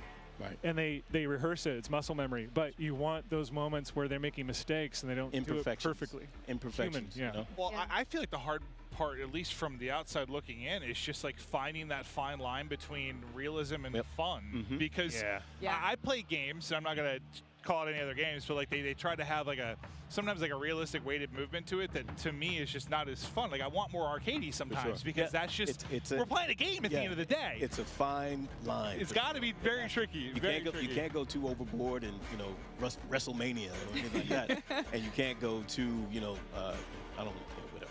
It's contrast. Still real. We see that. I mean, with the Oni skin we saw earlier, the way that the guy was walking the operator, we having that fun, that exciting That's aspect. you? Was that you in the That was me in the suit. No. Was it really? No way. Yeah. Oh, dude, that looks dope. Oh my! Well, I'm a big Yeah, fan he for a did that. start. Awesome. Big fan of the Awesome. Oni. That looks so, awesome. But I mean, That was fun. we are bringing that fun element to operators like Oni and having these exclusive skins that you're able to put on, and it changes the whole character that you are embodying in the game, and that's where the fun aspect comes in. But you do have people who want to stay true. They want that realistic kind of approach and feel to the game, and I think the balance is really difficult, but something so far we've seen is that you guys have done that so well. Where does the decision making of the AI come in? I know the intuitive, creative part of the AI is so important to you guys, and having them making those decisions and become actually a vital aspect of in-game play. How does that work? Well, that's a balance between the programmers. The animators, we want them to do everything. So Yeah. we just have them running around, but then Cooking a meal. the design, Jeff and Joe were like, we don't need it like that. Can you guys switch it this way? So there's a lot of balance between design, code, and animation. The art. How many times do we go back and forth on silhouettes? And because you want the AI to be identifiable. Right. In that when you mix it up, you need to get that It's a stuff. little difficult, but it's a balance between that triad of design, code, and animation, where we have our vision in our head, and we just have to come together and compromise. Well, how much? I guess I feel like adding the third person kind of put a spotlight on you from an animation standpoint, because we've all seen when you're in first person, you don't see a lot of the animations you do, but when you're fighting somebody online, every now and then the animation can be janky due to whatever, desync. You're playing on the internet. But when you have the 3P, it is a spotlight directly on the animations of the character. The animation department and programming went to town. They had to, right? and it's so awesome to see it. Our animation director at the studio, Bruce Ferris, I was just talking to him today about it. But it's really awesome. So I was just sitting down here on the floor watching it a few minutes ago. I was like, wow, man, it looks so good. That's what I was thinking. Vehicle mounting and all the stuff that goes on without the way that you mantle on things. You've got a nice system where the feet are falling on the terrain the proper way on staircases and things. It's I don't know. It's just awesome to see. It makes the characters look great. When you see someone else doing it. Yeah. That makes you feel even more badass. There's a power fantasy seeing it happen. That's all I could think about in the 3P part was the character animations, they look so good. They knocked it out of the park. It's awesome. They really do. I got to ask you just a personal nerdy question for me, but I love finishing moves. I think they're so sick. How does that get created? What's the magic behind finishing moves? Are they actually played out live? Do you guys have to do it? We do. We do. Wow. So cool. we don't do them ourselves. It wasn't me in the suit. We go get stunt people, and we kind of map it out first, draw sketches, hey, maybe it's do it like this, do it like that. We get them on stage, and then we kind of just go through it together, to kind of just bring that action and that feel, that same thing that you just felt. Yes. We did it last project. This time, we all right, we need to up the ante a little bit. Love it. So, violence and aggression. I'm going to put pressure on both of you if this isn't in yet. So, listen, this is going back to, we were talking about the fact that one thing that's tough with first person is when you get cool operators, right? You don't see them as much, and finishing moves is one where you do. But going back, this is back to Blackout. But when you would do, there were different emotes you could use where you would dance, and you'd have the hula hoop and stuff like that. So you'd kind of see your avatar more. You could show off. You could do a lot of taunting type things. Yeah. Right. Is that in that, or can you add it for me? I feel like we get that out with a big breadth of finishing moves. Yeah. I think that's where you really get to showcase that. Yeah. You weren't asking if we have emotes, right? Well, no. I guess more I'm trying to think back. There was one where I could do a hula hoop or goofy kind of stuff you could do to show off. And I just I guess I like to see my operator more and more. For sure. Yeah. And you guys have put so much work into the animation. I want to see my guy dance. I want to get down and nasty. It's an evolving system. You have to see what happens. Right now, we're so focused on. This is a big game. Oh, yeah. You don't say. You don't say. If I look tired, if I don't look tired, it's because the makeup artists here are really good. Right. But yeah, there's a lot going on. But yeah, we've got a long. Oh, yeah. There's a lot of road left in front of us too. Keep me in mind that I want a bald character that can move a little bit. All right. Easy. That's what. If we need to get me in, we got you. If we need to get me in, I'm going to call it Dance Some on motion Grave. caption stuff. Yeah, I'm with it. something I'm like with it. I can definitely attest that you don't want to get him in. And yeah, that could be a little bit of an error there. It could be, hey look, it might be the goofiest one we've seen so far. And I'm kind of down for the goofy part of it. That's for sure. Well, I think that's where you guys get to have some fun too, right? Because with balance.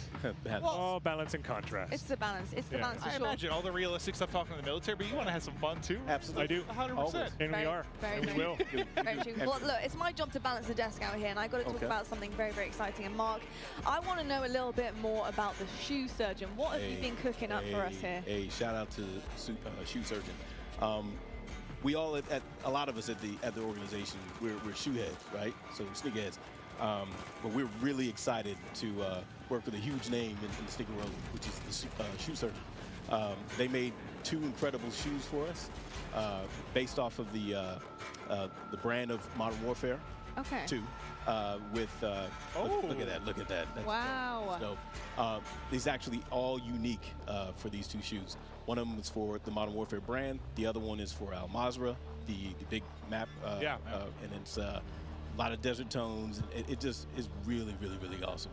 It's iconic greens and all that, inspired by, Al Mazrah and all the materials. These look awesome, and I also think I need to get some tattoos. On the teleprompter.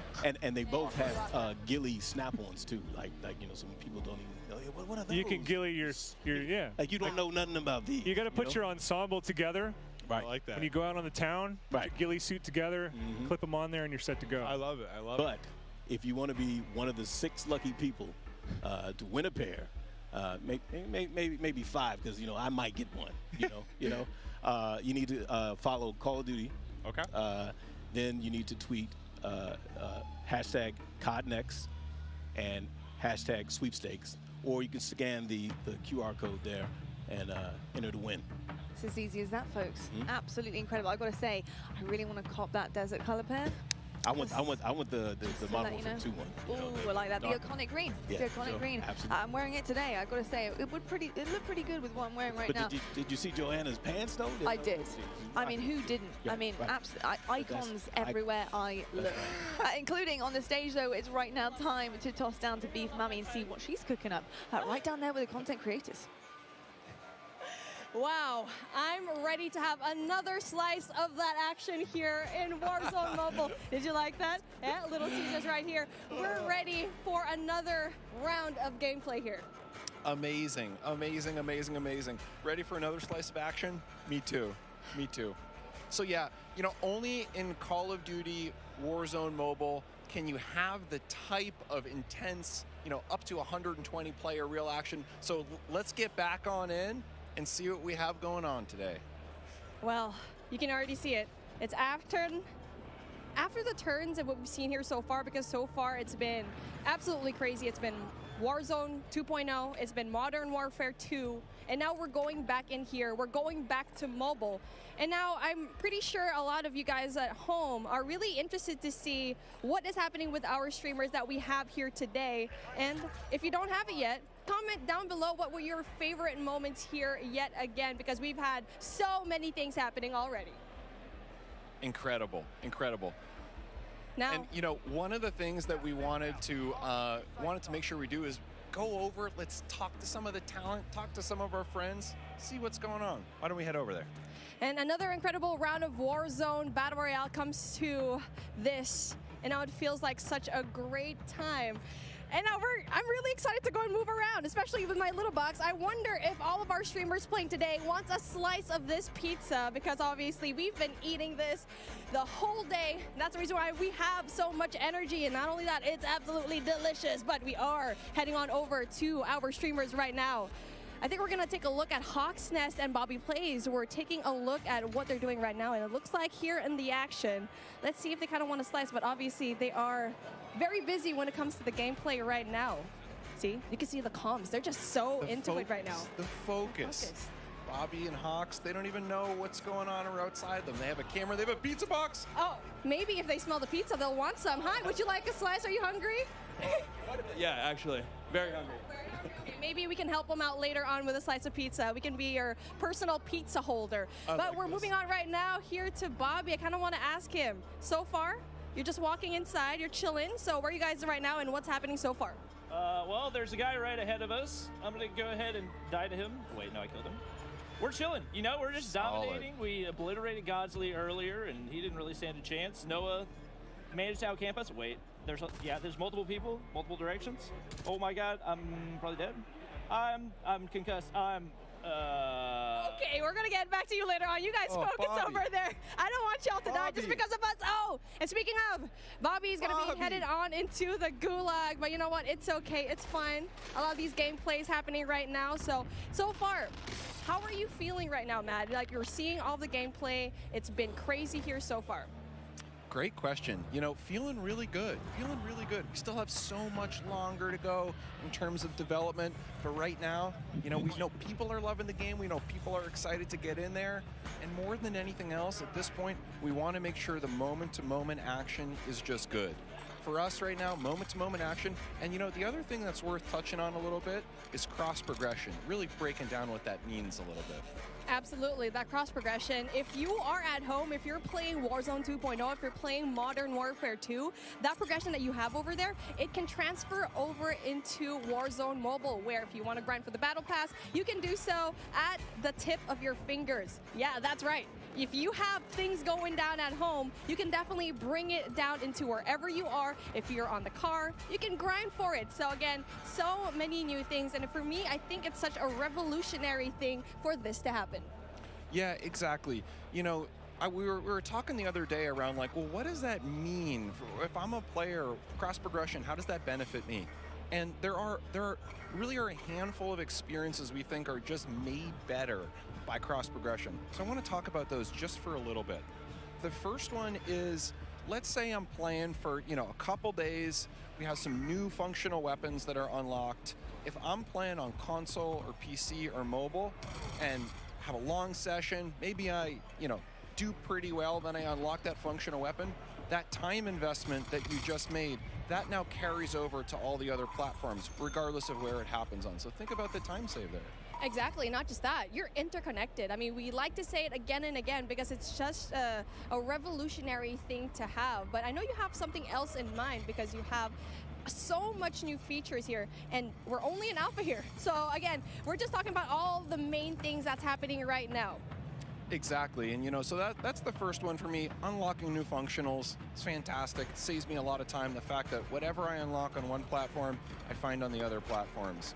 The second one for me that I think really is just super cool and also is very player friendly, which is one of the things super important to us, is shared battle pass. So let's say I've leveled up the battle pass on one platform. Say I'm playing on mobile, you know, had an awesome session with my friends.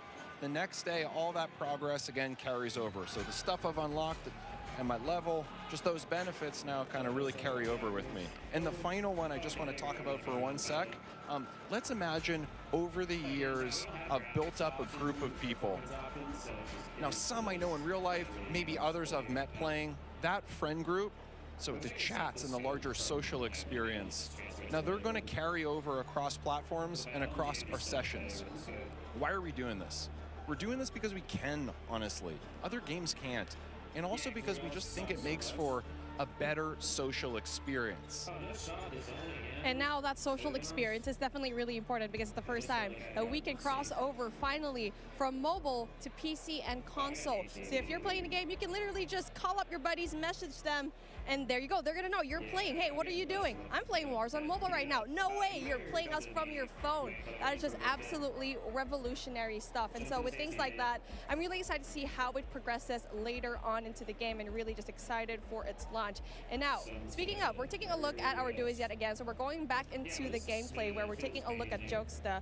And with everything so far, I don't think we've touched up on vehicles that much anymore. So, I mean, yeah, the ATV, you got it right over here. You have the classic vehicles that we got to see in Verdansk the first time. Exactly. One thing I love about the Verdansk vehicles too, a lot of differences. Helicopter, slow trucks, fast, quick ATVs. You really have the whole experience. There's nothing better for me, too, than helicopter. I don't know about you, but I'm a helicopter person. I agree with that. I mean, it's the fastest route to go in there, but if you need to be ready, you have to go and drop right now. Especially if there's going to be a javelin just pointed at you, you make sure that you get out of the helicopter ASAP. But again, when it comes to finding those vehicles, you need to know the map very well. I mean, you can already definitely look online where to find like the great moments and the great spots. And for me, I feel like that's going to be airport. Around airport, you're going to be having a lot of vehicles right now. And so right now for this particular time, now they're slowing things down just a little bit. We've noticed it. And for me, like I feel like for this duo, they prefer just going into the outskirts just a little bit. Exactly, yeah. I think they're smart that way. They loot, they get what they need to do, always staying together, but then occasionally, once they have what they need, they're waiting for the next circle to collapse, they're finding those areas in the map where maybe the action's a little bit lower. After all, you know, last people alive win. Exactly. I mean, it just depends on what kind of gameplay you really like. Are you going to be aggressive? Are you going to be dropping down Superstore, Boneyard, downtown, or do you prefer the outskirts and beyond the mountains and try to see what is going to happen when you are going to see just a little bit of a step back? But obviously, it does have its risks. You won't have as much loot going into it, and you won't have as much kills. Exactly, exactly. Final thing, getting into Storage Town, circles collapsing. For me, this is the intensity that I'm looking for. Man, it's my favorite. Same. I mean, it's really just a strategy that you can play for me. I'm the type of player that goes outside of the circle, going into the smoke, going into the outside of the zone, and try to have like a better angle there, because once the circle's zoning in, you don't know that anyone's going to stay out there. People are just going to assume everyone's inside the zone, right? Exactly, 100%. Those are the real savvy players. That gas mask, slow lagger behind. Yeah. I die to them all the time. I mean, prior to this event, I was looking at the top 200 Warzone clips of all time, and I just saw one. I hope it gets to see it here in Warzone Mobile, where you get to see so many more highlights from outside of the zone, repositioning themselves, especially at the outside of the zone. But hey, take a look at that. Speaking of another highlight, we get to see it. Noah from YouTube tries to go in there, getting all those kills. Really just breaks the armor, but doesn't really quite get the kill just yet, but then obviously has the advantage of the scope. Not only that, high ground as well. So I feel like we haven't talked about the high ground so much here, because it's just so important to have that kind of height. Exactly. The way we think about it internally is, how do we find the right mix of gameplay experiences? So you need that close quarter combat, you need long range for sure, but the way you combine those two with verticality in certain dense areas, that is special. And I think for Dansk, especially the area we have, the area we're in right now on the outskirts of Storage Town, it has that in spades. And now with that in mind, I feel like you have all that verticality. What part of the map do you think is best when it comes to having that height advantage? It's a great question. So for me, it's actually the area we're in right now. I love the intersection or the kind of borderlands between Storage Town and Boneyard. I think it has the best of all the environments. So for me, when I'm playing, start in Boneyard, head up to Storage Town, and if I'm lucky and the circle abides, stand in this area.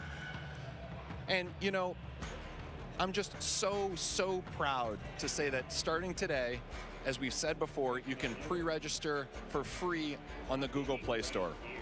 And for players on iOS, just stay tuned. We have incredible rewards coming up. And of course, we'll be able to pre-order on Apple App Store as well. Well, plus we have a ton of amazing rewards that we are unlocking at different pre-reg and pre-order goals, including a special operator skin for those who sign up. And now with that being said, I want the folks at the desk to see what they think of the new things today. Thank you so much, Beef Bummy. What a day it has been. We're almost, are we nearly done? Not even going to try to guess that one. Now, though, it's time to take a look at some of our best plays so far, brought to you by HyperX, because that's right, guys. We've been playing COD all day, and there's only one Tommy Truant. It's a 1, it's a 2. And could it be any more? I'm on the desk here with Lottie, Alicat, and Nameless, and brother, we've seen it all, man. Today it's been nuts. It's been nuts, man. We've seen, you know, the core MP gameplay. We saw Ground War. Now we're seeing some of our best plays from our biggest streamers. We've seen Aiden, Tommy, Krim now. Aiden in the 3P mode, just running around hipfire and just frying people. It's been a hell of a day, Miles. We just watched Crimothy6 pick up 2. That was pretty sweet. Aiden again enjoying the hipfire. Look at this. It's almost a different game. Like, yeah. This is definitely MW2. But, I mean, Lottie, this is something totally different. Yeah, it really is something completely different. And I think, you know, you heard the cheers earlier on when Warzone was kind of put on the screens. We saw the trailer, we saw the action unfolding as well. But I've got to say, just seeing some of our favorite creators being in-game currently, trying everything out, testing it, I mean, it's just absolutely insane. So yeah, I've been loving everything so far. I mean, what's not to love? Pomage in a chopper with a sniper, trying to get everyone in the streets. I mean, what's not to love, Ali? I'm literally right there with you. There's like no better point of view at a better time that we could have gone to than Pomage with a sniper in his hand and a chopper. And I would have to say that the hip fire in this game, this is a sneak peek, like, right? This is just our first look into the alpha of what Modern Warfare 2 is going to be, what Warzone 2.0 is going to be. I've seen more hip fire today than I think I've seen in the past like 3 years of Call of Duty multiplayer. Like, so I'm really excited to see how that plays moving forward and how it plays in competitive. Because, you know, I can't ever just stop thinking about competitive Call of Duty. Oh, you're doing your job, you're kicking ass as well. So, okay, well, we're almost ready to rock and roll. We've got Genie and Xavier now down on the ground soon. But this is Modern Warfare back in a glorious way. Crazy to see everything going down so far. It's just been amazing. And starting, gameplay that we got to see here today. Starting tomorrow, over the next week, you're telling me that we're able to play all of this in the beta as well. So that's 2 weeks of gameplay. We're all going to be able to get our hands on across all the various platforms. Cannot wait to see how that goes. We're going to take a quick break in between the gameplay now, take a little bit of a pause. We're going to be setting up for, drum roll please, Warzone 2.0. That's right, the debut of Warzone 2.0. Gameplay is right around the corner. Stay tuned. But for now, we're going to toss it over to Gina and Xavier down on the floor. Ladies and gentlemen, Austin Creed, Gina Darling here. Now, we got streamers who've been playing Call of Duty all morning. We got computers running. We got production people running around like crazy. It's time for lunch, and it's coming in. This is so good. You gotta get a slice of this, man. You're going to eat during the... Yeah, why not? It's here. Like, I got all these for myself. Did you get any? Half of this is mine. No, it's not. No. Wait, listen. We got some pizza. We got some Mountain Dew. Shout out and thank you to... listen. I love pepperoni. Okay. Shout out to Mountain Dew and Little Caesars. We love you. Now, we're going to take all this pizza, eat it ourselves, Mountain Dew, drink it ourselves. You guys listen to some words from our friends at Call of Duty Endowment. Okay. Bye. Well, I want to take this. It's all ours in here. I'm going to grab this one. I need more. I need more. Xavier. Come on. Xavier. Yeah. What is this?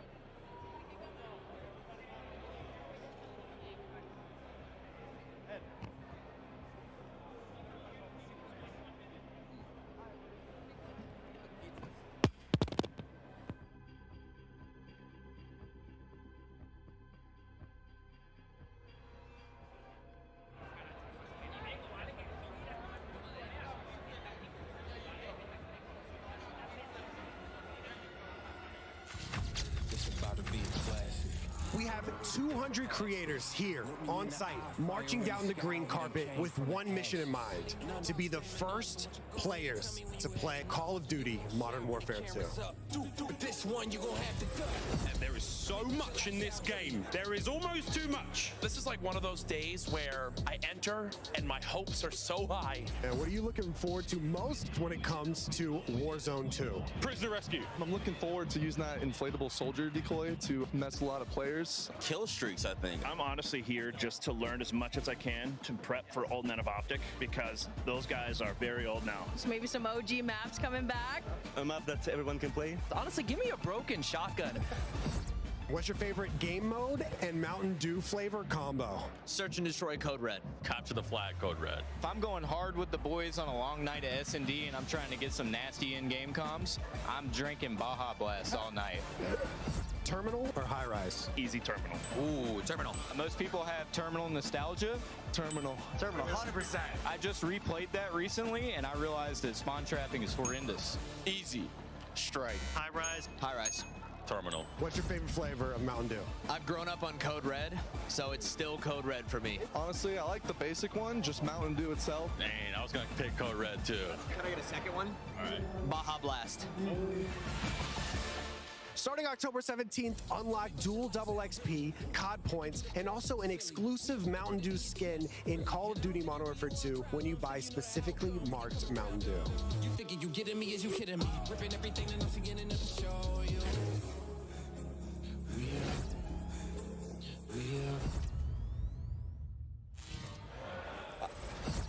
right, here we go. Dan, it's been a while. How are you doing, sir? It's great to be back with you, Maven. It is, it is. We've got a lot to chat through. Listen, you are here for the Call of Duty Endowment. Tell me a bit about it. Sure. The Call of Duty Endowment is an organization that helps U.S. and U.K. vets find high-quality careers by supporting groups that prepare them for the job market and by raising awareness of the value that vets bring to the workplace. Through support from the Call of Duty community and our partners, the endowment has placed more than 100,000 veterans into high-quality jobs, becoming one of the world's largest funders of veteran employment. And we couldn't do this without each and every one of the members of the Call of Duty community. The endowment does incredible work. I mean, it's amazing what you guys have done over the years. Tell me why you were so focused on veteran employment. Yeah, so at the endowment, we believe that quality employment provides the greatest benefit for the largest number of veterans. If a vet finds a high-quality job upon re-entry into civilian life, any other challenges become much more manageable. A good job means a roof, food, healthcare access, social interaction, and probably most importantly, purpose. Last year, the endowment placed more veterans into jobs than any previous year, and we are excited to continue our mission to place the next 100,000 veterans. It is truly terrific. I thank you for all that you do for veterans. I know you have an exciting announcement. Tell us more about that. Yeah, absolutely. The Call of Duty Endowment Bowl, or Code Bowl, returns on December 16th. Hell yes, I've had a blast with these. Now, as some of you may remember, the U.S. Space Force shocked everyone and took home the last Code Bowl trophy. We're thrilled to be bringing the event back and can't wait to see who'll take home this year's title. Also, we're grateful that USAA's support is helping make Code Bowl 3 possible. USAA has been serving the military community for 100 years. Personally, I've been a proud member of USAA for 32 years, since I was a young Navy officer, and I'm thrilled to have their support for Code Bowl 3. Yeah, this is incredible. I've been a part of these. They're an absolute blast, and what an awesome trophy it is. Can't wait to see who wins Code Bowl 3 presented by USAA. Here's a sneak peek of what's to come. The Call of Duty Endowment Bowl, presented by USAA, is back on December 16, 2022. Watch as U.S. and U.K. military esports teams compete to be the Code Bowl 2022 champion, featuring some of your favorite Call of Duty creators and Call of Duty League players. Super proud of the boys. We're here to represent. This year, the Call of Duty Endowment reached an amazing milestone of placing 100,000 veterans back into high-quality jobs after their service. To celebrate this incredible achievement, the Code Bowl will be bigger and better than ever. Get ready for thrilling Call of Duty competitive play alongside some of the top names in the scene. Be sure to follow Call of Duty Endowment on Instagram and Facebook, and Code for Vets on Twitter for more Code Bowl announcements. And tell us which team you are rooting for. Get ready for Call of Duty Endowment, Code Bowl 2022, presented by USAA. We're back again. Hi. We are so excited to have gotten the opportunity to work with such a huge name in the sneaker world. Woo! Working with Shoe Surgeon. Yeah, we got two shoes to show you today. We got the Neoprene Brute. Neoprene Brute. You're so excited. Boot. There we go. So excited. Neoprene. Neoprene Boot. In the iconic Call of Duty green. And also we have sneakers inspired by Al Mazrah. We have parachute material here, parachute silks, and in desert tones. And both shoes come with ghillie clip-ons. As you can see here, you can take it off because, you know, tactical reasons. Yes, exactly. And you could possibly win these. You could be one of the 6, well, maybe 5 or 4 depending on if we get a pair, to win these. But all you have to do is go and follow at Call of Duty on Twitter, and you got to tweet hashtag CODNext and hashtag sweepstakes, or go ahead and scan the QR code below, and you could possibly win these. Good luck. You know you want them. Get a good look. Can we get traveling light? I have to. I'm carrying your weight. Better bring your A game today. That's the only game I got. Try and keep up. Hey. What do you think's in it? No idea, but it's mine. Line starts behind us. Guess you're behind me. Again. Vámonos!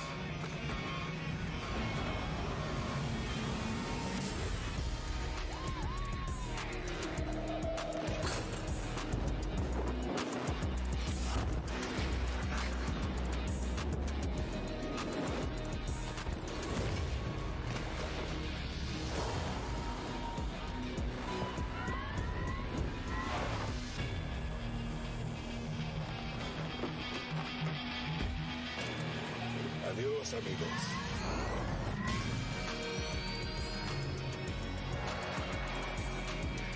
You see any more of those? GMC Hummer EV, reporting for Call of Duty. Well, Call of Duty fans, hopefully that got you fired up, because it's a pretty cool announcement we have here. We are excited to officially announce the all-new GMC Hummer EV pickup will be a drivable vehicle in Warzone 2.0. That's right, boys and girls. This is awesome, the first of its kind integration for the franchise, bringing one of the baddest cars on the planet to COD. Right. Let's just get to the facts, all right? The Hummer EV is the first and only fully electric vehicle in Call of Duty Warzone 2.0. And it doesn't stop there. There are some amazing features to the vehicle in-game too, such as rapid acceleration and a unique sound seating and for the whole squad, off-road capability, and not to mention the vehicle's badass look. So when Warzone 2.0 launches this fall, players should be on the lookout for the Hummer EV in Al Mazrah. And actually, the Hummer EV will make an appearance in MW2's campaign before its debut in Call of Duty Warzone 2.0 on November 16th this year. Clint, a new vehicle for Warzone. The whole squad's going to be in there. We're going to be road tripping around Al Mazrah. I am pumped, man. And as we gear up for Warzone 2.0 gameplay and more Warzone mobile gameplay, we want to emphasize for all the viewers out there again, all that Modern Warfare 2 multiplayer gameplay you just saw, well, you're going to get to play that in the Modern Warfare 2 beta. That starts tomorrow for PlayStation players who have pre-ordered, then goes open for PlayStation players on Sunday through Monday. And don't worry, Xbox and PC players out there, the beta will start for you next week with an early access period starting next Thursday and with the beta going live for all players next Saturday. The beta is going to contain a ton of content, in-game rewards for playing, and oh, by the way, if you have pre-ordered the Vault Edition of Modern Warfare 2, you get to use the Red Team 141 operators and the FJX Cinder Weapon Vault in the beta. There's no excuse to not take part in this. But to make it super easy for you guys, scan the QR code below. Oh, and by the way, if we haven't even mentioned, by pre-ordering any edition of the Modern Warfare 2, you get to play the campaign up to a week early. This has never been done before in Call of Duty.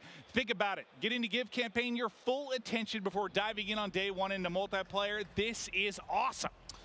You know what? I mean, that's not all. That really isn't. You've all been seeing a ton of great action on the groundbreaking Warzone mobile. But just to remind everyone out there, again, that you can pre-register for your free download of Call of Duty Warzone mobile now on the Google Play Store, just in case you needed a reminder. Don't forget, get your phones ready. I know you're going to be playing the game on your phone, but check this out. Hey guys, Berg here, and I am thrilled to be one of the first to pre-register for Call of Duty Warzone Mobile. And now, you can too. Scan the QR code at the bottom of the screen to be among the first to drop.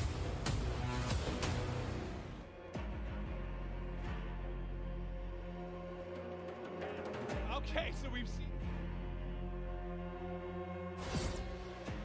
Okay, so we've seen Modern Warfare 2. We've seen Warzone on mobile. Now it's time for Warzone 2.0.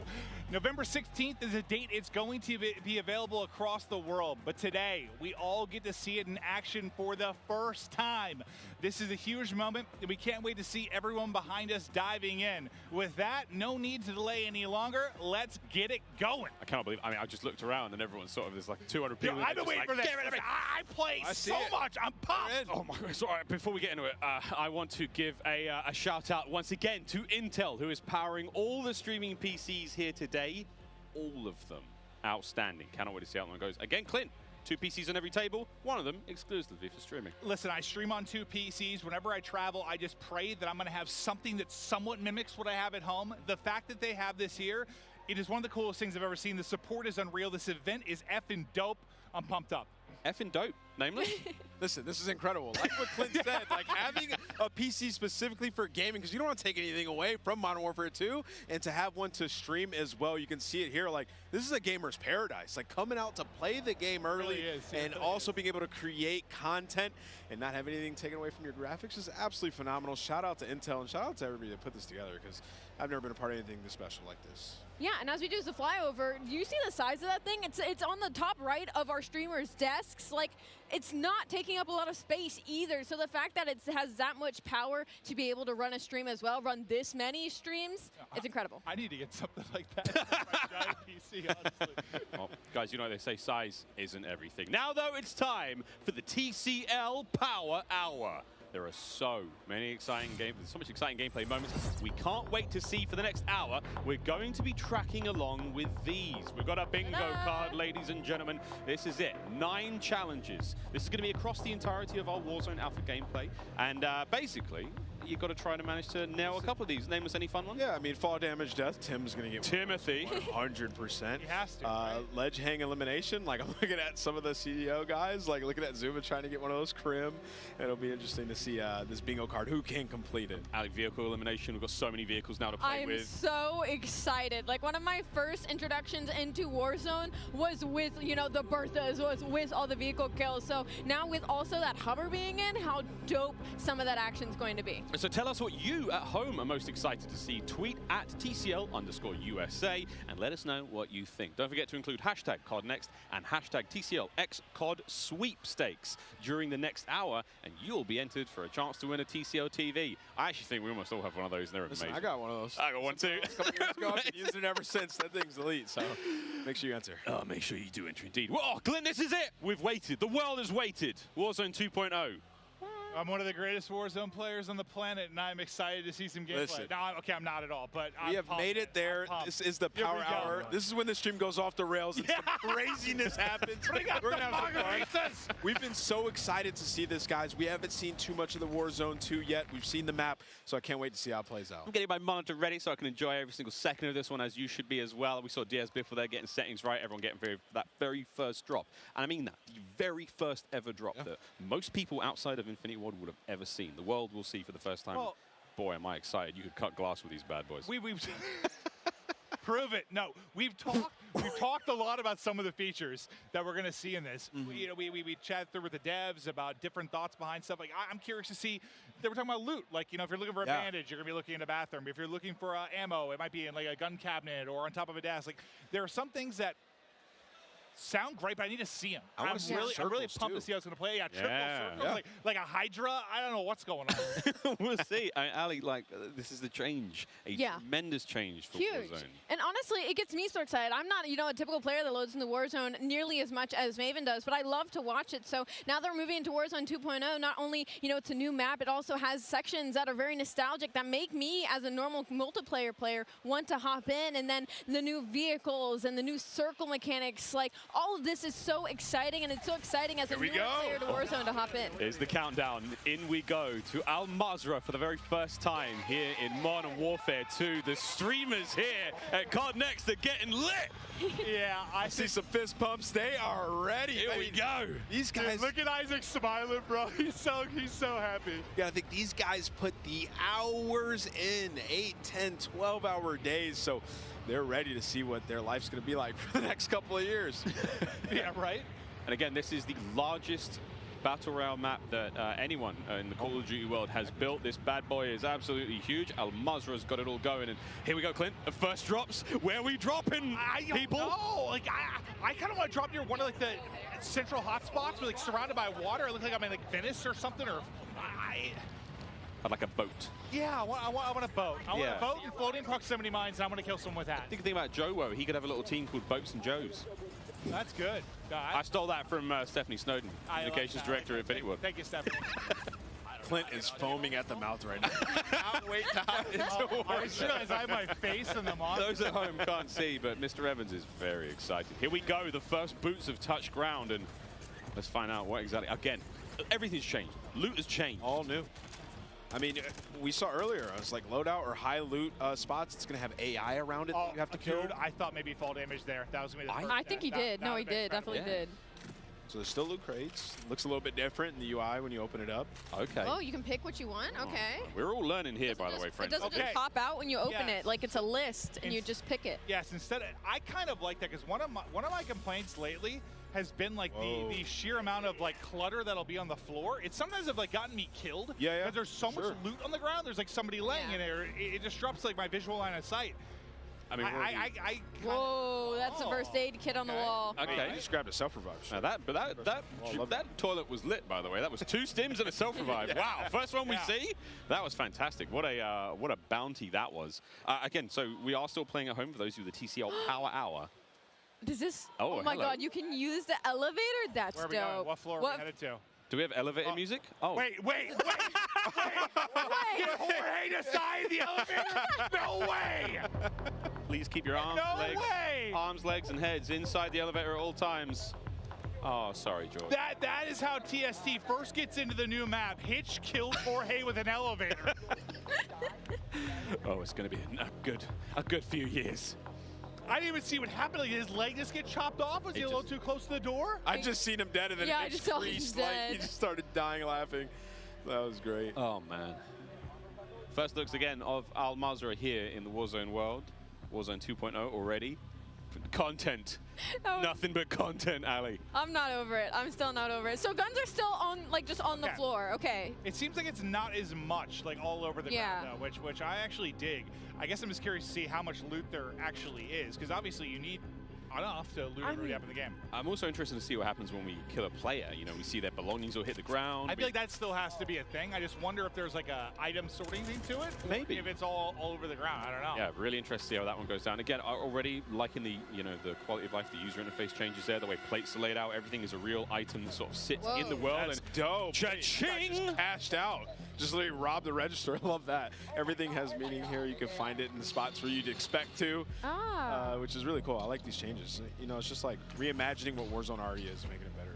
Yeah, I think it's one of those things that, like, it'll probably seem a little bit slow right now with, like, players doing it for the first time. Yeah, Ripped and dropped. Iceman Isaac hitting his shots. I want to see somebody maybe try some of the objectives that are there on the map. Like the stronghold. I want to see that because I know they mentioned AI earlier around the strongholds, and there's going to be like high loot spots there. So interested to see what you can grab. I thought that was proximity chat for a second. The down guy was screaming at him. Help me! Yeah. That will be a thing, though, eventually. I mean... Whoa. That's the ledge hop. There's a ladder right there. Oh, nearly. Isaac, smooth moves, a little bit of parkour. Into the gulag, first time. Here we go. This is 2v2. Wait, and it's now with a random person. Wait, so Mingod has apathy. There's weapons on the floor. Loot up, get into the fight. Here we go. How big is this map? No, so there's also AIs in here too. Oh my distraction God. AI. What? That's not a real person. That's a distraction. Whoa. It doesn't make him any less dangerous. Wait. Apathy. Help him. Help your teammate, who's not really a teammate. So not only do you have a teammate now, there's distraction AI bots, and you have to pick up loot off the ground.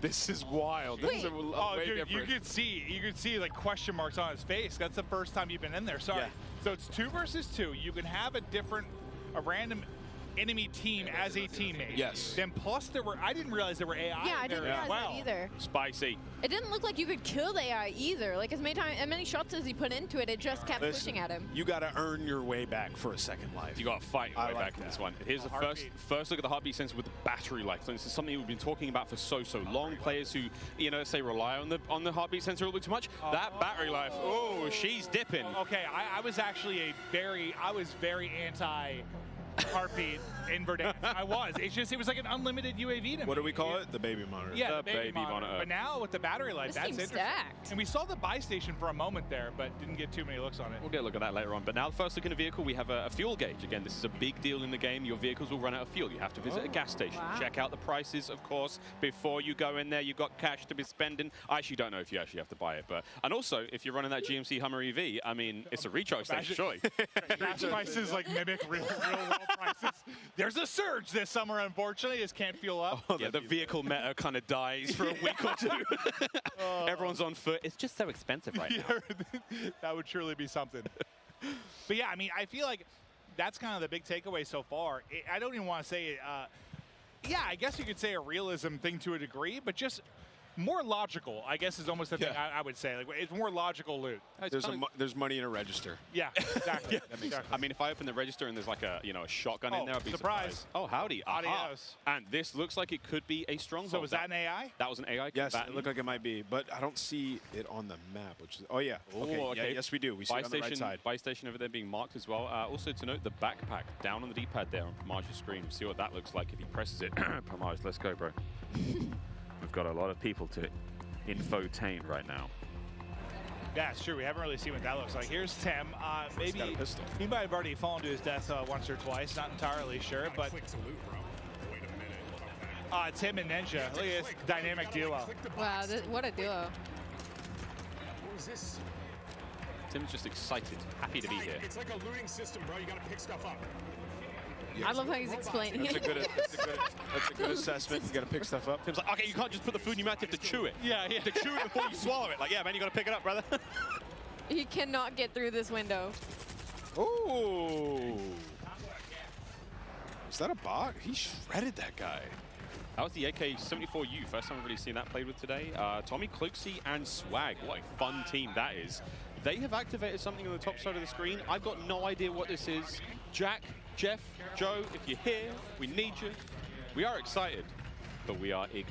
Yeah, this is one of the new objectives. And I just saw your text about assisting you with your situation. I was also mid-segment. Just FYI, I wasn't ignoring you.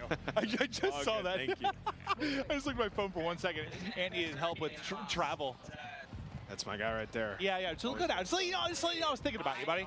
Looking out. We have actually got assistance here. We might be able to get some IW folks up here to give us a little helping hand with what looked like it could have been in a contract, but I am completely making that up.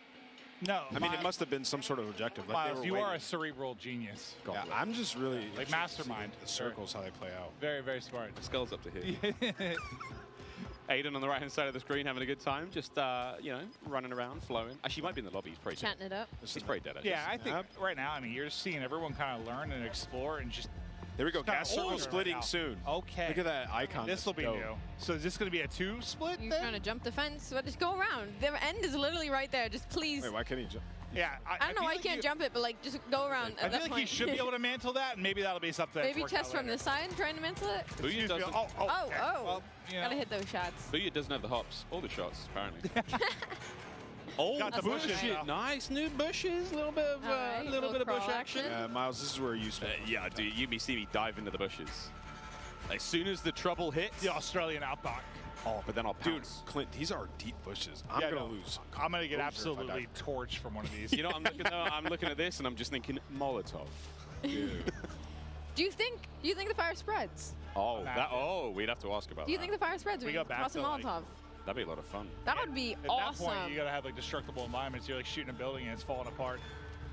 So what are we thinking of the map right now? It looks some pretty cool points of interest. Like it looks clean. I mean, it looks great. I just kind of want to wander. I mean, I feel like a lot of them are in the mode I would be if I was playing. What? Now. Oh, it's a bot. Yeah. So there's quite a bit of bots. Like whenever That just you like find a protect building with some loot. Yeah. That's a lot different. Like. Yeah. Well, I think the main thing is just the audio, maybe from the act of like killing one. Like you're going to loot, you might alert somebody that you're there. They wouldn't have otherwise noticed. Oh yeah, Gulag coming up. This full squad's not down. We have 47 minutes, give or take, remaining here on the TCL Power Hour. Don't forget, we've got a lot to get through. And that bingo card, don't forget you can get involved as well. And we have to catch it on the main stream. Wait, he got paired with Krim. No way. Method's got paired with Krim. Oh, wow. And they're going up against Ocean Ops and Almonds. So, I mean, if they're picking Warzone players, I'm picking them. Guns up. Here we go. What a duo. Zuma's up top watching them. Rock's still being thrown. Oh. A fave in the gulag. That's Right Zuma in the throwing face. rocks at him. Picked up the shotty. There's one. Oh, they got smoked! Cooked. They're not making the case for the pro players, all right? Oh, CDL got to represent. Just Oh got God. Wait, here we now go. we have to watch Zuma. Oh, hello. Oh, the chopper looks clean, brother. Okay, so this is Joe brought this one up. He's like, one of my favorite vehicles is this like big badass chopper. The whole squad Look at that. can get in there. You're gonna be able to load up flares. You got countermeasures to deal this with is any kind of anti-air. Yeah. Oh lordy, there we go. That's our first 3-circle split. We're also seeing here. So this is gonna get dicey very quickly. That looks like downtown. Oh yeah, that battery life is gonna go soon. Is it? Do you think like every time it pings, that's like a percentage of the battery life? It could be. That would be a lot though. That'd be you'd get 100 pings off. Well, I'll of tell it. you right now. That's a full game. When people use the heartbeat sensor, they're spamming it. Yeah. Oh. See ya. Well, let's see what happens again. I wonder if you can go to a gas station, find batteries maybe, or if you just have to put that thing down. Maybe just sort of steps gets it going, or maybe the sun recharges it. We'll find out. Go to hydro down. Hydro dams. Didn't he got a socket and a USB-C? Yeah, the UI of the loot and all your stuff in there looks super clean. So that looks like the backpack as well. So again, a different loot, different sort of inventory system that we're used to. That's the backpack. That's cool. So you can pick up a different. Yeah. So you know you can hold on to a ton of stuff. Does it affect your movement speed? If like. Ali, I don't know, mate. You're learning as much as I am. Yeah, that's fair. That's fair. Where's Joe? I'm just asking out loud at this point, hoping that the gods of Warzone will give us the answer. Riles is the all-knowing. I think I'm trying. I'm doing my best. There's a 72.8% reduction in movement speed, unfortunately. Ali, what kind of ammunition type is it? I don't know. I'm joking. I've got no idea. I've got no Incendiary idea. bullets, .722s. What's the average weight? I don't know. I think us included, everybody here, everybody in game. Oh! This is first looks. We're just trying to see what the hell is going to play out. Oh, this is a team wipe. Yeah, they're getting cooked right here. Was that Zuma? That was a sniper. It is Zuma. Don't worry about it. Yeah, Whole the team's flick. Googly. Oh, Nicholas Merckx. He's in a battle right now. They're in a tough spot. Smixy's down. Oh, Wait, there's so down. Fried. If you look at the top right, he has 2 different indicators of how many people are in the lobby. Is that how many? Circles, I imagine. Oh. My guess is like one Like circle, your one's the other. circle? Yeah. Maybe the one that you're closest to? I was actually wondering that because if you were an aggressive player and you had a circle of less people, would you have an idea of if the other one was more popping and you could make a play to maybe get to that? Like, let's say like you gas could like, mask, yeah. or some kind of play. I was kind of wondering that. I'm assuming that's what it is. I could be wrong, but that's what makes sense, right? Yeah, that makes sense. It must be. Also, he has an extra plate, so and it's purple. It looks dope. The other circle is getting fried, so that just dropped so quick. Like I feel like half the players just got decimated. Yeah, they're getting destroyed. I wonder if that was the chopper we saw previously, the one that was up in the air there. Yeah. A bit of backpack management here. I suppose the backpack is just your ammo count. Other tools, little toys you have, and again, so many new. I mean, between field upgrades, between lethal equipment, tactical equipment, there's so much going on here at MW2. See, look at that jump. Look at that. I was talking about that rooftop jump earlier multiplayer. It is actually insane how far you can jump from rooftop to rooftop. Really? Like, when I look at the movement in this game, and like even when you're throwing nades and stuns and stuff, like the depth of it like isn't as far as you would think. Like usually when you throw a nade, I mean you can like chuck that thing, but like I expected the jumps to be the same way, but like they're actually, you can go really far. I just realized, I mean, a box doesn't... Oh, no, there's 3 really. circles, so I'm completely wrong. I'm not sure. Yeah, so that might be bots then. Yeah, I'm not sure. Oh, maybe that's an indicator of the stronghold. But, okay, first with the parachute from... One important question. And do we Sploosh. ask, have we seen a loadout? We haven't. I haven't. We may never.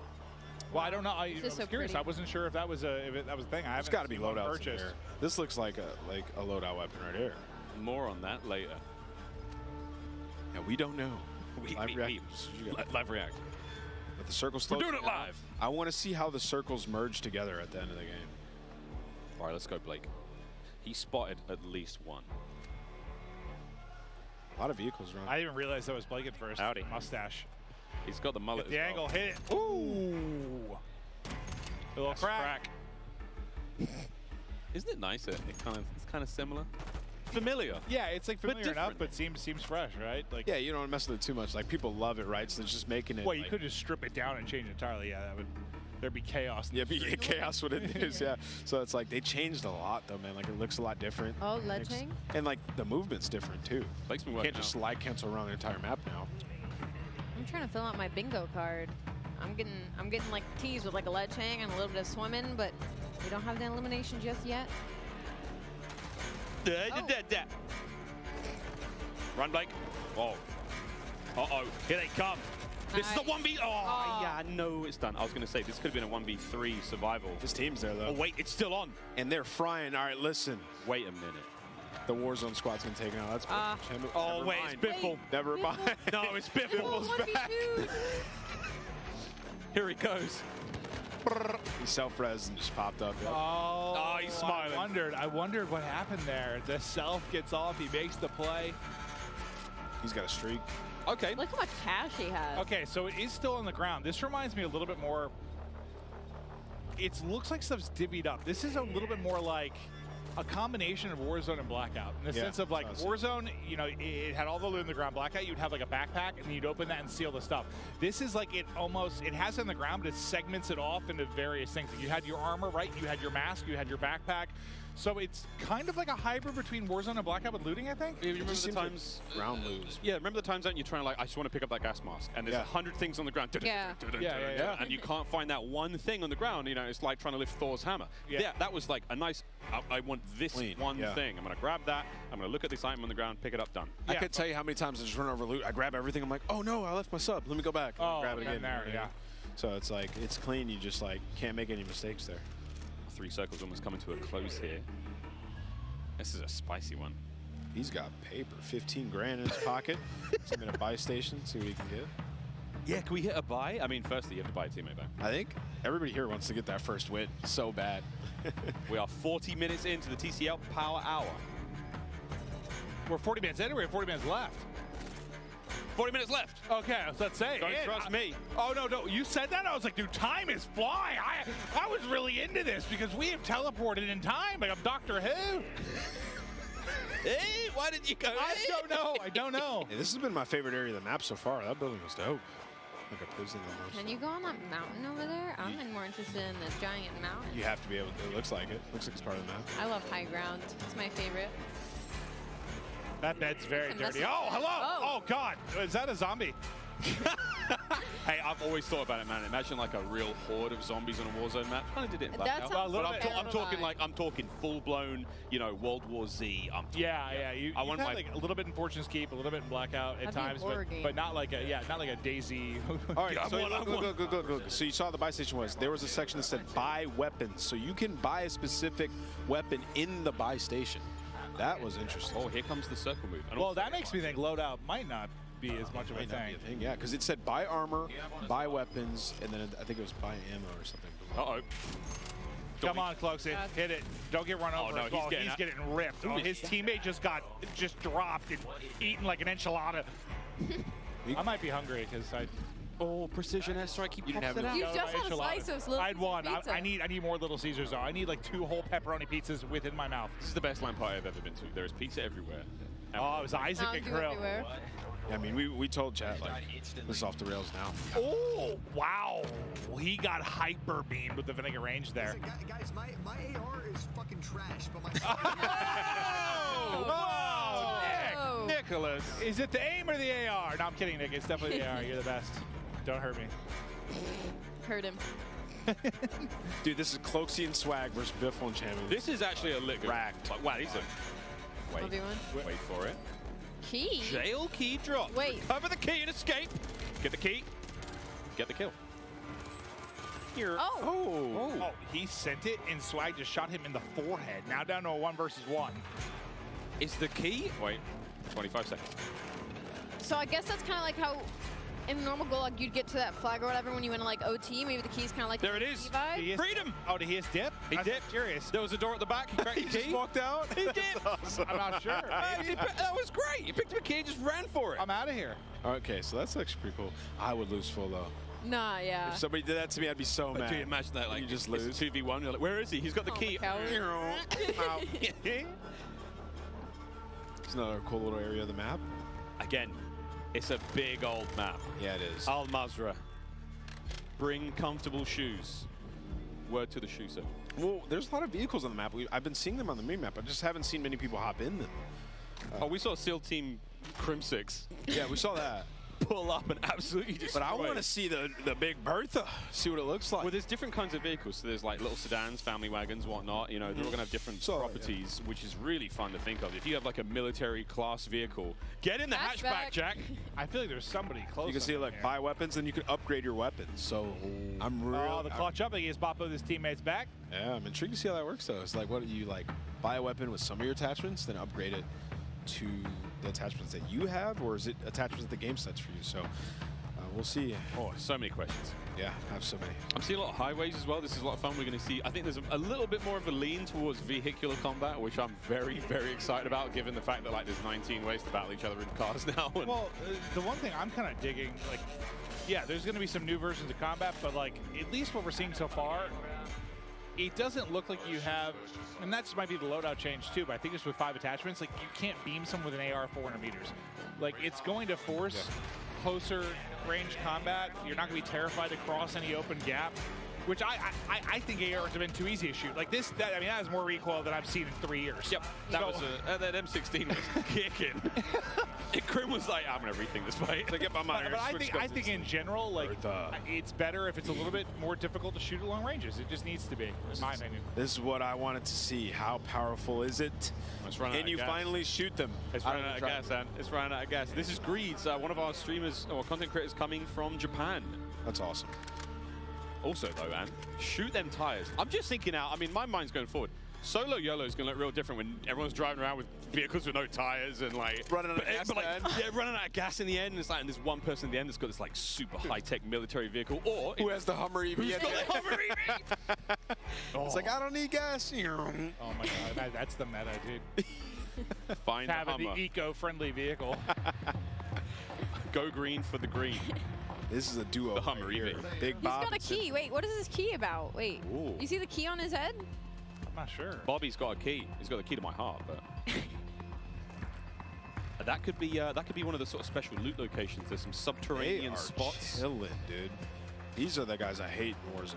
Camping a staircase with Phoenix. Yeah. I need that proximity chat. I need like the people walking up me like, I know you're in that staircase. The way he's playing, I feel like Bob's AFK and he's protecting Bob. That's what I'm getting from this, at least. Bob has not moved. Because the Symphony I know does not run up and down staircases 400 times. This guy has to be in fights over and over. He literally has to hold forward. So I mean, if you think about it, something was going on. This is a really important map. Like whoever wins this, like they hold the record for most wins. In Warzone 2, you know? Like it's your stream title right there. Just get it up there. Yep. Just get it up there right away. World record holder. There's a lot of those in Warzone. Getting a very sort of strong. I'm liking the different areas we've seen so far. This is the most sort of urban area we've seen. Like high, I mean, there's a parking lot here. We've seen some high tower. We've seen some stairwells again. What was that? I hate when Symphony just aims at randomly the wall. aims in. Such a bothers me. Oh my God! The internet is already like sus. He's sus. Well, shout out Ricochet. Will be available stand behind him. Day one. Day one. Coming for you, scumbags. I always wonder about like length of games, and I always think I mean, I prefer when it's around like 20 minutes. I'm wondering like how long a map is right now. Well, this has been 30. It seems like we're like, did we start 30 minutes in, yeah. We started right away, yeah. Yeah, so this is. Well, we're also hopping in and out of I think maybe 2 different games. I think it's. Or it's delayed. I think it's at least. I think it's 3 because I think we've seen solos. This is trios. I think. No, it's all the same game. It's all the same. So there's solo people on. Oh, that feels bad. Okay, I didn't see that guy. So what I'm wondering, like, is just length of game. This might be a little bit longer than it's been in the past. Seems like it, yeah. Probably because people are just figuring stuff out, to be honest. Well, probably part of it, but I think just from a circle, just size of the circle, I think it's a bit longer.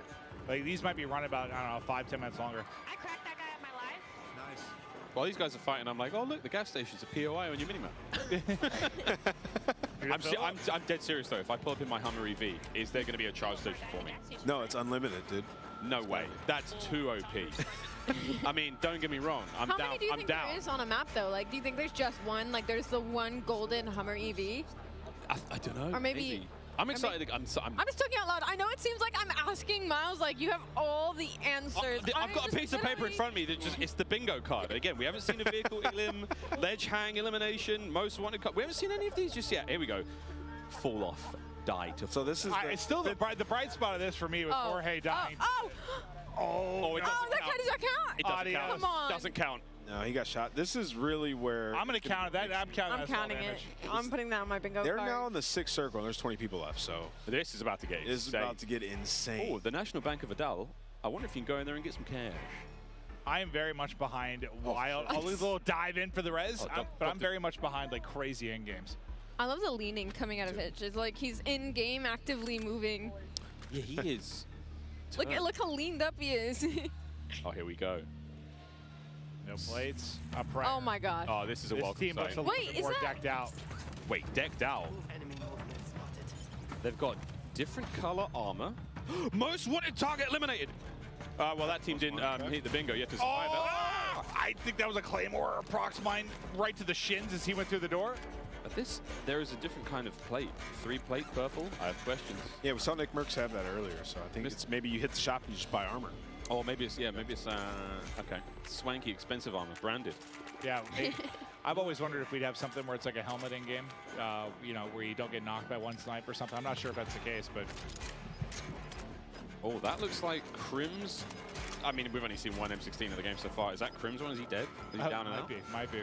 Observatory ahead of us, one of the higher points of the map as we've seen so far. So this is, I mean, look at Al Mazrah. She's gorgeous. See you, Jack. Oh, Jack is dead. Absolutely. Oh, that's Jorge. So they got out of that situation they were in, I think. They were able to get the kills. They look like they crept through the water. Yeah, let's stay on board here. Look how small this circle is. We're going to see who ends up taking this one, but it looks like it's just Hitch. He's trying to save the squad. Blake's down, and there's a thermite sitting on. He's holding them back with the thermite. Yeah. The fire looks. They got to rotate though, so we have to be careful here. They've been sniped. Oh, here comes the bingo! No. Here comes the bingo! Here comes the bingo! This is love and trust right here. Oh, it got him! That's a bingo! That's Sorry, a bingo. that wasn't actually a bingo, but it is definitely one of the airstrike elimination here. It is. One of them died. No, they're not dead yet. No, but you got one. No, he's dead. Yeah, one got he's finished. dead. Jorge. I mean, we're looking at no plates, nothing here. Like, this is going to be tough. They're going to have to leave this rooftop as well because the gas is going to push them They out. need to just get a kill. Lads. Blake is down and now. I really like that new looting out of the backpack. I think it's just one of those things I'll like once I get used to it. It's going to take a little time. Oh, here we go. Ooh. He's only got one in the clip. He's popped a I two-piece. was hoping maybe it was the fall damage there, but Jorge, he's going to drop. I didn't see how he got the kills, but yeah, it looked like he was able to knock two. 7? Was this 6? It looks like 7. 7. There's a handsome man blocking the view there, but over to Nick Merckx. Final 4. Oh, they're in a great spot. Rotation coming in here in a second. This looks dope. This little tent that they're in. I mean, this would be nice if there wasn't. Oh, so it looks like you can only plate up. I see. You can only plate up to 2. You have to get something to go to the full plate. Yeah. Ah, it's a big fight! Oh! I thought it was maybe like a helmet or something like that, but I see what you're saying. Nick's chilling. Still has plates to go with. I didn't realize it was limited to 2 at first. Let's see the gas mask, how that operates. Reload. Just. There you go. For the dub. 3 teams remaining, 6 players. They've got, what, 2 left up? So it might be like a 2v2v2. He has the inflatable decoy to play with as well. That could get really funny. Oh, no, you're in trouble now. This is a good decoy time. Just pop it. I got you, swing. I love mixy endings. This ending is dope. This is so sweet. Coming out the gas, still across the bridge. You get the knock? It's just Nick. It's just Nick. Here they come. Oh! Oh! So 1v1. 1v2? 1v2, right? 1v2. Oh, no, he's the res. You're right. It's 1 player up because his teammate's still up. 1v1. Oh. Where are they? There they are! Oh, that head's not going to be fun. There it is! Nick with the W. Ah, Nicholas Merckx. And a 3-piece to close it out, too. Wait. Was that a 1v3? It was? It was. That was a bingo! Bingo! Bingo! Oh, there it is. The first time. Nick Merckx, your first ever Warzone 2.0 winner. Get in the chopper. Get in. All right, it was lit. We're in for a good few years. That was lit. I really enjoyed it. I think the map was really cool. Played a little bit slower, but I think it's just people figuring it out. And then towards the end, Yeah, I wasn't even sure. Was that like a 2v3v1 or a 2v2v2? I'm not even sure. It was a 1v3 survival bingo, baby. So who was the solo on that? I was trying to like figure out the situation at the end. Like Nick was just popping off. He's just frying. Yeah, I was a little 100%. too tense to see what was going on there, but I mean, hey, that was fun. Well, here we go. 1v3, check. We saw airstrike eliminations as well, I believe, on that little rooftop. I don't think we got bingo, though. We didn't get, but we got that at the very least. Ooh, no one got multiple grenade kills. Okay, 2 down. Unless we missed it. Please tell me someone fell to the death. I gotta see a decoy elimination. That would just be so funny to me. If somebody gets smoked by a decoy, I'm gonna be in tears. Tears. True tears. GG's once again. Congrats, Nick Merckx, the first ever Warzone 2.0 winner. World record holder. World record holder. Yeah, no, unbelievable. Of course it's Nick now. Dude, when we were watching him earlier, like in the 3P game mode, he was looking disgusting. Like he looked like the best player we watched in the 3P. He has a lot of experience there. Now, just hop right into Warzone, making plays. Guys. I'd love to see it. Guys, Nick's a beast. We've seen Warzone 2.0. Initial impressions? I mean, again, like, there's no one here from IW. We're just fans. Yeah, no, I'm having a blast. It's just, to me, it seems right now like a bit slower pace, but I can't tell if that's a circle thing or people learning and kind of exploring the map. I imagine it's a little bit both. Like, it's new. Yeah. It's going to play a little bit slower at first, but it's neat. Yeah, I think my favorite thing about it right now is like the way the looting is, where the loot is at. Like, it's on tables, it's in cabinets, the backpack down. Like, there's less stuff obscuring your view. Like, you pick up your loot, you keep it going, you're looking for the enemies, right? It feels nice, it feels smooth. The AI part of it, I don't know that I would get yet. In the sense of, like, you like go into like loot a place, there'd be like one AI, and I don't know. It's like, do you get extra points from that? Do you get extra money from that? They drop stuff. I can think about, like, you know, it's people are going to hear that. Obviously, it's not as quiet as looting, but that was the one thing I want to understand more of what's going on there. Yeah. A taste of things to come. Ali, any sort of takeaways from you? First game of Warzone 2.0. I'm excited to load in. Like I said, I don't really play Warzone that often, but this new 2.0 Warzone, I'm very, very excited to load in when it drops. Well, now we get a quick look at that first win. We're going to see the POV of Nick Work once again as he goes up in that 1v3 situation. Thanks to the guys at El Gato. Here we go. Where's the W button on that big bad boy? Bang! And this was the final play on that bridge, Clinton. Yeah. So he killed 2 people. Yeah. So it was 1v3. To the right, to the right, to the right. Good teammate call out. Good comms. Let's go! Dude, he is just... I was worried, like, if Storm wasn't as close to him as it was, like, he was going to get on that heady and just smoke him. But he was so weak, he got, like, 1 bullet and just fried him. And then I think the guy he shot, like, laying down the bridge, he, like, got all headshots. He smoked him, too. Yeah, I thought he was going to lose that. The more eagle-eyed of you will see that Jess Brohard is now ready to rock and roll right in the middle of the stage here at COD Next. Jess, take it away. Miles, that's right. I am ready to rock and roll here with P90 Princess, the Princess of Al Mazrah. I mean, what are your first impressions of Warzone 2.0? So far, I'm really liking it. I used to play PUBG, so this is really exciting because it does have that tactical feel to it. But what I'm most excited that I've discovered is the vehicle enhancements. You can get on the roof. I mean, you can jump out at any moment. You can switch your seats, which is exciting. That kind of has the vehicle, you know, tactical play style that you can throw in there with every match and kind of mix things up a little bit. So I'm really excited about that. And everything feels pretty good. It's very new, so it's going to take some time getting used to, but so far so good. I'm having a lot of fun. And what do you think about those circle reworks?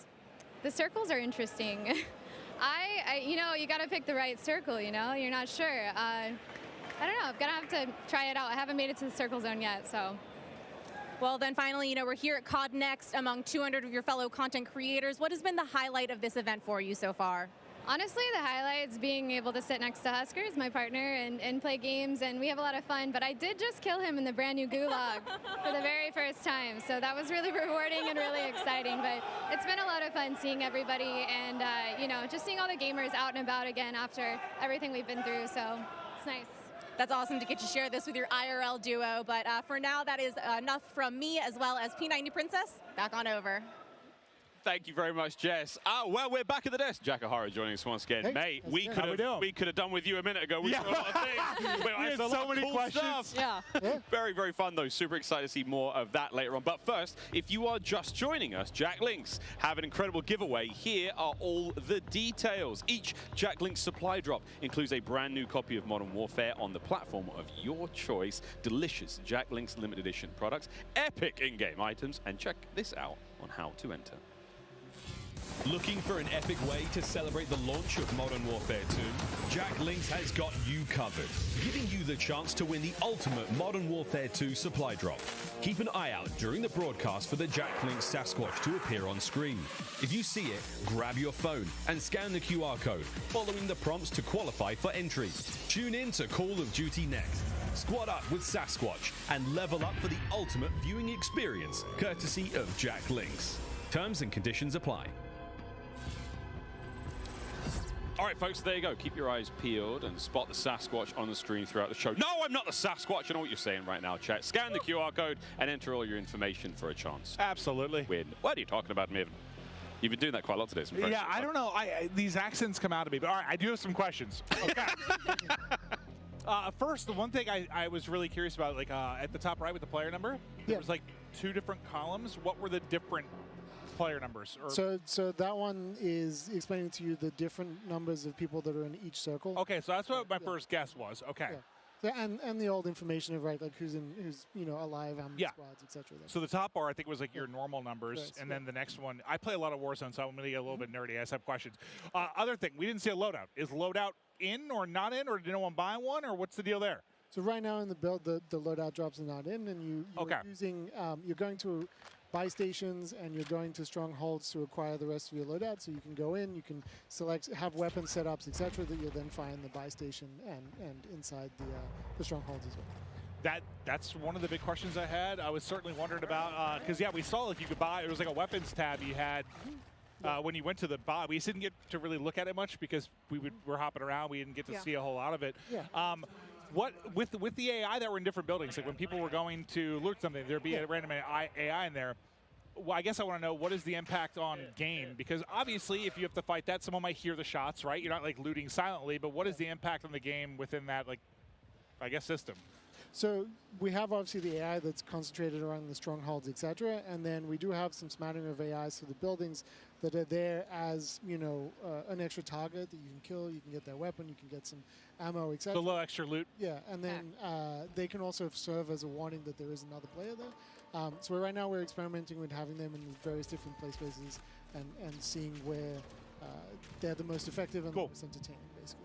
Jack, as far as armor plates go, like a little UI thing here, there's a full-plated character has purple-colored armor plates versus the blue ones. What's going on there? So there's two sides of armor plate carriers, essentially. So you're picking up the 3-plate carrier, and that means you can go to 3 plates, essentially. Okay, that's a lot of fun. Okay, all right. Now, I also noticed within the backpack, we saw Nick Merckx carrying C4 while also having, a frag grenade and a smoke grenade. So if I've got a backpack, is that a separate pickup on the ground as well, or is that something that your character comes equipped with because they're already a badass? So what you have is you have the strip at the bottom, which is your loadout, and then your backpack, you have a starting backpack that is a certain size, and then in that you can put extra items and you can hold duplicates of things that you want to keep. That's a lot of fun, yeah, because we saw him run a C4, and at one point he was like, I don't feel like C4 right now. This is very useful. He's able to swap that out in real time, and excellent. Oh, my God. So I know in a lot of ways, Blackout was the first iteration of this, and you have Warzone come out, which improved on a ton of things from a quality of life standpoint, but it feels like there's, like, at least from a looting standpoint, some similarities there, because you used to have, like, the backpack where you could carry multiple items. Then we shifted, like, everything on the ground. This seems to be, like, a middle ground to kind of meet both qualities of life, which I would find pretty dope. Yeah, we wanted to let players to be able to accumulate kind of the arsenal that they're going to carry through the match with them, and kind of be able to equip some items, some that in other game modes might be persistent, etc., that they might want to keep inside their backpack and then carry out of the match with them, etc. So is the backpack that you start with, that's your backpack for the whole game, or is there an opportunity to ever expand your backpack? And if you can, does that affect the movement speed on the character if you pick up? That's a very realistic question. You're right, I'm sorry. I can't carry many things on a day-to-day basis, Miles. You should see me try to bring my groceries into my apartment building. It takes a very, very long time. So I was just wondering if that was one of the realistic things that was implemented. Fair. So there are different size backpacks, but they do not affect your movement. Okay, don't affect movement speed. That's the question I had. Oh, also, in the Gulag, it seemed like there was an AI that had popped up at one of the points that we were watching. It didn't seem like it was a killable AI, though. It seemed like he put a bunch of shots into it, and it never went down. Are they even killable, or? He is killable. Okay, so maybe the person we were watching was just bad. Yes. It takes some coordination to kill them. Okay. And that's not his final iteration, but he essentially is definitely killable. Okay. And if you gang up with him with 2 teams of 2, you can essentially take him down and get a reward and get out of the game. Okay, cool. Yeah. And if both teams take him out there. So can everyone get out? Yes. Okay, well, for those of you looking on screen right now, phones out, it's time to scan that QR code, Jack Link Sasquatch. He's on screen. I know you remember the video. Scan away, friends. Sprat now making a quick drop. Any particular hotspots you've got there, Jack, that you like? Well, Hydra is always going to be fun in my heart, which is the one we're looking at right now, because that was one of the first ones we made. It was one of the first ones to incorporate the water and have the river running through it and having a little bit of current that can drag you along. And obviously a ton of fun boat chases through it, etc. It's a good place to find a boat. So this one's always going to have some funness in my heart, and I'm sure that the rest of the development team as well, just because it was the first one. It's really sweet. It's kind of like the heart of Al Mazrah, where it all kind of began. Exactly. Are there any sort of fun Easter eggs that you guys, as a development team or the art team, have maybe put in the game that we can find as players? So there's definitely a few locations that you might recognize. Maybe. Some in downtown, some in the airport, and some in the quarry. And then as you start playing the game, yeah, you'll discover little locations that are kind of little secrets and places to explore. Yeah. Check out off the coast. There's some wrecks that are underwater and places to swim. Wow. So, I mean, depending on how, if you hit... Sorry, Mavis just... I don't know whether it's... Listen, I came in with a question. I need to go back in time to the gulag, but I nearly choked on a piece of pizza. But now I'm okay. While you guys were talking, I put down 3 of those. Very, very impressive. Thank you, Little Caesars. But, oh, my God, I'm okay now, Mouse. Shout out to Little Caesars, yeah. No, it was amazing. I was eating way too fast, though. But I want to go back to the gulag real quick. Can you kind of take me through, I guess, the various ways you can get out? Like, what are the combinations of it? Because you were kind of saying both teams can get out. How does that work? I guess I want to get a little bit more understanding of how the whole ecosystem of the gulag works. Can I pause that? Is this a stronghold, Jack? We'll get back to the gulag when someone's in there. Which This looks... I saw flags. I've seen sort of markings, and there is an assault now. Tim's down! Oh, no. Okay, so at the same time, this looks like a stronghold. The icon on the top side of the map, is that telling you what's going on there? Correct, exactly. What does the little skull mean? To the right of that. That was his teammate that just went down. To the right of the stronghold icon in the sort of top center of the screen, just underneath his compass. Oh, there's just underneath his compass. That's indicating the you can go to a black site essentially. Oh, okay. And this is one of the more sort of secret locations, Exactly. high level loot. Okay. Okay. Do you need a key for that, or is that sort of first come first serve? Once you've accomplished once you've taken down a stronghold, then you will be able to get a key to the black site. Yeah. I mean, Jack, one of the problems, I suppose, is you've all created this game with a million things inside. It's so fun. You've got 3 sort of excited children here who are going to be constantly pestering you for the duration of this game. That's okay. I mean, we wanted... I'm a very old child, but yes. We all are inside. Yeah, right. We wanted to make this thing where, as you keep playing, there's just more and more things to do, right? So we're just always looking to put some depth in there, some things that once you've played 50, 100 matches, that there's new things for you to go and explore and try out, etc. I think this is... Well, you can already see the pace picking up a little bit. I don't think we saw anyone with more than 1 or 2 kills. Aiden on 7, and I think as people get more comfortable, the pace of play will obviously pick up. But, oh, I do want to say, okay, I'm just going to say it. The first iteration of Heartbeats pissed me off because he just, listen, every time I would die and spectate, just Heartbeat over and over and over again. 400 times in a row, just Heartbeat, Heartbeat, Heartbeats, little rodents crawling around just doing it over and over. And I was just like, listen, it lasts for, it's like a UAV you have forever. The battery life almost made me sing for joy. So thank you. It literally almost made me sing for joy. How does it work though?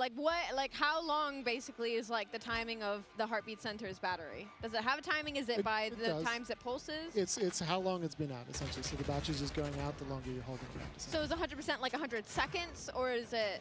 I forget the exact time. Okay. But it's somewhere around there. Got it. Ali works in true specifics. Yeah, sorry, I'm specific. The analyst on the desk. My brain is like... You are not alone, my friend. But change one. Is there a solar panel on it? So if I'm outside, does it last long? And once the battery is one of those ones that you can't take out. So once you're done, you're done. It's a one and done. That's a very important question around the fuel in the cars, though. So are they tied to real life market prices? So if there is a surge in gas prices, is it going to be more difficult to get gas in game? I mean, we don't rule out making a game mode about that. For now, the gas prices are consistent throughout the... I'm seeing in the future like Mad Max tie-ins and it's vehicles only and fuel is the most important resource on Earth. And oh my goodness. When it does come to the gas station, though, do you have to pay for the gas? No, it's all free. Oh, that'd have been great fun, though. Yeah. Everyone, like, cash up. We need to get gas. Gas and, some Jack Link's jerky. All the homies in the wagon just bumping music to the gas station. Oh, look at this. Oh, that's a good parking job. That was actually impressive stuff. Mingod is just sort of sneaking around. I'm really enjoying the sort of the layout of loot on the ground. It feels a lot more organic. It feels a lot more sort of we're leaning more towards realism than sort of floating colorful guns on the ground. See, I don't know if I say realism as much as because sometimes I think things being too realistic.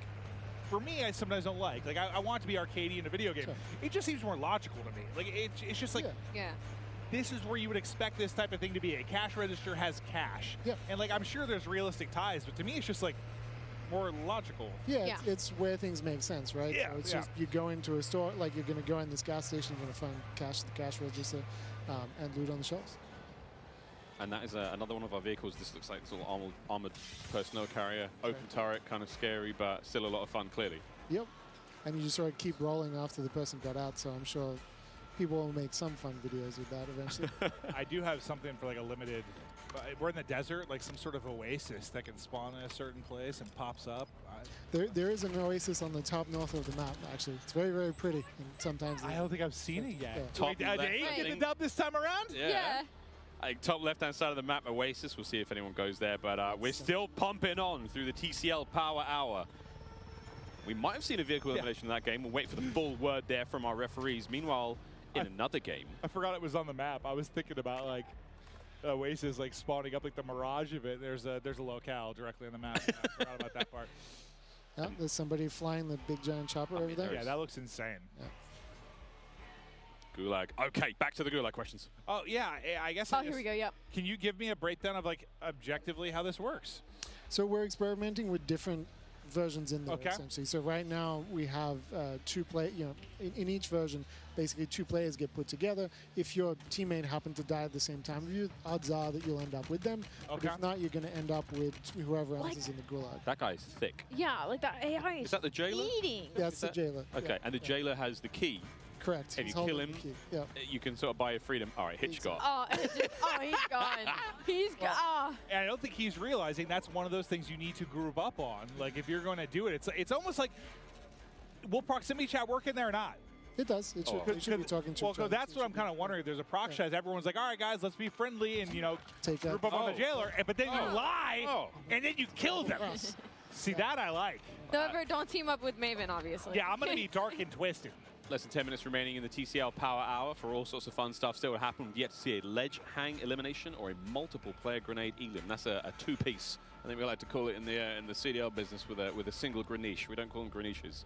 We just call them. What's the metal usually? Popcorn or something like that was that? aggressive. Was that a nade? Oh, wait a minute. Precision airstrike? I think it was precision airstrike. Yeah, that was a precision airstrike. And that looked like sort of side lane. So how many different like models of vehicles are there? Because we're so used to, you had what?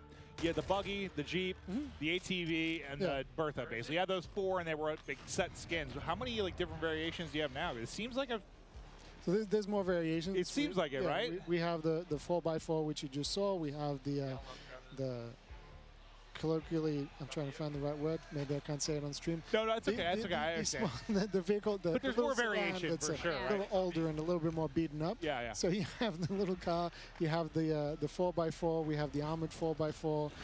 We have the big helicopter, little helicopter, ATV, TAC Rover, which is like a four-person like UTV kind of off-roader.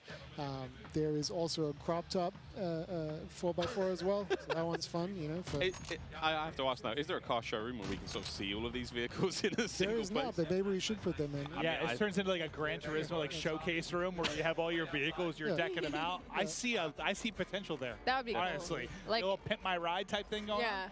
Well, we've seen, we know vehicle skins will be in the game. They're in the menu right now, so that's going to be a lot of fun. I mean, maybe you can't answer this one, Jack, but of course the GMC Hummer EV, different skins, right? Yeah, eventually. Of course, why wouldn't we? It's going to be a lot of fun there to see that go down. And also, do we know how the refueling situation works there? So the EV situation is that there are electrical power stations at the gas stations as well. That's great. I'm very relieved. Yeah. Because I was thinking, surely get to the gas station. There's a socket. I wonder how good the parking jobs have to be. Like, do you just have to be in like the vicinity, or like do you got to be right up next to it properly? You got to be pretty close. You can't be like 10 feet away. Yeah. And if you have a chopper, you have to come down in close and like either be landing very precariously between them or hover just above. Oh wow! Wow, that'll be cool to watch. I didn't even think about refueling the chopper. Yeah. Okay. Yeah. Well, this is going to get stressful. Many Eclipse content abound, friends. Ninja on your right-hand side of the screen here, still rocking and rolling in the TCL Power Hour. How many kills has he got? And has he checked his private messages? I'm sure somebody had to have walked up to him today and been like, what was that about? Hey man, we got beef? Yeah. What are you talking about? Super Evan on the left-hand side of your screen, one of the more lethal Warzone players, especially... Bad boy. He's a dangerous animal, isn't he? He's also very tall, surprisingly large. Yeah, he's like 6'5". Looked like he just popped his DDoS. So any and all electrical equipment in the nearby, claymores, you name it, everything just got sort of tickled in the worst possible way. Actually, Jack, does that also affect players? Can they, if you as a player have been DDoSed, are you able to use any sort of equipment at that moment in time, or? No. Is once it as you things beat that are the boss. already in play in the world? Well, things that are in play in the world disabled. Vehicles can also get disabled as well. So it's a pretty powerful experience against that too. Okay. Oh. Yeah, that's good, because sometimes vehicles, if there's a lot of them, it can be frustrating. You need a good way to deal with them. That sounds like it can be for sure. Say that's the circle. All right, so this might seem familiar to people too. We're all like locked in. Are we like, all just this is absolute- familiar? Wait a minute. yeah, I was trying to think of which part.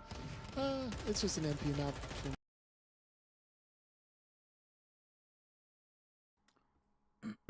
All right. I haven't came back for a while because I was like, I honestly been watching this the past 3 hours, almost 4 hours now. But I am going to leave my not leave my stream. I'm going to end my stream because I gotta go do something, and I can't leave my PC on, so I will fuck it up. But thanks for coming. I know y'all do enjoy watching this.